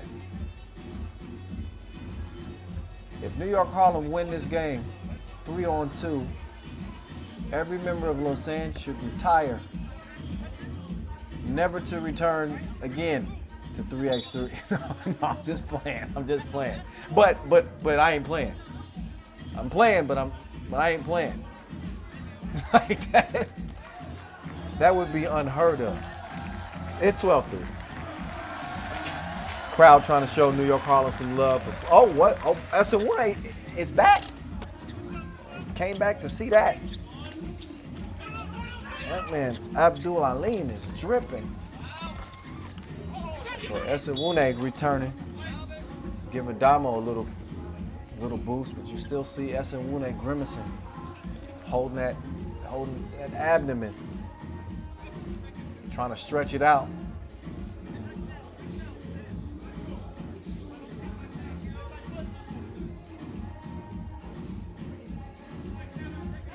$14-3, so it's going to be an uphill climb for New York Harlem. Dave, fouled by Martin.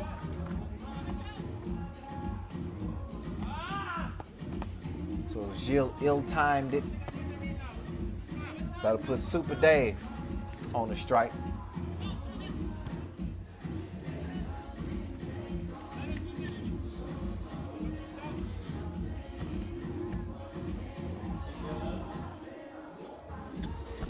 Seegers. It's a miss. King West lost his balance. Gets to the juice man. Liman couldn't squeeze it. That's Wune with the rebound. He's gonna clear it. Damo, this is the matchup that I wanted to see. Oh! Hey, that's a hell of a finish right there. That's Wune. Dunk or no dunk. To go up through traffic, through the turbulence, and still able to get the layup to go down. It's an 11-point game. But it's all about that fight now.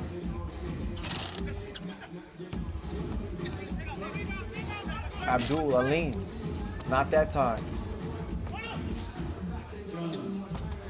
Dave, that's a Wune. Oh! Yeah.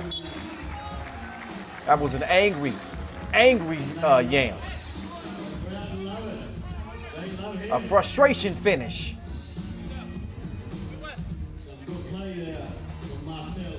That's Wune almost brought the whole scale, the system down.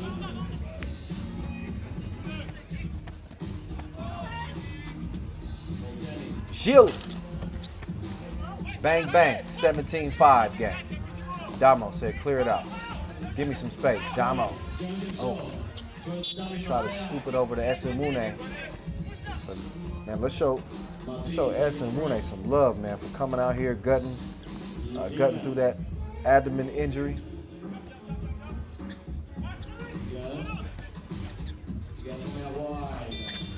Super Dave. New.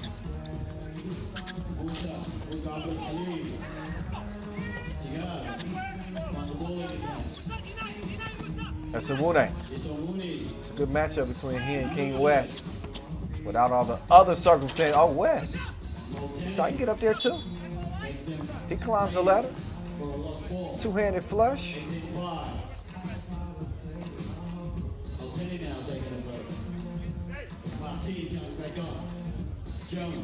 Disco Damo. Jab step. They won't go away quietly. Oh, shield. The jelly attempt. Missed it. Super Dave. He fires.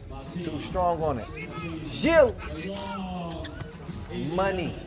20-5.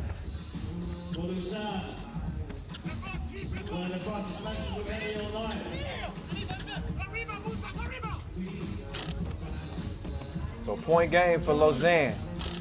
Damo gets the double dip from the top of the key, but it's Gilles.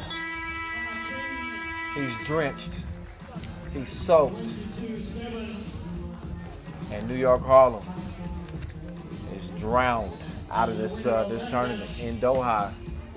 22-7. You see King West and showing them a lot of respect. They understand the situation and the circumstances. And tough situation for New York Harlem. Undermanned to begin with. Had to play a good bit of the game without Marcel Wune due to the abdomen issue he was dealing with. And Lausanne do what they're supposed to do. They come out here, they get it done. They also, we will see them at the World Tour Final. They are 7th in the standings, so no worries there. You'll see New York Harlem in Jeddah, Saudi Arabia as well.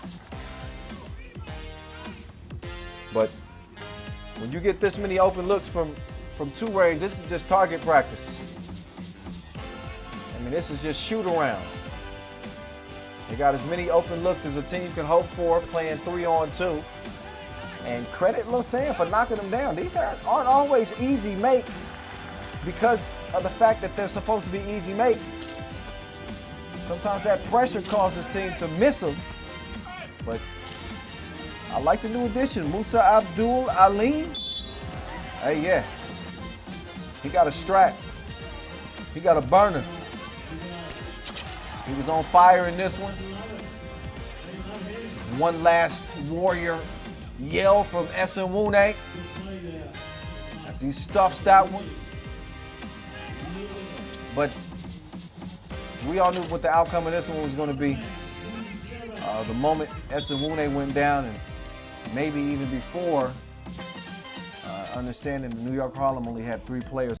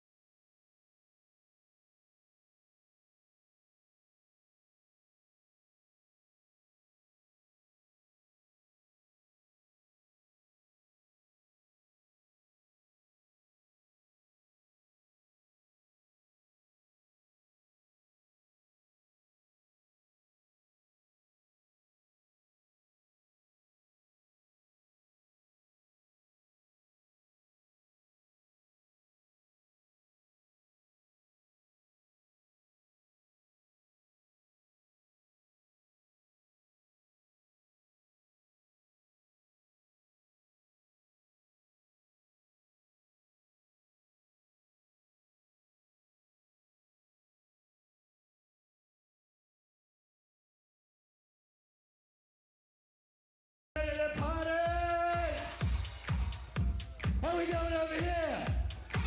Here we come, I'm coming to you. Drop the bass.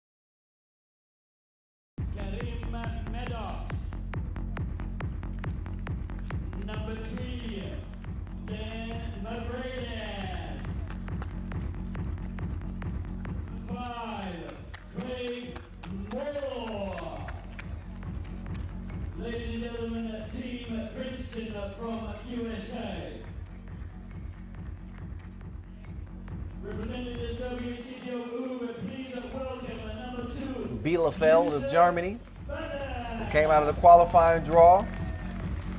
Tougher game.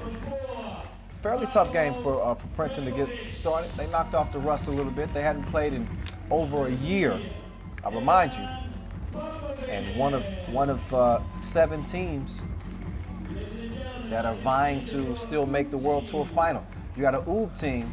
We just saw a New York Harlem team that was affected by positive COVID cases that affected their roster. This UB team is the same. They don't have their 2 top players. Pashailic, you remember him from the Hungary Masters, and eliminating Novi Sad with that game winner on Dushan. He's not there. Neither is Strahinja Stojic, Mr. Robot's brother. He's a baller too. They're 1-2 on that team typically, and they don't have either one of them. So undermanned, and having to face a very, very, very difficult Princeton team. But UB made an impressive run to the final of the Hungary Masters. They ended up losing to Riga. For them to make a deep run here in Doha, to say that would be a shock would be the least, saying the least. So they'll get a couple more jumpers up, get warmed up and ready to roll for this one. We are at the latter portion of the day as we head down the final stretch. Been a good one so far. We got some top 5 material. We had some of the top players step up and put on some pretty big performances. Even Joshua Moonzone of Team Manila Chooks TM in a loss. He went bananas. Saw Edgar's Crewmans have a big game for Riga. All right, this one is on and popping. It's Princeton. It is UB. It is Popovich shooting and missing on his first 2-piece attempt.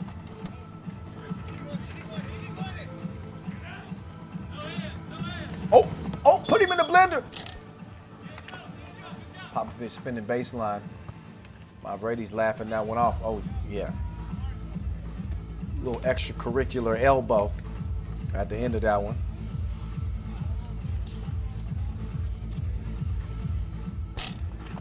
Huffman. He misses. Popovich. He'll get it across court. Oh. Maddox left his feet. Oh, but the layup is missed. So, all you got on this team is Ivan Popovich, Marko Brankovic, and Yusef Badr on this UB team. That's what they're left to play with. Good players. I ain't discounting these dudes, especially Popovich. Popovich has been a tough player on the tour for years now. Maddox got a mismatch. Smart decides to take the jumper, otherwise he might have been called for 3 seconds. He gets Princeton on the board. Ooh, looking to answer back. Can they do it? Nice drive. And the score, that comes from Brankovic. Huff over to the Madman. He thought about the 2-piece. Instead, he drives. Oh, good hang time. Took some contact on the way. Popovich whistled for the foul.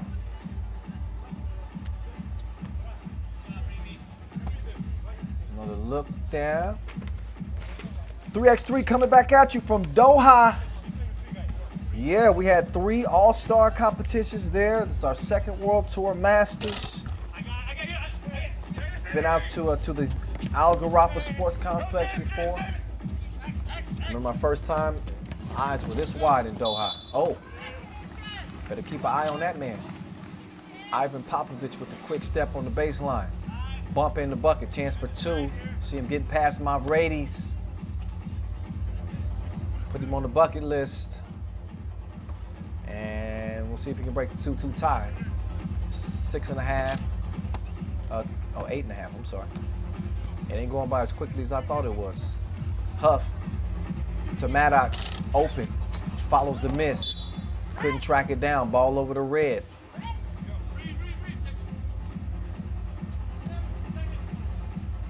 So Princeton with pretty big advantage here.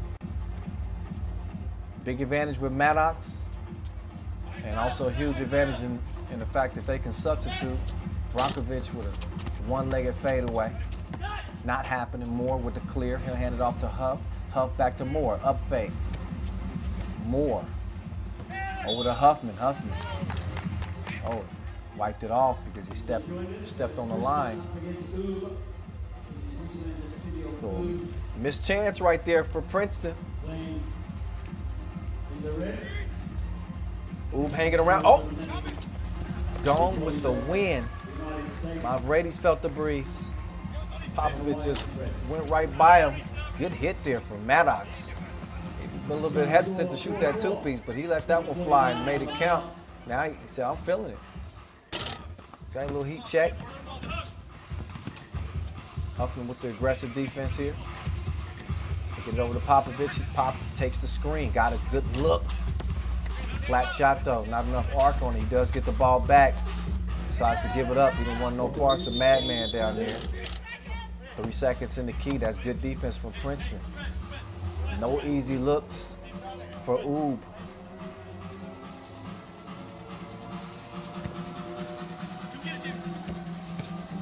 Craig Moore, Huffman. They need a spark. That might be it. Double dip makes it a 6-4 game. Good. Whoa. That's an underrated entry pass right there. Great pass from Brockovich to get to Popovich. Keeps him within 1. Huff, drive, runner, no. Maddox follow. He said, get out there. He does. Got it with the tip of his fingernail. Now he's gonna bang on him. I already know it. The flush puts Princeton up 7-5.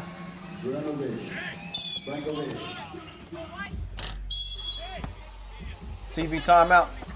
Look at Kareem. He all about the bass, no treble. That's the 808 version right there. Boom!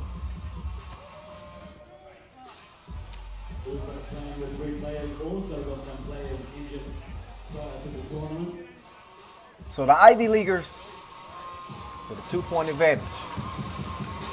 They get a break here. Join us after this match as Lusail, the local Qatar team, they take on underman. the boys from the Philippines, the Manila Chooks. PM. This is even though they're undermanned, this isn't a game that Princeton can afford to let their foot off the gas. I think they got to play this one as though this Oob team is at full strength.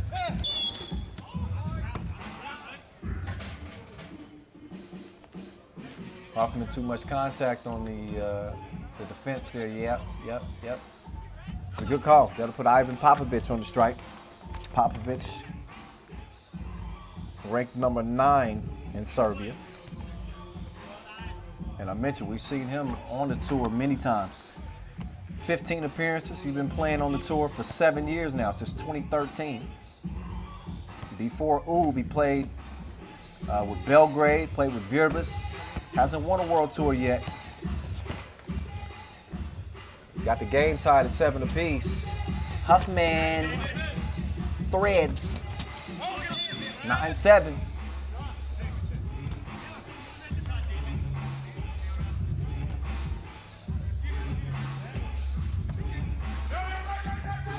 Popovich put on the brakes. Oh, nearly broke him off, but had it rattle out. Maddox setting the screen. Perpetual movement. Fake the pass. Gotta shoot it. He got it up late in the shot clock.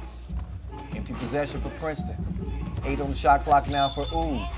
Too much bumping from Mavridis on Brockovich trying to establish a position down there. Brady's ain't one to back down. 9-7. Oh, Popovich passed up what looked like it was going to be a fairly easy layup. Moore. Oh, you can't let him shoot. He is a sniper. 11-7.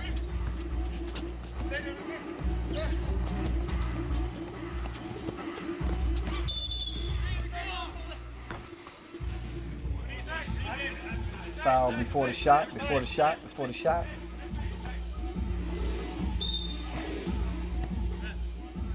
And timeout on the floor. So this is taking everything that Oob has to just compete with this Princeton team. When we're starting to see Princeton pull away a little bit. It's only a 4-point game. But as we near that 5-minute mark, even with a full complement of players, that condition is going to be tested. Even more so when you got just 3. So you see Popovich kind of slow to get up, get back to the court. They don't have a fresh body to put in there.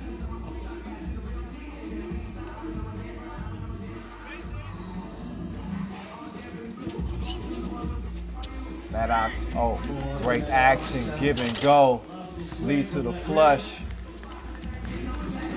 You can't tell they ain't been practicing. Rakovic, oh, had to step on Moore. Moore tried to get crafty on him and swipe it away from behind. But look again at the entry. Nice little give and go between Moore and Maddox, Eminem. 5:23 on the clock. 5-point cushion for Princeton. Excuse me.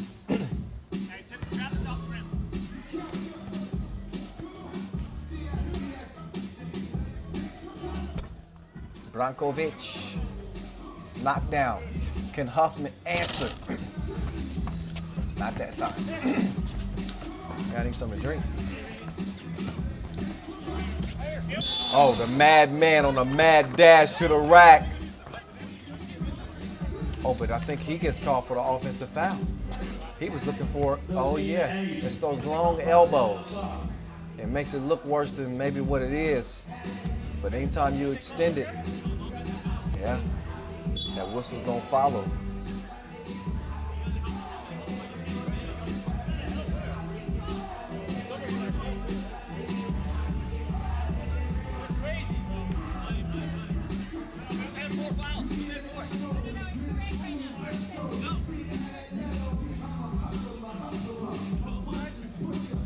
You good?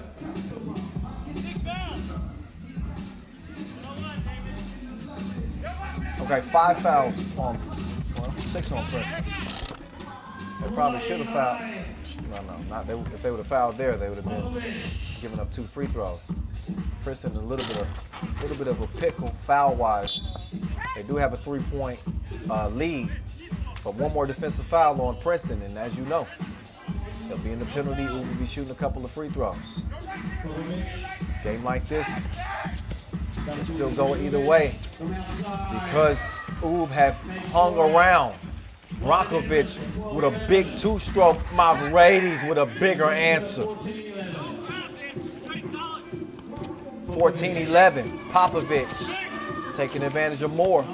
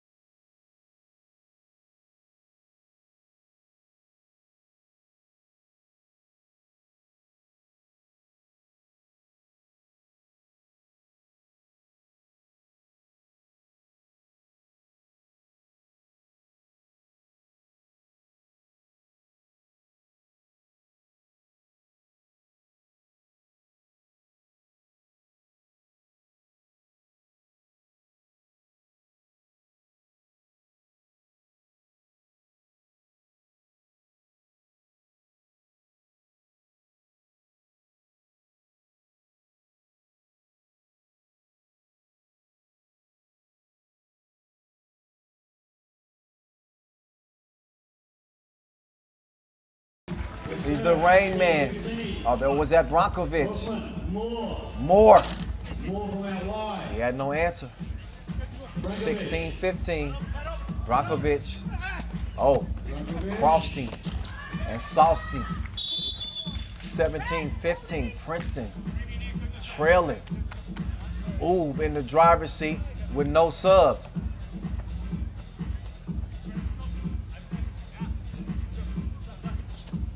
First time Princeton's played in 2020. They have not played 3x3 in a year. Huffman took a big bump at the rim. Crashes to the Enlio court. Speaking of Enlio, shout out to our official suppliers. Not only Enlio, but Magic Sky, Skelter Sports. Never to forget our ball and apparel sponsor, Wilson, our official timekeeper, Tissot, as well. See, Princeton out here, they were runners-up at the World Tour Final last year in a 17-16 game. You don't see Novi Sad out here.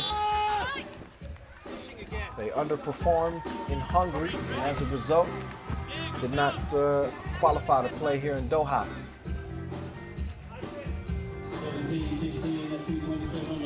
14-team field. Started with a qualifying draw. Maddox with the up fake.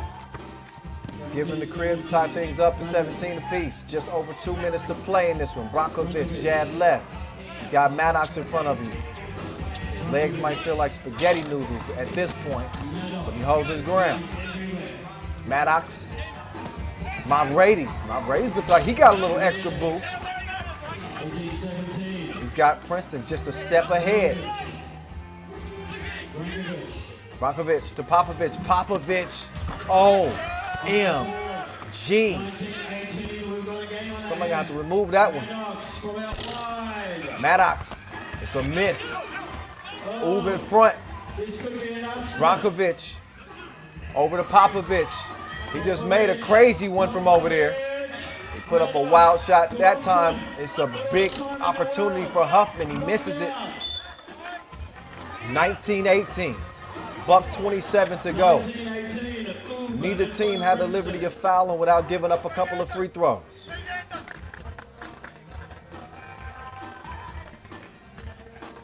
Take another look at this hit right here. I didn't know he glassed it.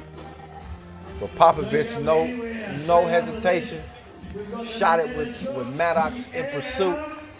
Was able to glass it. Yeah, they deserve a clap for sure.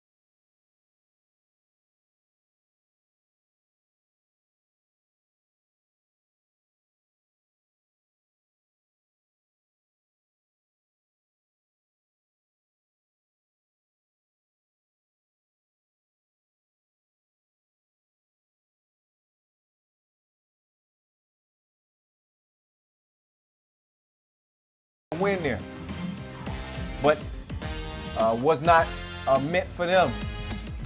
Not this time around, at least. Hell of a game, though. Hell of a game. Back and forth they went. This Oud team didn't flinch even without their two best players. They had an old vet step up for them, Ivan Popovich, doing his thing, how you want it. Inside, outside, you want me to hit you with the hezzy? First step. Damon Huffman had a physical contest in this game. We saw him on that Inleo court a lot. We also saw a lot of Kareem Maddox. He had a few flushes in the game. Those were nice.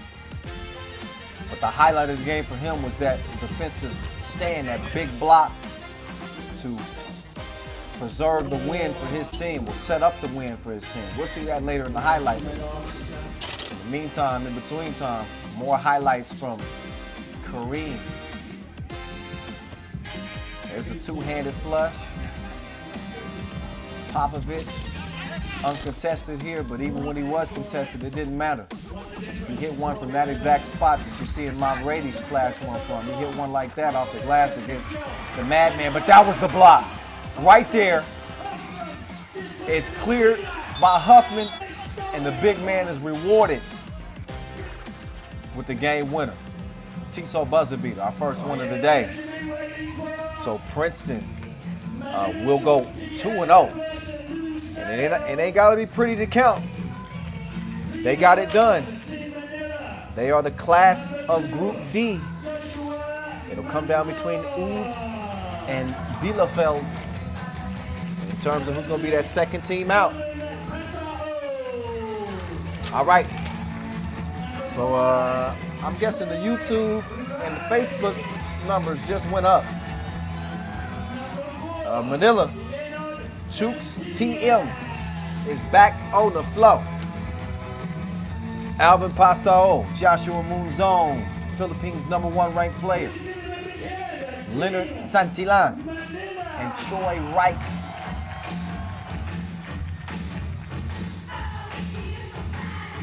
So we're back to Group A play. Final game of Group A. This will decide who will be the second team out. We know that Liman is in. They went 2-0. They took care of Lusail to start the day, and then they were able to get a 21-15 win over Manila Chooks TM. But hey, Manila Chooks TM, they got some things in their favor. This is like two hometown favorites, you could say. I mean, really. Both of these teams got plenty of fan support at the venue. Philippines representing.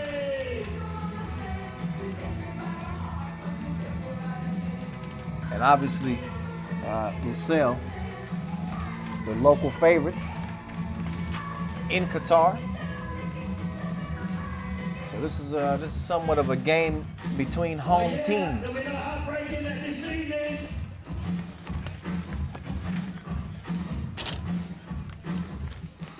Let's see what kind of heroics my guy Joshua Moonzone got up his sleeve or under his cape.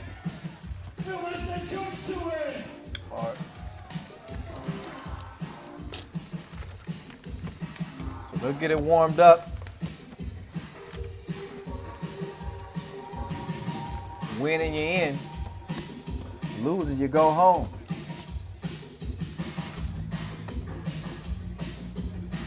Only thing at stake is only a spot in the World Tour final. No biggie. It's only the biggest prize of the Pro 3x3 circuit, you know. 50 bands at stake, you know, it's no. We're playing big out here in Doha. Big contest. Expected to be intense. Expected to be physical. Expect each team to give it 110. $40,000 at stake here in Doha.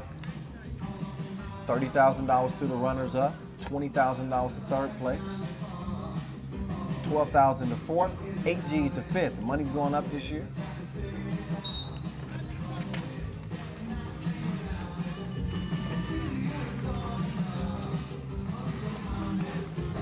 looks like Lusail is going to try to take advantage of the size they have down low. And get it cleared. Right back down low. Ooh. One-handed finish on the tippy toes. Enjoy. Oh. Quick answer. Now the big man trying the mid-range J. But, couldn't get that one to go down. Moves on. He'll flip it. It's a long 2 attempt. And the miss. Another miss. Stays 2-1.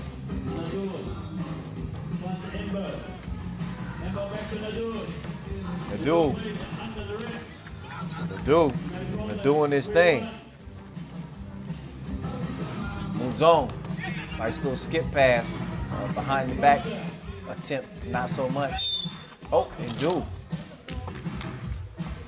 drop the shoulder. Said, I want to give it to. That's what a grown men play. You got to be ready to be physical.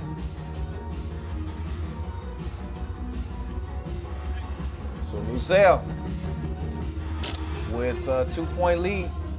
Almost made 4, but Ndu's shot missed. Moves on. Weaving through traffic.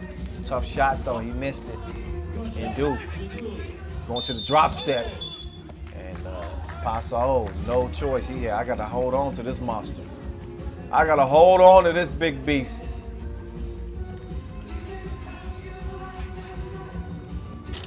Quick 2. Off target. Another quick pull. This one. Bottoms. 5-1 contest. Oh, yeah, take that. Nice touch on the drive. Santillan. Now Santillan. He's got the gold highlights. He didn't, thought he was going to add to his highlights. He missed the 2-piece.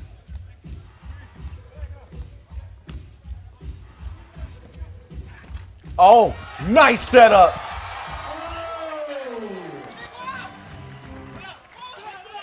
Oh. 5-3. Oh! That was disrespectful. He just put the I see that a second look at that. I didn't get that play. It's justice. That pass from Muzon in the finish. Oh my goodness. Oh, had I seen the angle, I would have lost it there. That was ill. Anyway. You can see the Filipinos starting to get it back going now. Muzon.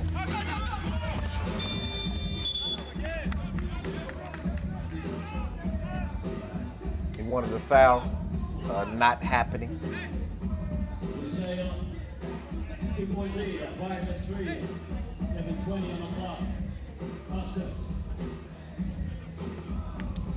Let's go back to Costas. 2 ball. There's a miss. Embo couldn't get it. Stays a 2-point game. Pasa, oh. He is comfy out there in the deep. Oh, Pasa, oh. He blocking like an IG model. No more requests.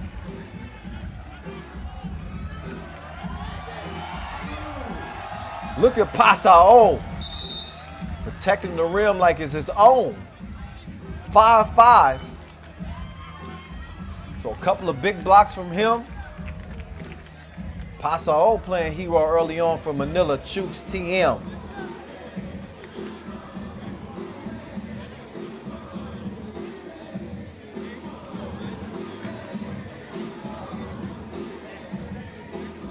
So Manila Chooks TM again coming off winning the Chooks to Go Philippines President's Cup.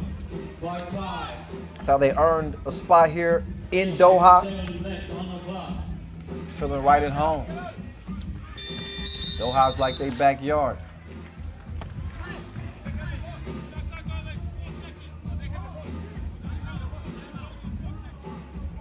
Oh, man.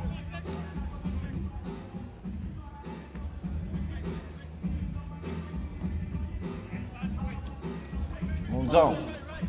He's gonna get the screen. Dribble through the legs. Nice pass. The Indu shutting down shop with those long arms. Right. Right. Moonzone, off balance, no.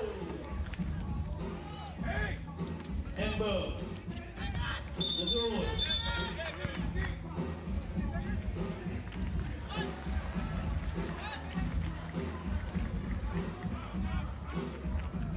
Foul call.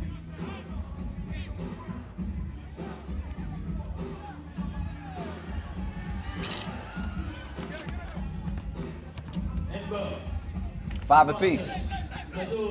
Indu. Fading away. Big man takes that up strong. He might draw a foul instead. Now he's on the island. And Pasao couldn't give him two. Costa with the drive and the lay. And he runs out to Pasao. Pasao, he had it off safety. Still missed his mark.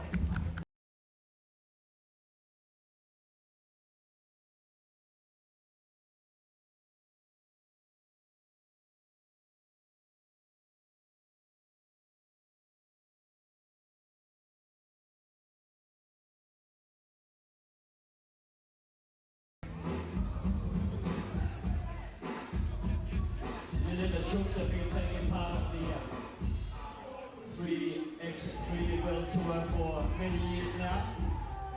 Lusail, on the other hand, this is their first year in the tournament. All 4 guys have never played a World Tour before. This is their first international match together. And they're up there.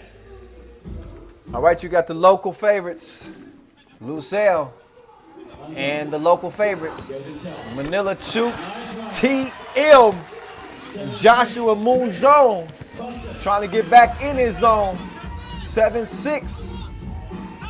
He's starting to precipitate. Here we go. Oh, decided to give it up. They gave it back to him. Moonzone behind the back. Oh, mishandled. So. Missed chance right there, Santillan.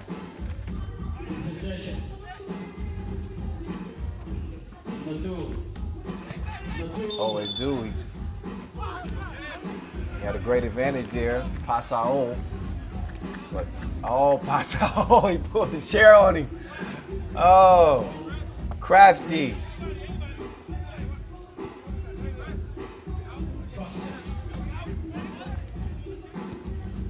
I think was Pasao hit with a tech. Might have been hit with a tech for Art. That happened off cam. I didn't see that, but I'm assuming that's what that technical was about. 7-7.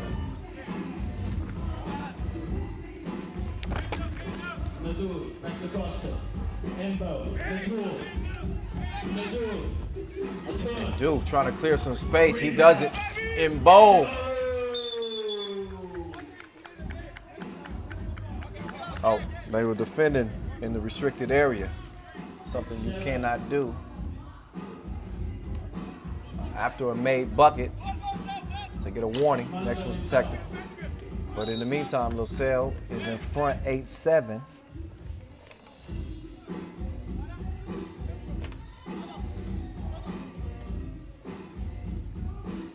Costas wanted it. Oh!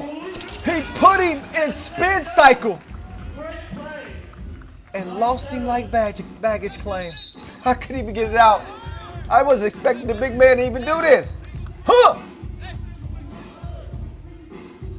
He twisted him up like a braid.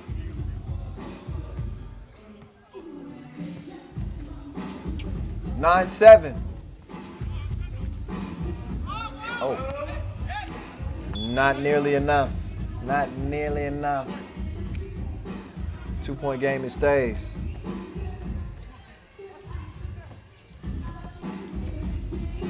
Here's moves zone. He's saying clear it out. Oh, has he? Oh, missed it. He dunked one like that last year. Oh, nice drive.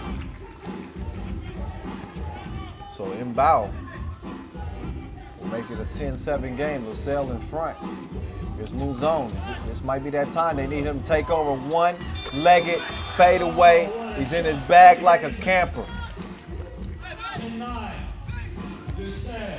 1-point lead for Lusail.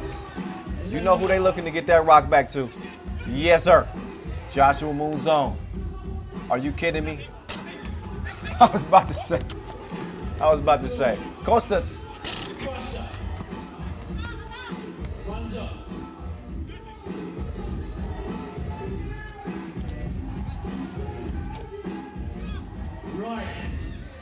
Straight on.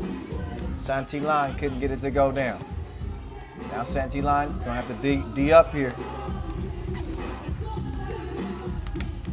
Oh, they double dared him.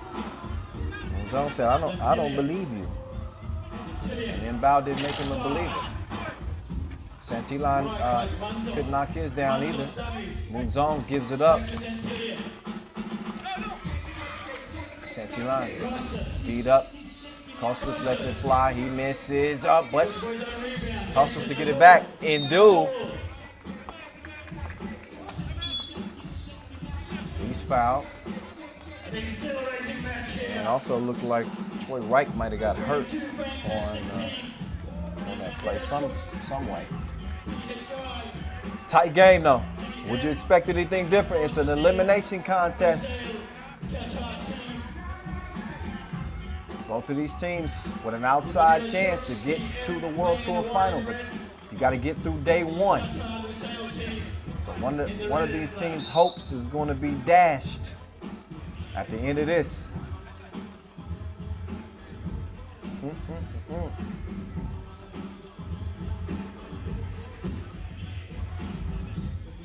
1, 2, 3, 4.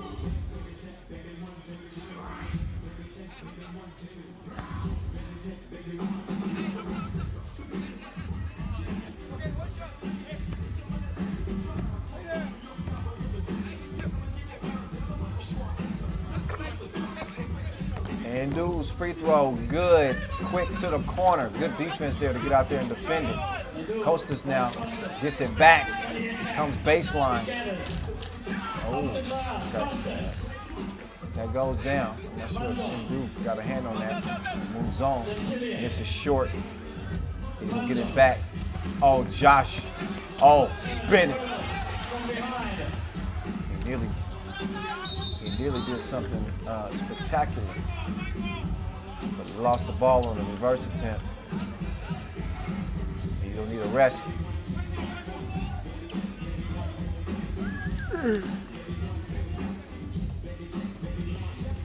Good idea on the pass. Didn't execute it that great.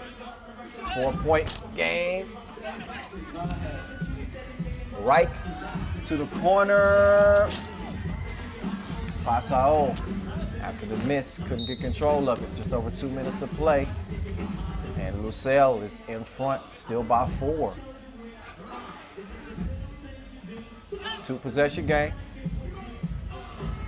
Top scorer Joshua moves on, is on the bench for Manila. Chooks TM. Oh, nice move. Oh, way to stick with it though. Good activity around the glass. Get a second opportunity here. If Costas can hit it, that'd be a big payoff, but he did not. Instead, it's 13-9. Mouzone is back in the game, and he's pulling the trigger. Follow the miss. Bodied up. Light work. Light work. 13-10 now. 1:42 left on the clock. An exciting finish to this match.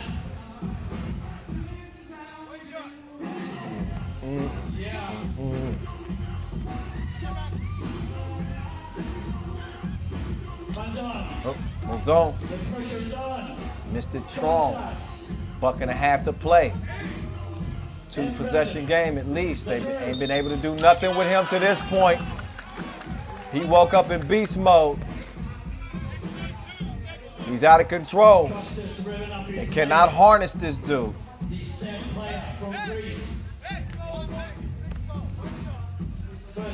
So Suli Indu, 32 years old, stands 208. You want to talk about a size advantage? 14 to 10. Lusail with the advantage in the scoreboard, which is what matters most. Indu, up fake, hoop, and the harm. As Pasao got hit with a bad foul right there, left his feet. This game is slowly starting to slip away from Manila Chooks TM. 5-point game. That was their 7th foul, so 2 free throws. Nadu, he misses the first of 2, but even a second make here would make it a 3-possession game. And 16 to 10, where it's at right now. They got to get the rock to either Pasao, knock down a 2-piece, or that ain't the answer. It's stolen.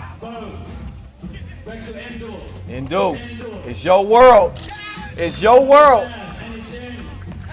It don't even matter. He don't discriminate. Anybody can get it. Zone. Slick drive. Costas. 45 seconds left on the clock. Costas low. Costas. So miss it deep. Oh. Zone misses. He's gonna get another opportunity. No. 30 seconds left in this one. Embo slowing things down. Costas telling him, you're doing the right thing. Take it easy, man. Embo. So a bad shot, but no worries for Lusail. They're going to be sailing into the quarterfinals as the number 2 team out of the group.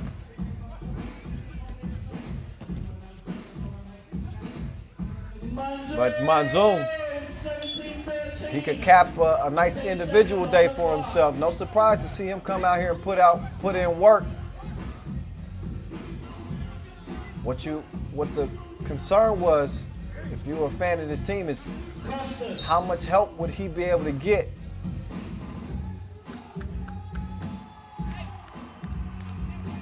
Stick around, we've got Jeddah and Yoyogi Crayon.EXE coming up next. As the countdown is on, 5.7 seconds left. Lusail leading by 4 points, 17 to 13. So with just 6 ticks left, it's going to be a short trip, or short visit, I should say, for Manila Chooks to go. Costas. Yeah! 18 at 13.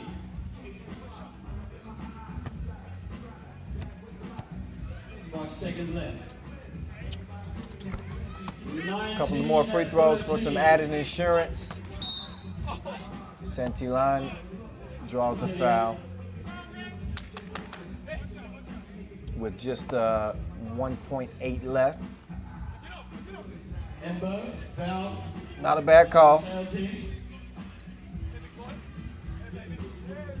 Don't forget, join us tomorrow from 3 p.m. for the quarterfinals, finals. We've got the shootout finals as well tomorrow. As well, we've got the international slam dunkers coming here to show us what they can do and what's new in slam dunk. Make sure that you join us. Also the final will be aired here tomorrow live from Doha, right where you are so now. once they get this, Back on center court, it's 19-13. they get this free throw out of the way.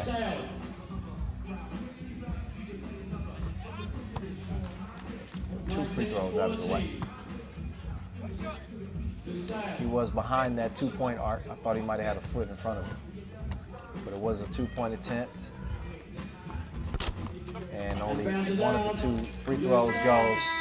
It is Lusail in a hot contest. They shocked Manila, Chooks, TM, and the young star Joshua Muzone on day 1. It is Lusail, the local favorites, riding the big old back of Indu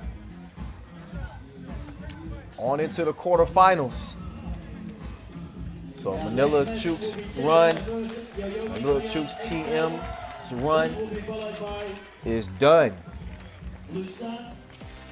The number 2 from Group A is going to be Lusail, and they will face the top team from Group C. That will come down to Utena Uniclub and Lausanne to determine who their quarterfinal opponent will be. Look again at this dime and a dunk. Who doesn't like double D's? I know I do.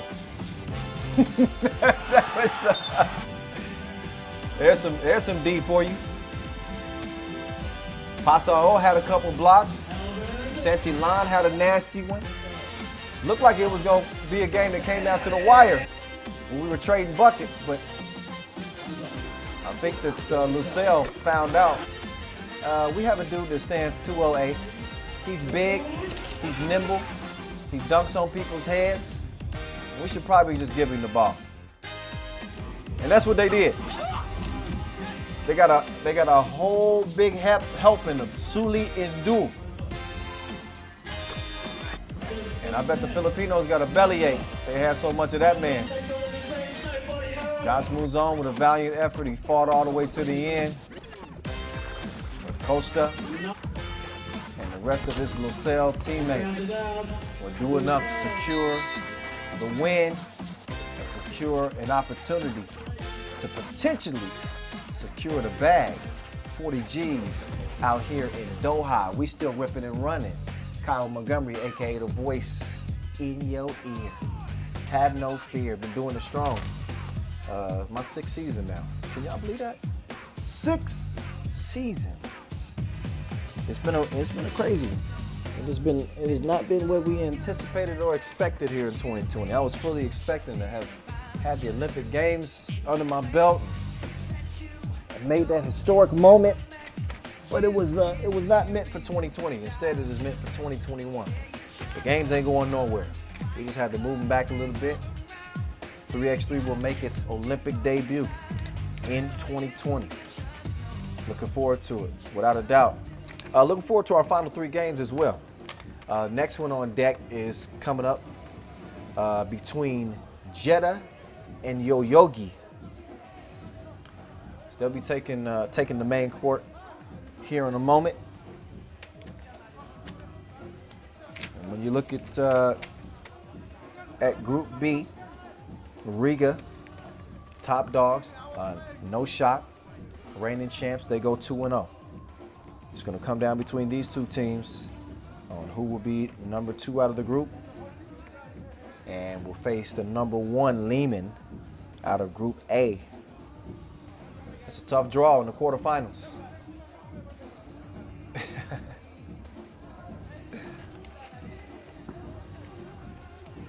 That was a lucky cardboard, man.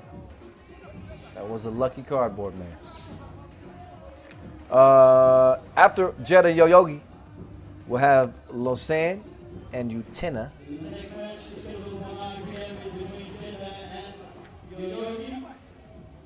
And then our final game of the day. Ooh.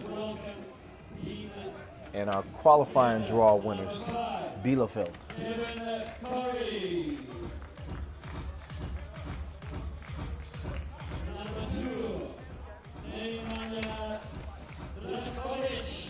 All right, so as Jeddah retake the court, they'll look to shake off their earlier loss to Riga, as will Yoyogi. Jeddah have the advantage in terms of experience, but as you know, anytime you step between the lines, anything can happen. I think these are two teams that really have some potential. Spencer Jennings. He got all the drip. He's out there with Mark St. Fort, Arnold Lewis, and Ryan Tanner. This is Yoyogi Crayon.EXE.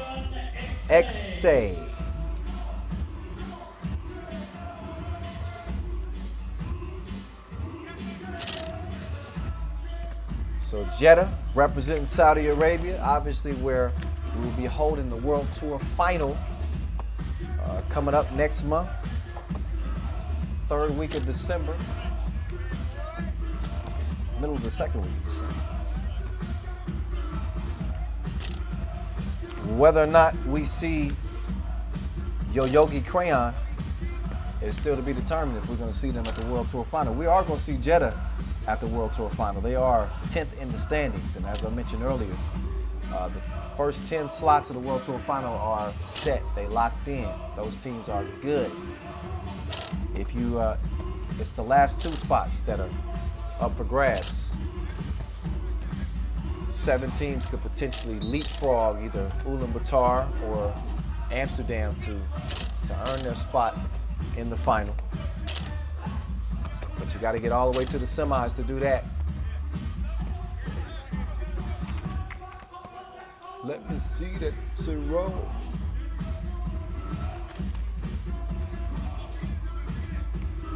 So Yoyogi Crayon.EXE in the red, Jeddah in the neon colored uniforms. Make sure you stick around with us. Yoyogi's first appearance on the World Tour, so no history to be said That will be followed by our between the two. final match of the All right, here we go. 50 between Final game of Pool B play. And another elimination contest. Who wants some more? Kilian tried to pull the chair, smart move. Ball ends up in his team's favor. Draskovic, left something. Missed opportunities for both teams. Crossover, strong drive, nice finish. Arnold Lewis. first one through, 1-0. First point on the board. Spencer Jennings with the rebound. Spencer Jennings. One St. Paul. Late in the shot clock. Had to heave up something crazy.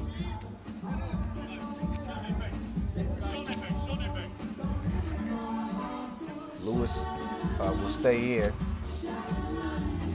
Ryan Tanner has checked in. St. Fort gets a breather.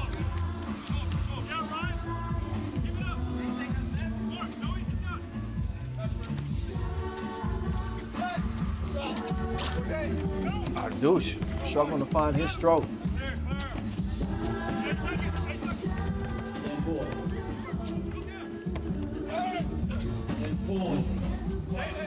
Good drive. Got to finish that at the rim though. Kilian, no. Ardouche, board, cross court. Kevin Core. Okay, there's a Kevin Core sighting. If I'm Jeddah, I'm getting him the ball as much as I can. I'm just saying. Anytime. That's some muscle milk. Right underneath the bucket. And Arnold Lewis, yeah, he grabbed, pushed, pulled. Still able to get the layup to go and the free throw as well. Yoyogi in front. Lewis though a little lazy on the defense. Did get out to contest, but a little hip check.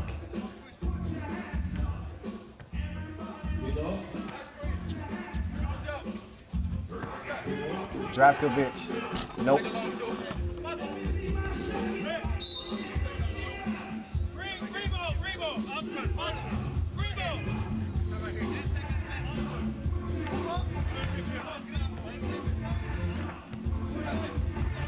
So 3-1 game.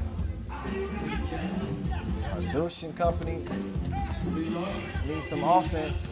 2 minutes in. And right on cue is Kilian. Getting a quick step right in front of the rim. Turn around. Miss. They going to work. Mouse in the house, that should be easy money, but Kilian held his own. Draskovic, did he step on the line? Lewis coming up. Give him a break. Princeton. Jennings back on. Another look at Draskovic. No, he didn't step on the line. Foul away from the ball. Core will get it. Kilian over to Draskovic just in front of the free throw line. And he gets the roll. 3-3. Spence Jennings. Cat-like quickness. Hezzy. Tough shot. 4-3. Kilian. Waiting for the shot. Takes and misses. Foul on red on the rebound attempt. Yoyogi only with a couple. Actually, a few fouls now. 3-1 foul category.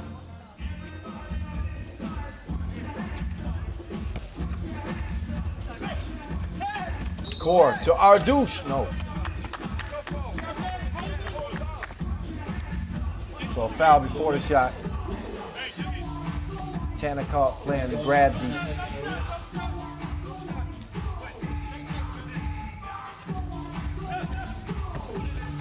Kick out. Draskovic thought about the two. Oh, nice pass. Unselfish play leads to a good look. The Core cashing in. Nope. Draskovic. Oh. Lost him with the spin move. Nice change of direction right there. 4-4. Oh, almost took him. Jennings.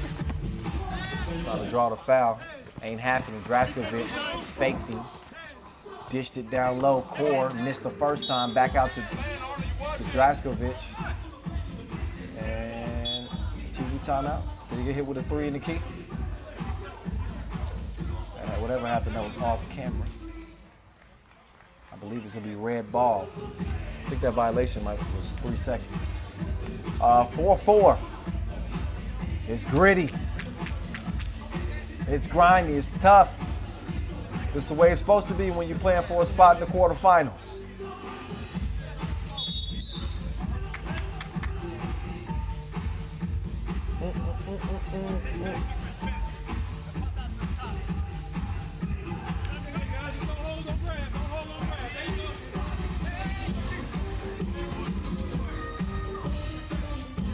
Okay. Core call for the foul. You see Lewis setting up, getting ready to go to work. I think he likes the matchup, especially on the perimeter.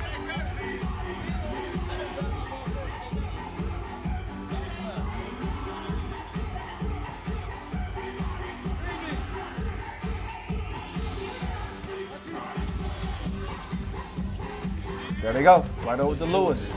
He said he wanted to rock. I doubt that's the shot they wanted. They'd rather see him trying to establish something down low before taking nose. In any case, he takes it. Took that to the chest too. Kevin Core bodied up on him. 5-4. Risky pass, and it's stolen. The boy said Kilian, Ardouche, still shooting. Gotta have a short memory. He hadn't had his stroke so far in this one. All it takes is one to go down. You never know. Oh, cross. Kick. Jennings. Oh, Jennings got his cookie still. Almost. Ardouche. Reaching in there. Kilian will check up on Jennings. Mark St. Fort will start at top of the key. Jennings back over to St. Fort or Lewis. Kind of got the same hairdo. Kilian, you knew that was money. He was walking off that one as soon as he released it. 7-4, but now Kilian is in trouble. Oh, no, he's not. Okay, so he is in trouble. Got called for a push.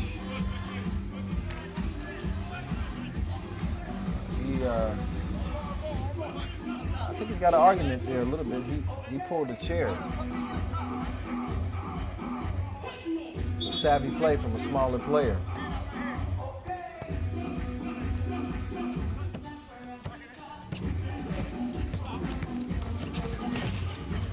Tough pass attempt right there. Tanner forced it, stolen, swiped from behind. 8 seconds left on the shot clock for Jeddah.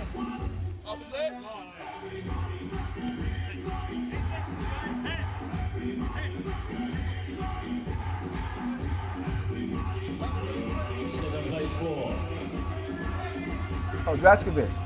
They left him by his lonesome. Said one ain't enough, I need two. 9-4. Jeddah, ooh, nice response. Now 9-5, chance for it to be 9-6. Yoyogi. Jeddah represented the KSA. Yoyogi represented Japan.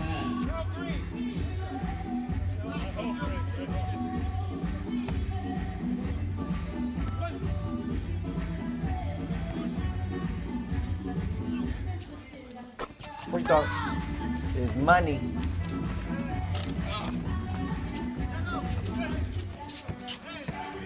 Draskovic, man, he makes that shot with team. Running away from the bucket, all of his momentum is carrying him away from the basket. He still manages to make the shot. 10-6. Oh, nice move, quick step. Wanted the foul, not gonna get it. Kilian to Ardouche. Ardouche trying it again, and this time persistence pays off. Finally gets a two-piece to go down. And it's a dozen to a half dozen. 12-6 Jeddah on top of Yoyogi.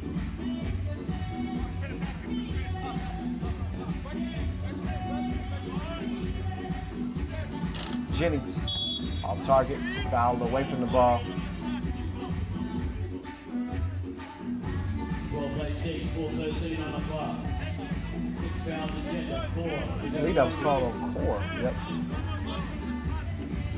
Jeddah sitting at 6 fouls. Lewis. Deep from core. Oh, Tanner. Ski skirt. Put on the brakes and then he broke him off.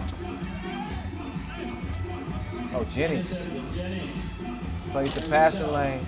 Doesn't lead to a two-make, but a rebound and a score. That man scrum. He real scrum. Take another look. Like, you're not supposed to be able to make that.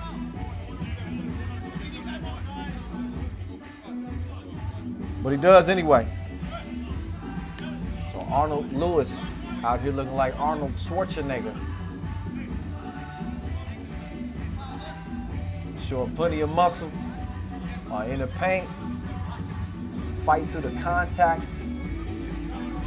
Scoring. Pretty efficient. But 12-8 is the result. So maybe not as efficient enough. As efficient as he shouldn't be. But plenty of time left in this game. These are big free throws here.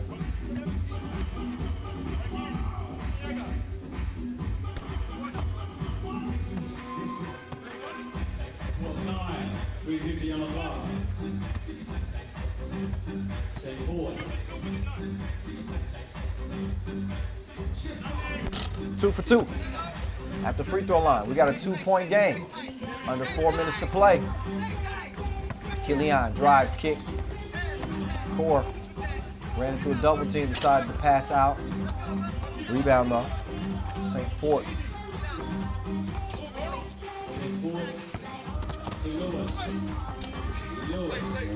Lewis. Do damage. That was actually, I think that was Fort. Scored. Oh, Jennings. Oh. Tough shot. Jump hook is able to go down. 12-12 now. Here we go. Back and forth. These elimination games, they get crazy like this. But we've seen the bigs really doing some work Down there in the paint. Ardouche. No.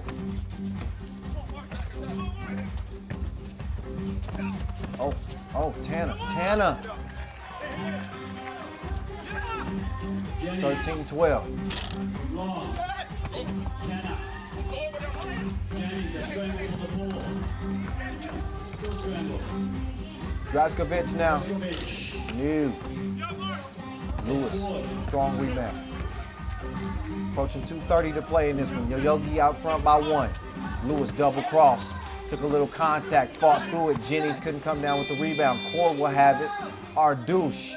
He lets it fly. He goes, ain't loyal. No, they ain't. Jennings lost a step. Lost his footing. Core trying to take advantage. Misses the shot, but he's fouled in the process. That's number 5 on Yoyogi. So he won't shoot 2, but he will get 1. Big free throw that could potentially tie this thing up as we get closer into that 2-minute mark. Better yet known as crunch time. And Core knocks it up, 13 apiece. Good defense.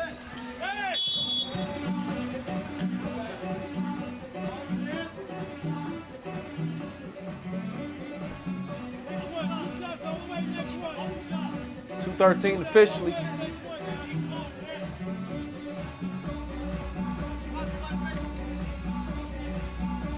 $13 Jeddah already in the penalty. Yoyogi was only, well, they don't have any more fouls yet. They got six team fouls. Oh, but mishandled it. That's tough.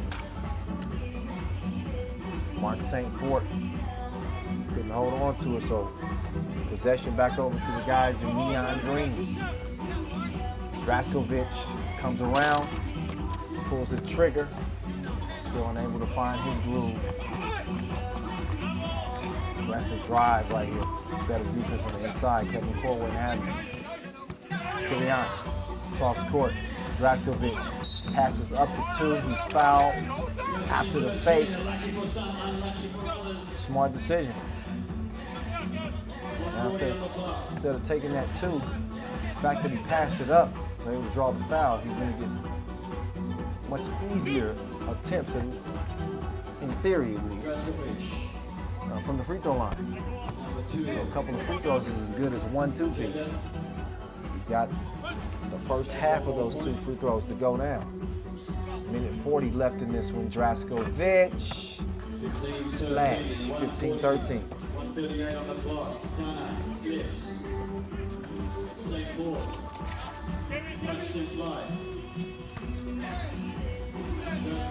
Draskovic, it finally pays off for him in the corner.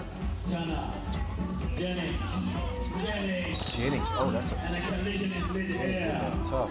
Take your time.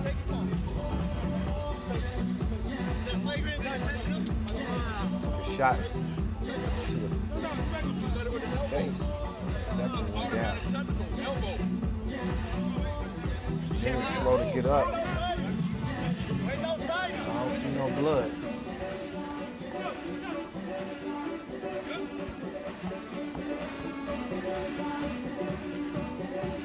Where I'm from, no blood, no foul. Seriously, but this is a pro league.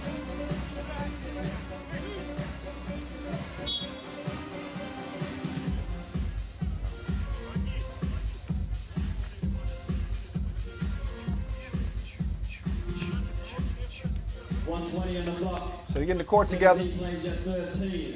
If you're just joining us, or what you've been waiting for, this is our 4th Masters of 2020 and the last stop before the World Tour Final coming up next month in Jeddah. 10 of the 12 spots already taken. We could have some movement on the bottom, as in the final 2 spots. It's going to be a mad dash to try to get deep in this Masters here, semifinals for any of the 7 teams seeing their first action and get them in. 17-14. We've seen all the favorites Kitty jump. get wins day one, except when you look at the pool of death, Pool C. New York Harlem coming up empty-handed. That might be one of the bigger shots of the day. But Riga undefeated, Liman undefeated, Princeton undefeated.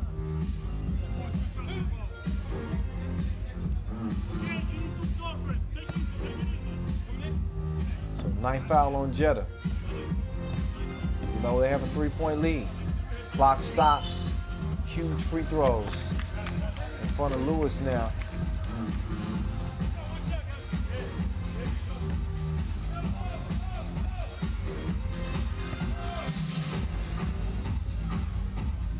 Oh, second one's missed. Rebound goes to Red though. Jennings, you can't ask for a better look than that. Dang, missed it.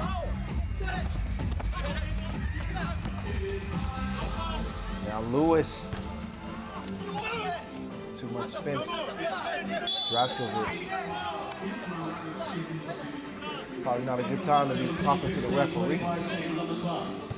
You're just begging for a technical to be stopping mid-play to upstage the refs. Not a good decision. It wasn't a blatant foul. So he gets hit with a tech.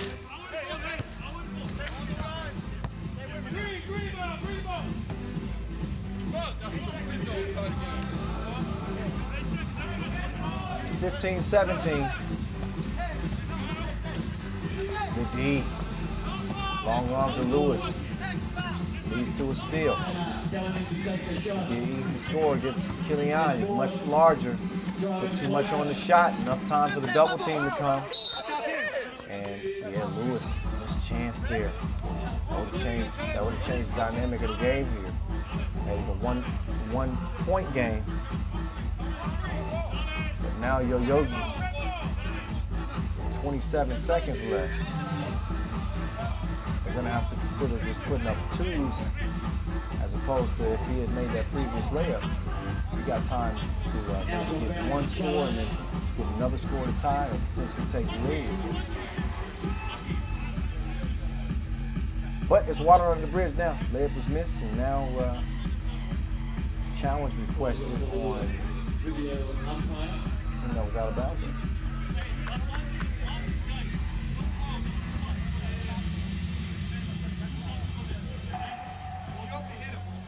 We have 2 more matches scheduled for this evening. Following this match at Lausanne will Katapult. I need that red look. Utena, Uniclub. What's up, Nico? Will be up against Bielefeld. So they get a close look at this. I'm not sure how many angles we have to show you. Make sure that you join us. We are filming day and night tomorrow. But a crucial decision nonetheless. So let's look. As the best of the best will be competing for the elusive Doha championship. Wow. So, I don't know. Your guess is as good as mine. That could have looked like it might have went off of Ryan Tanner, maybe not. 17-15. Green ball. Red ball. That is the determination. Get in the double penalty too, by the way, which means 2 free throws and possession. Nobody home. Nobody at the crib. Lewis walks right in. 17-16. Now they got to D up without fouling.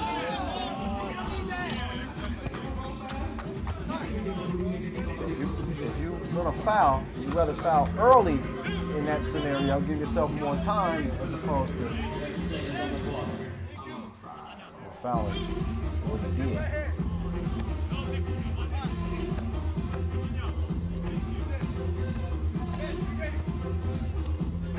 Free throws coming. It's Kilian. Expands that lead a little bit. All he needs is one more, and that'll pretty much put it away, barring a miracle.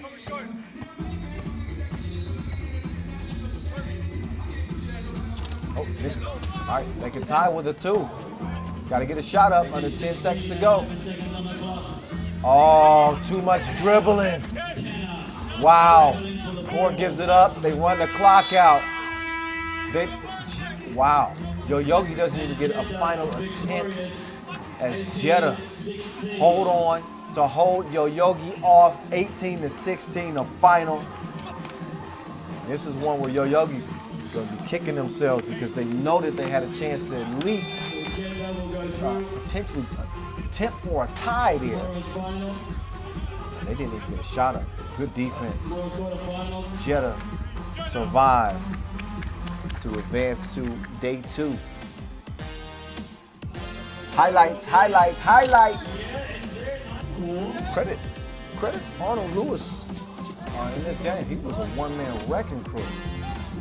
There was no question who their best player was. And he got a big imprint on the game.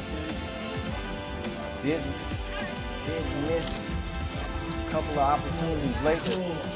Maybe could have swung things in their favor. Jeddah kept fighting. And even though, again, Simon Ardouche dropped a dime there, he hit a big two-piece in there. This is after he'd been struggling for a long way. Zakovic left alone, he shoots 2, knocks it down, and had several drives there. Latter portion of the game. Jeddah was leading 12-6. It's only a game when you see a team start to run away. But here it comes. Yoyogi. No dying in them. No quitting, no laying down. But this is how it would end. Time winds down. It runs out on Yoyogi. While Jeddah will move on. We will be moving on to our next game with Lausanne and Utena Uniclub. Swiss against the Lithuanians. Number 1, Bielefeld. Number 6, So both of these teams beat New York Harlem. First, Utena Uniclub gave it to them 21-8. And then Lausanne was able to give it to them, I think, 21-7. But that's because New York Harlem had to play with 2 players for the vast majority of that game. So it ends up being a blowout. New York Harlem is out of there. Utena Uniclub, they are heading to the World Tour Final regardless because they're 9th in the standings. 12 seed, but man, throw that type of stuff out the window. 12 seed or not, they were a low seed in Hungary as well. Made it all the way to the final, the Debrecen match. There's Ignis Vaidkush. That's their man. Has the highest scoring average, or had the highest scoring average in Hungary, 8.2 points per game. Finished on top of the player value per game list as well. Number 1 in player value. So they got a player, they got several players on this Utena Uniclub squad. He's the spoon this Thursday drink, Ignis Vaidkush.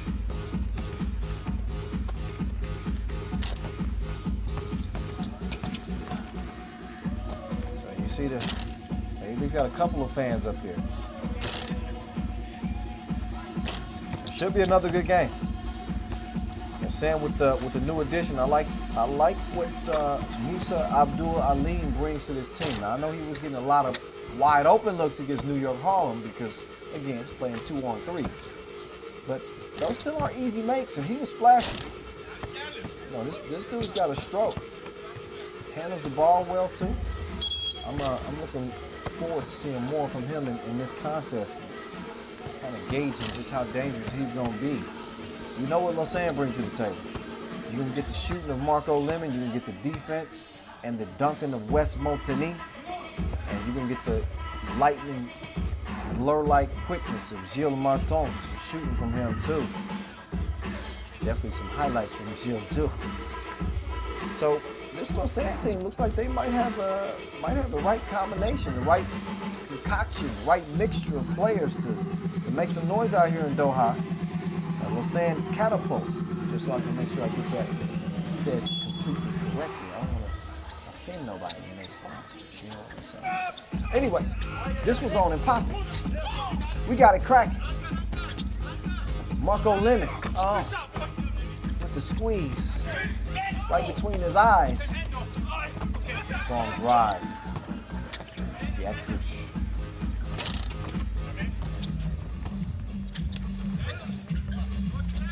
They share the ball. That's a good D though.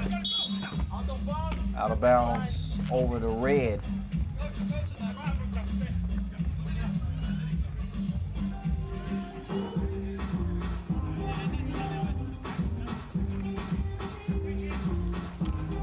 All right, so here comes Utena Uniclub. Nice pass.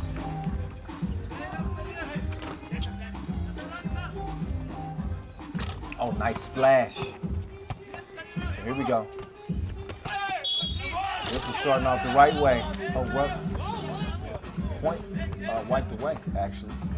Doesn't count. But look at the passing.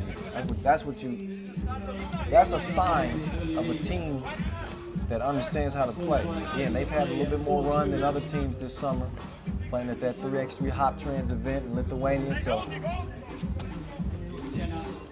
that was time that they utilized to their advantage. The more time you can spend on the court, the better, especially in the middle of a pandemic. But all that said, Lausanne is leading this thing 4-2 here at the start. Oh, man. Okay, D'ing up. Off the foul that second time. Held his ground pretty well the first time. But now it's Zigimantas, Chooks.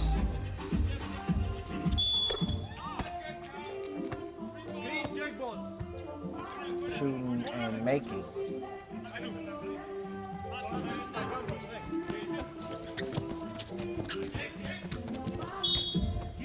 Slick pass attempt, but kicked. Gilles Martin, he could easily take a game over too. He got quickness that's just unlike any other player. Chooks. Seriously, you must be crazy. The juice man. Lemon in his eyes. You know he can't see. Look at that. Look at the deep, strong drive. But man, love to see a play like that from Chooks.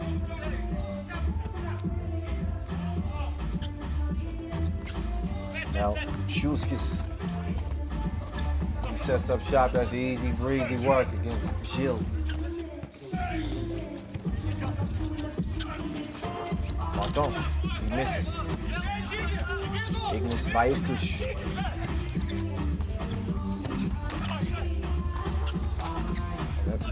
That actually was Chooks. Vaikush getting the rest.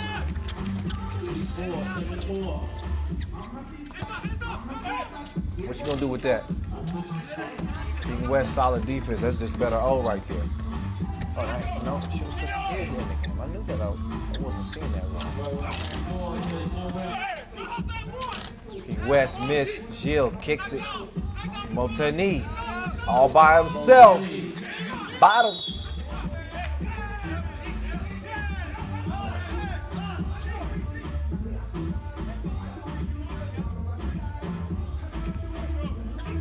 Musa Abdul Alim back in. Getting the rest is Chooks from Utena Uniclub. Vaikush defending up top.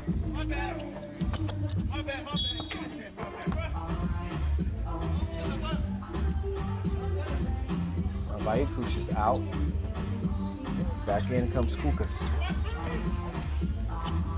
Oh, straight on, 2 ball. You can't leave that man open like that. Wetter, 9-7. Abdul Baller alert. Baller alert. 10-7. 10-8. West. Oh, Liman. Missed it. Oh, nice crossover. West called for the foul. Reaching in. 3 minutes in. It's off to a good pace. It's a good pace. We got some good scoring going on. It's going to be for number 1 in the group. Both teams will be playing tomorrow. So no risk of elimination here, but you want that number 1 seed in Pool C because you don't want to be facing Liman right out of the gates in the quarterfinals. Usually not a great idea. Still remains at 10-8. If you can avoid it. You tell me, who would you rather play, Lusail or Liman? Okay. One final match after this one between Doha. So winner gets Lusail, loser gets Liman.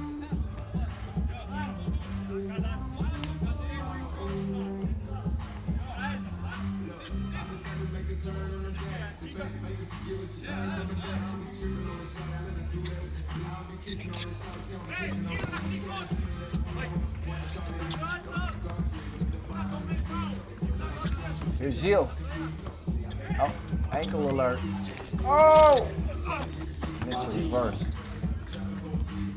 Got a shoe come on? Chooks shooting with no shoes. He don't even need them. Just play barefoot. He's about to block a shot with a size 13.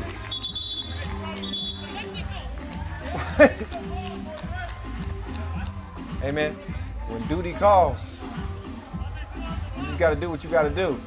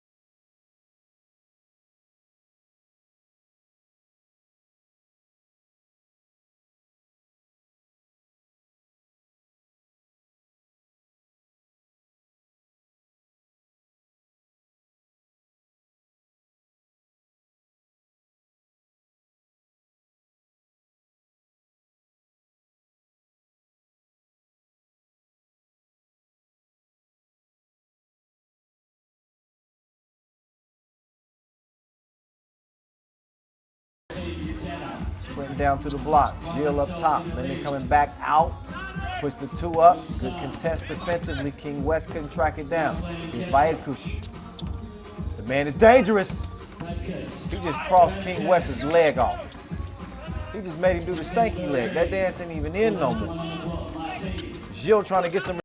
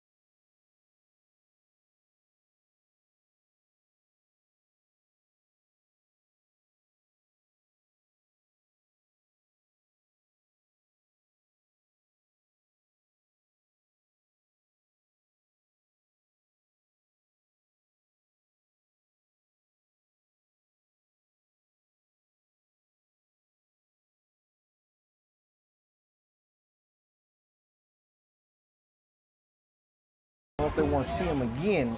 Again, I'm sure they would rather avoid it.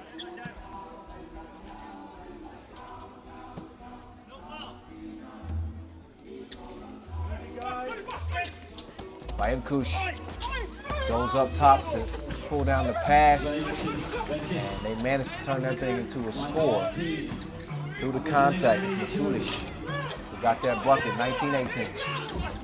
Quick, oh, great ball movement. Oh, they share the rock like a good meme. And it leads to the win. Oh, the hip wiggle. The hip wiggle from Chooks. 21-18. As the Lithuanians show up and show out unbeaten, 2-0. They're going to take that top seed from Group C, and it is going to be Lausanne having to meet up with Liman yet again at the quarterfinal stage. Back-to-back masters. Utena Uniclub, a dark horse for a lot of people. You can kind of see why. It may be a 12 seed, 14 seed, or whatever seed they were coming into this one. But they don't play like it. Take another look at some of the tasties. That final two-piece to end it. Hell of a win, hell of a day for Utena Uniclub. Last year with Shake Gubale kind of stealing the show and representing for the Lithuanians. I'd say Utena Uniclub is on that same kind of trajectory. Much shorter 2020 season, but in the limited times that we've seen them play, these dudes can go. Got our first glimpse of seeing them in the 3x3 Hop Trans tournament. Seeing them defeat Shake Gubale even on that stage. They do it all. They got the length defensively to protect the rim. They got the shooters. They got the slashers. They got enough grit. And anytime you're battling down there with somebody as tough as King West, getting the better end of things, you got a squad that's built the right way. And I mentioned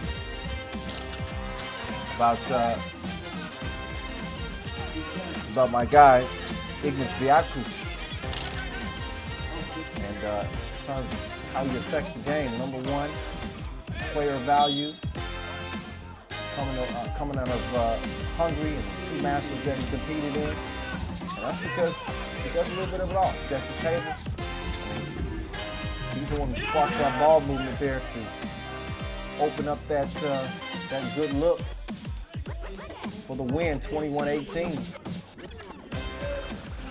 Utena Uniclub looking balanced, looking strong, looking like a team that's going to have to be reckoned with the rest of the way. They will get Lusail in the quarterfinals. So Liman, Lausanne, Lusail Uniclub.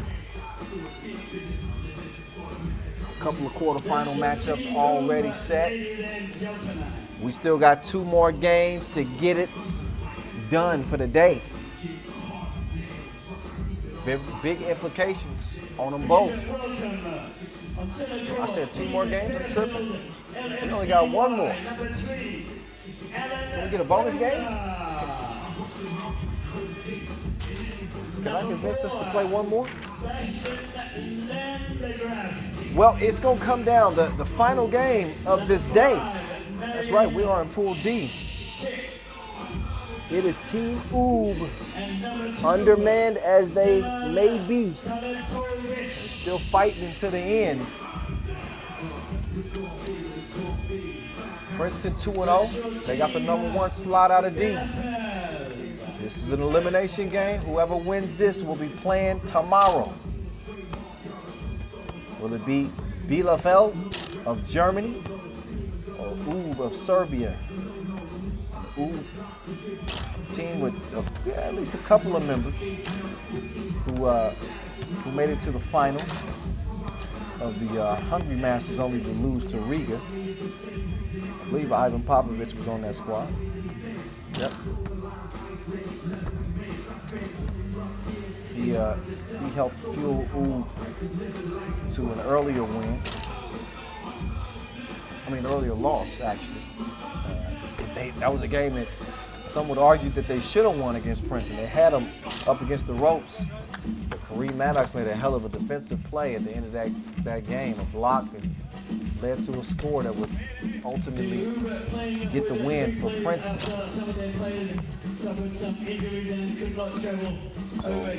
Bielefeld with Alan Boger, Bastian Landgraf, Zemal Teletovic, and Marian Schick, lacing them up against Marko Brankovic, Yusef Badar, and Ivan Popovich. 3 players at the top group tested positive for COVID.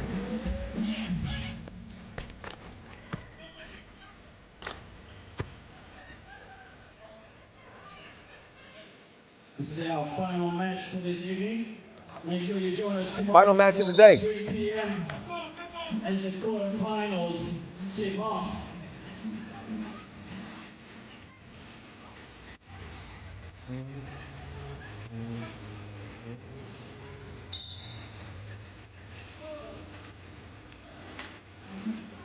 All right, here we go. Last game of the day, 10 minutes on the clock. Oob, Bielefeld. Bielefeld trying to be a Cinderella story coming from the qualifying draw.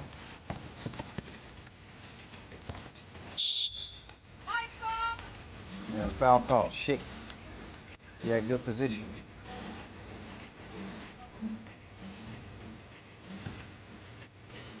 Look at him, you assume his strength, but he's still quicker than I think people give him credit for. What a pass. Nice entry pass.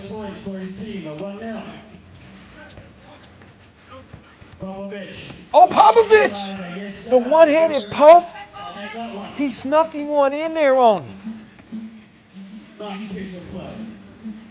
So Popovich still with some lift after exerting all that energy and that loss to Princeton. He come out here looking fresh.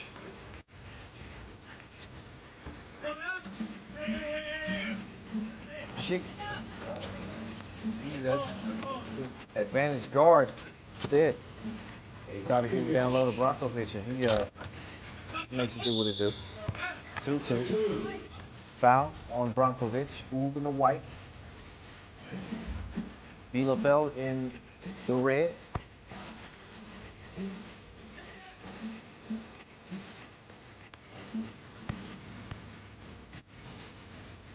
Shooting one and making one is Alan Boger. That's 1 point. I can tell you thinking about that too, please, ain't he? You thinking about it? Oh, Sham? Great hustle, great hustle. Youssef.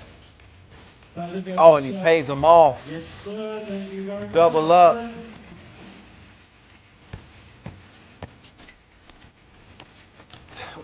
That was one of the slowest drives of the 2020 season. He just tippy-toeing through the lane. Boger's doing it like that. 4-3.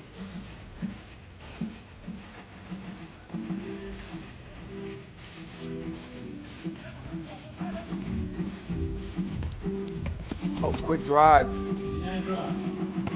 No defense to speak of. Brankovic, one-on-one. Got that thing on the yo-yo. Watch out now. Youssef, same spot. He thought about putting it up again. Had he not hesitated, he might have been able to get that shot up. Instead, they turn it over. 14 on the clock. 4-4. Shit, step through. Excuse me. Very slick. Big body hogging the lane. Brankovic. Brankovic. Brankovic off the glass. Nice run. Nice Euro step Top there. 5. Oh, you don't want no parts of that. You don't want no smoke. Shit. Bielefeld. Now receiving the package, and he delivers it. 7-5. 2 minutes in and out. Oh, Youssef, where you gonna go with it? Gotta do something. 3 in the key. Shit had him bottled up underneath the rim. 2-point contest. Bielefeld in front. 2 launched and missed front rim. 7.5 to go. Popovich trying to set up that. He's trying to set up that sham again, but shit. Oh shit!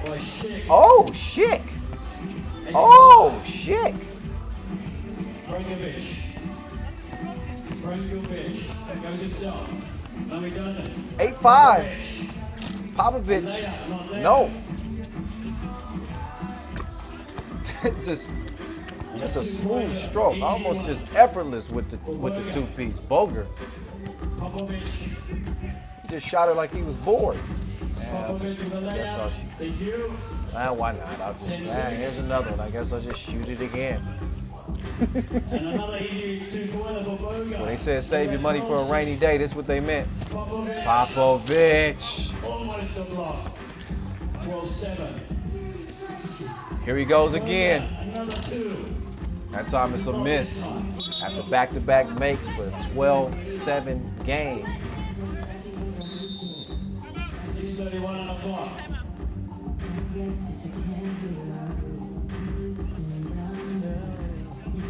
Okay, TV, timeout.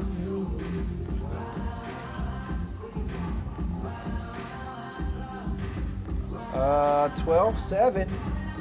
And, man, hats off to Ooh, I tell you. They're down by 5 here. But, again, they're playing with no sub. 12-7. Those are difficult odds to overcome. They nearly did it against Princeton. And even though Bielefeld is brand new, that still doesn't take away from how tough of a team they are. People get it twisted sometimes. They say, oh, they had to come out of the qualifying draw, they must not be very good. You'd be wrong to assume that. Quick trigger. Too long on that one. Popovich skips it to Brankovic.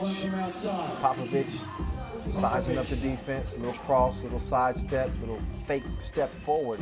He was just inventing stuff on that drive. Let me try this.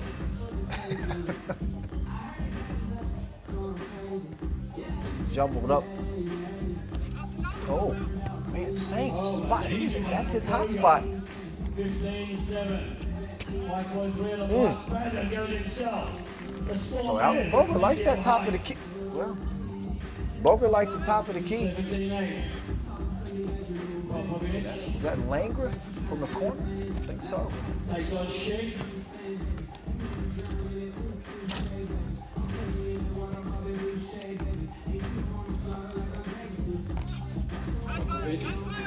Popovich.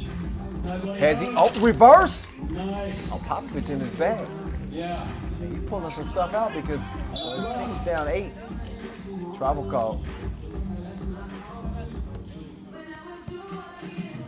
17-9. If all else fails, get you some mixtape material. You gotta get it while you can. You ain't gonna be playing tomorrow. On the clock. Dragovic. That's another point. Again, just two tickets to the World Tour final that are available.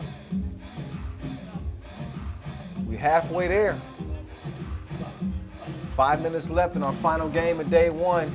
There's Schick playing below the rim this time. 18-10.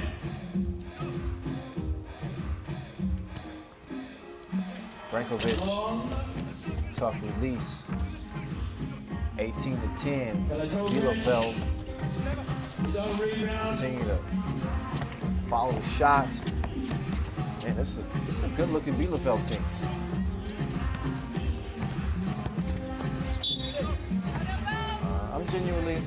I'm impressed.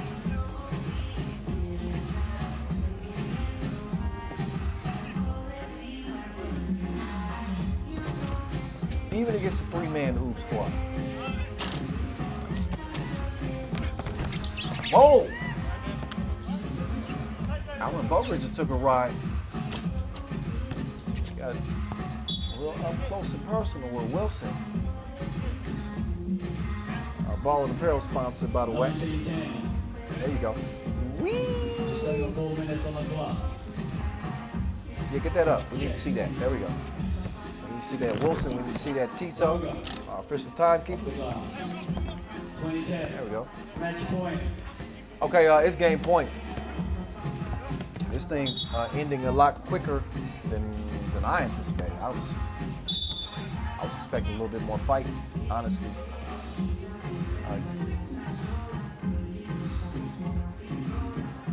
You started off playing pretty well. I was crediting them for their fight, but I guess it's hard to get on them. I mean, they're playing without a sub. They just came off of a treacherous game against Princeton. It's difficult to match that type of intensity.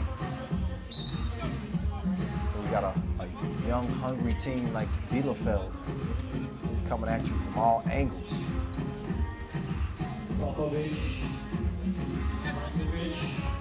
Brankovic trying to save this match. The loser, of course, he was supposed to have a more will be eliminated shot clock tonight. violation. Just fell asleep on it. I think he was expecting to have another second or two. For those who were here earlier this But I morning, think time has run out. I know time has run out. There's the proof right there. The two-piece killer coming from Bastian Landgraf. And it is Bielefeld all the way from the qualifying draw to the quarterfinals. They put a beat down on UCLA. And the Germans will be representing against the top squad from B. You know who that is? That is Riga. Undefeated Riga against Bielefeld. We'll set up one quarterfinal. also got this slam dunk competition. I'll see you then. Good night and drive carefully. Meantime, Princeton's gonna have an interesting quarterfinal as well. They'll link up with Jeddah. goes himself. It wasn't Yoyogi. My bad. On the clock. 4-4. Look back at the highlights. We'll get to the quarterfinal bracket here in a minute. This was a one-sided affair, and they had it going from deep, didn't they? Two pieces falling left and right. They pretty much had it their way. It was like Burger King out here. Germans come in strong. Still look fresh, even though they had to come out of the qualifying draw. They met the challenge. They answered the call. And we're gonna see if they're good enough to win $40,000 and earn a spot. Yeah, keep it safe. Keep it safe, shit. We're gonna see if they got what it takes to earn a spot in the World Tour Final, depending on just how far they can get day 2 of the action. So day 1, whew, good to be back after 2 months, y'all, right? No doubt about it. Yeah, look at the scores for today. It was action-packed. It was intense. Saw Riga again take care of business. They are the reigning defending champs. They are back to continue to defend. It is Jeddah that is on to the semifinals, the second team from that group. As we will show you how things panned out in each pool. Liman, already 2 Masters wins, getting it done at the Debrecen Masters and the Europe Masters. They are unbeaten, as is Riga, the reigning Doha champs. Jeddah will join them in the quarterfinals. You saw Lausanne get things done as well, and they set up in the quarterfinal with. So here's how it was. My quarterfinal bracket is one. It is Liman, Utena Uniclub, Princeton, Jeddah, Riga, Bielefeld, and Lausanne against Lusail. That's going to be fun to see. All right, tomorrow we will resume 13:15 local time, but that is it from day 1 of the Doha Masters 2020. We will find out who our 12 teams will be for the World Tour Final at the end of the day tomorrow. You bet not miss it. I'll find you if you do. It's the voice, Kyle Montgomery, saying peace out from day 1 in Doha. We will see you tomorrow for our final day of action. We hand out $40,000 to our winners. All right, peace out, y'all. See you tomorrow.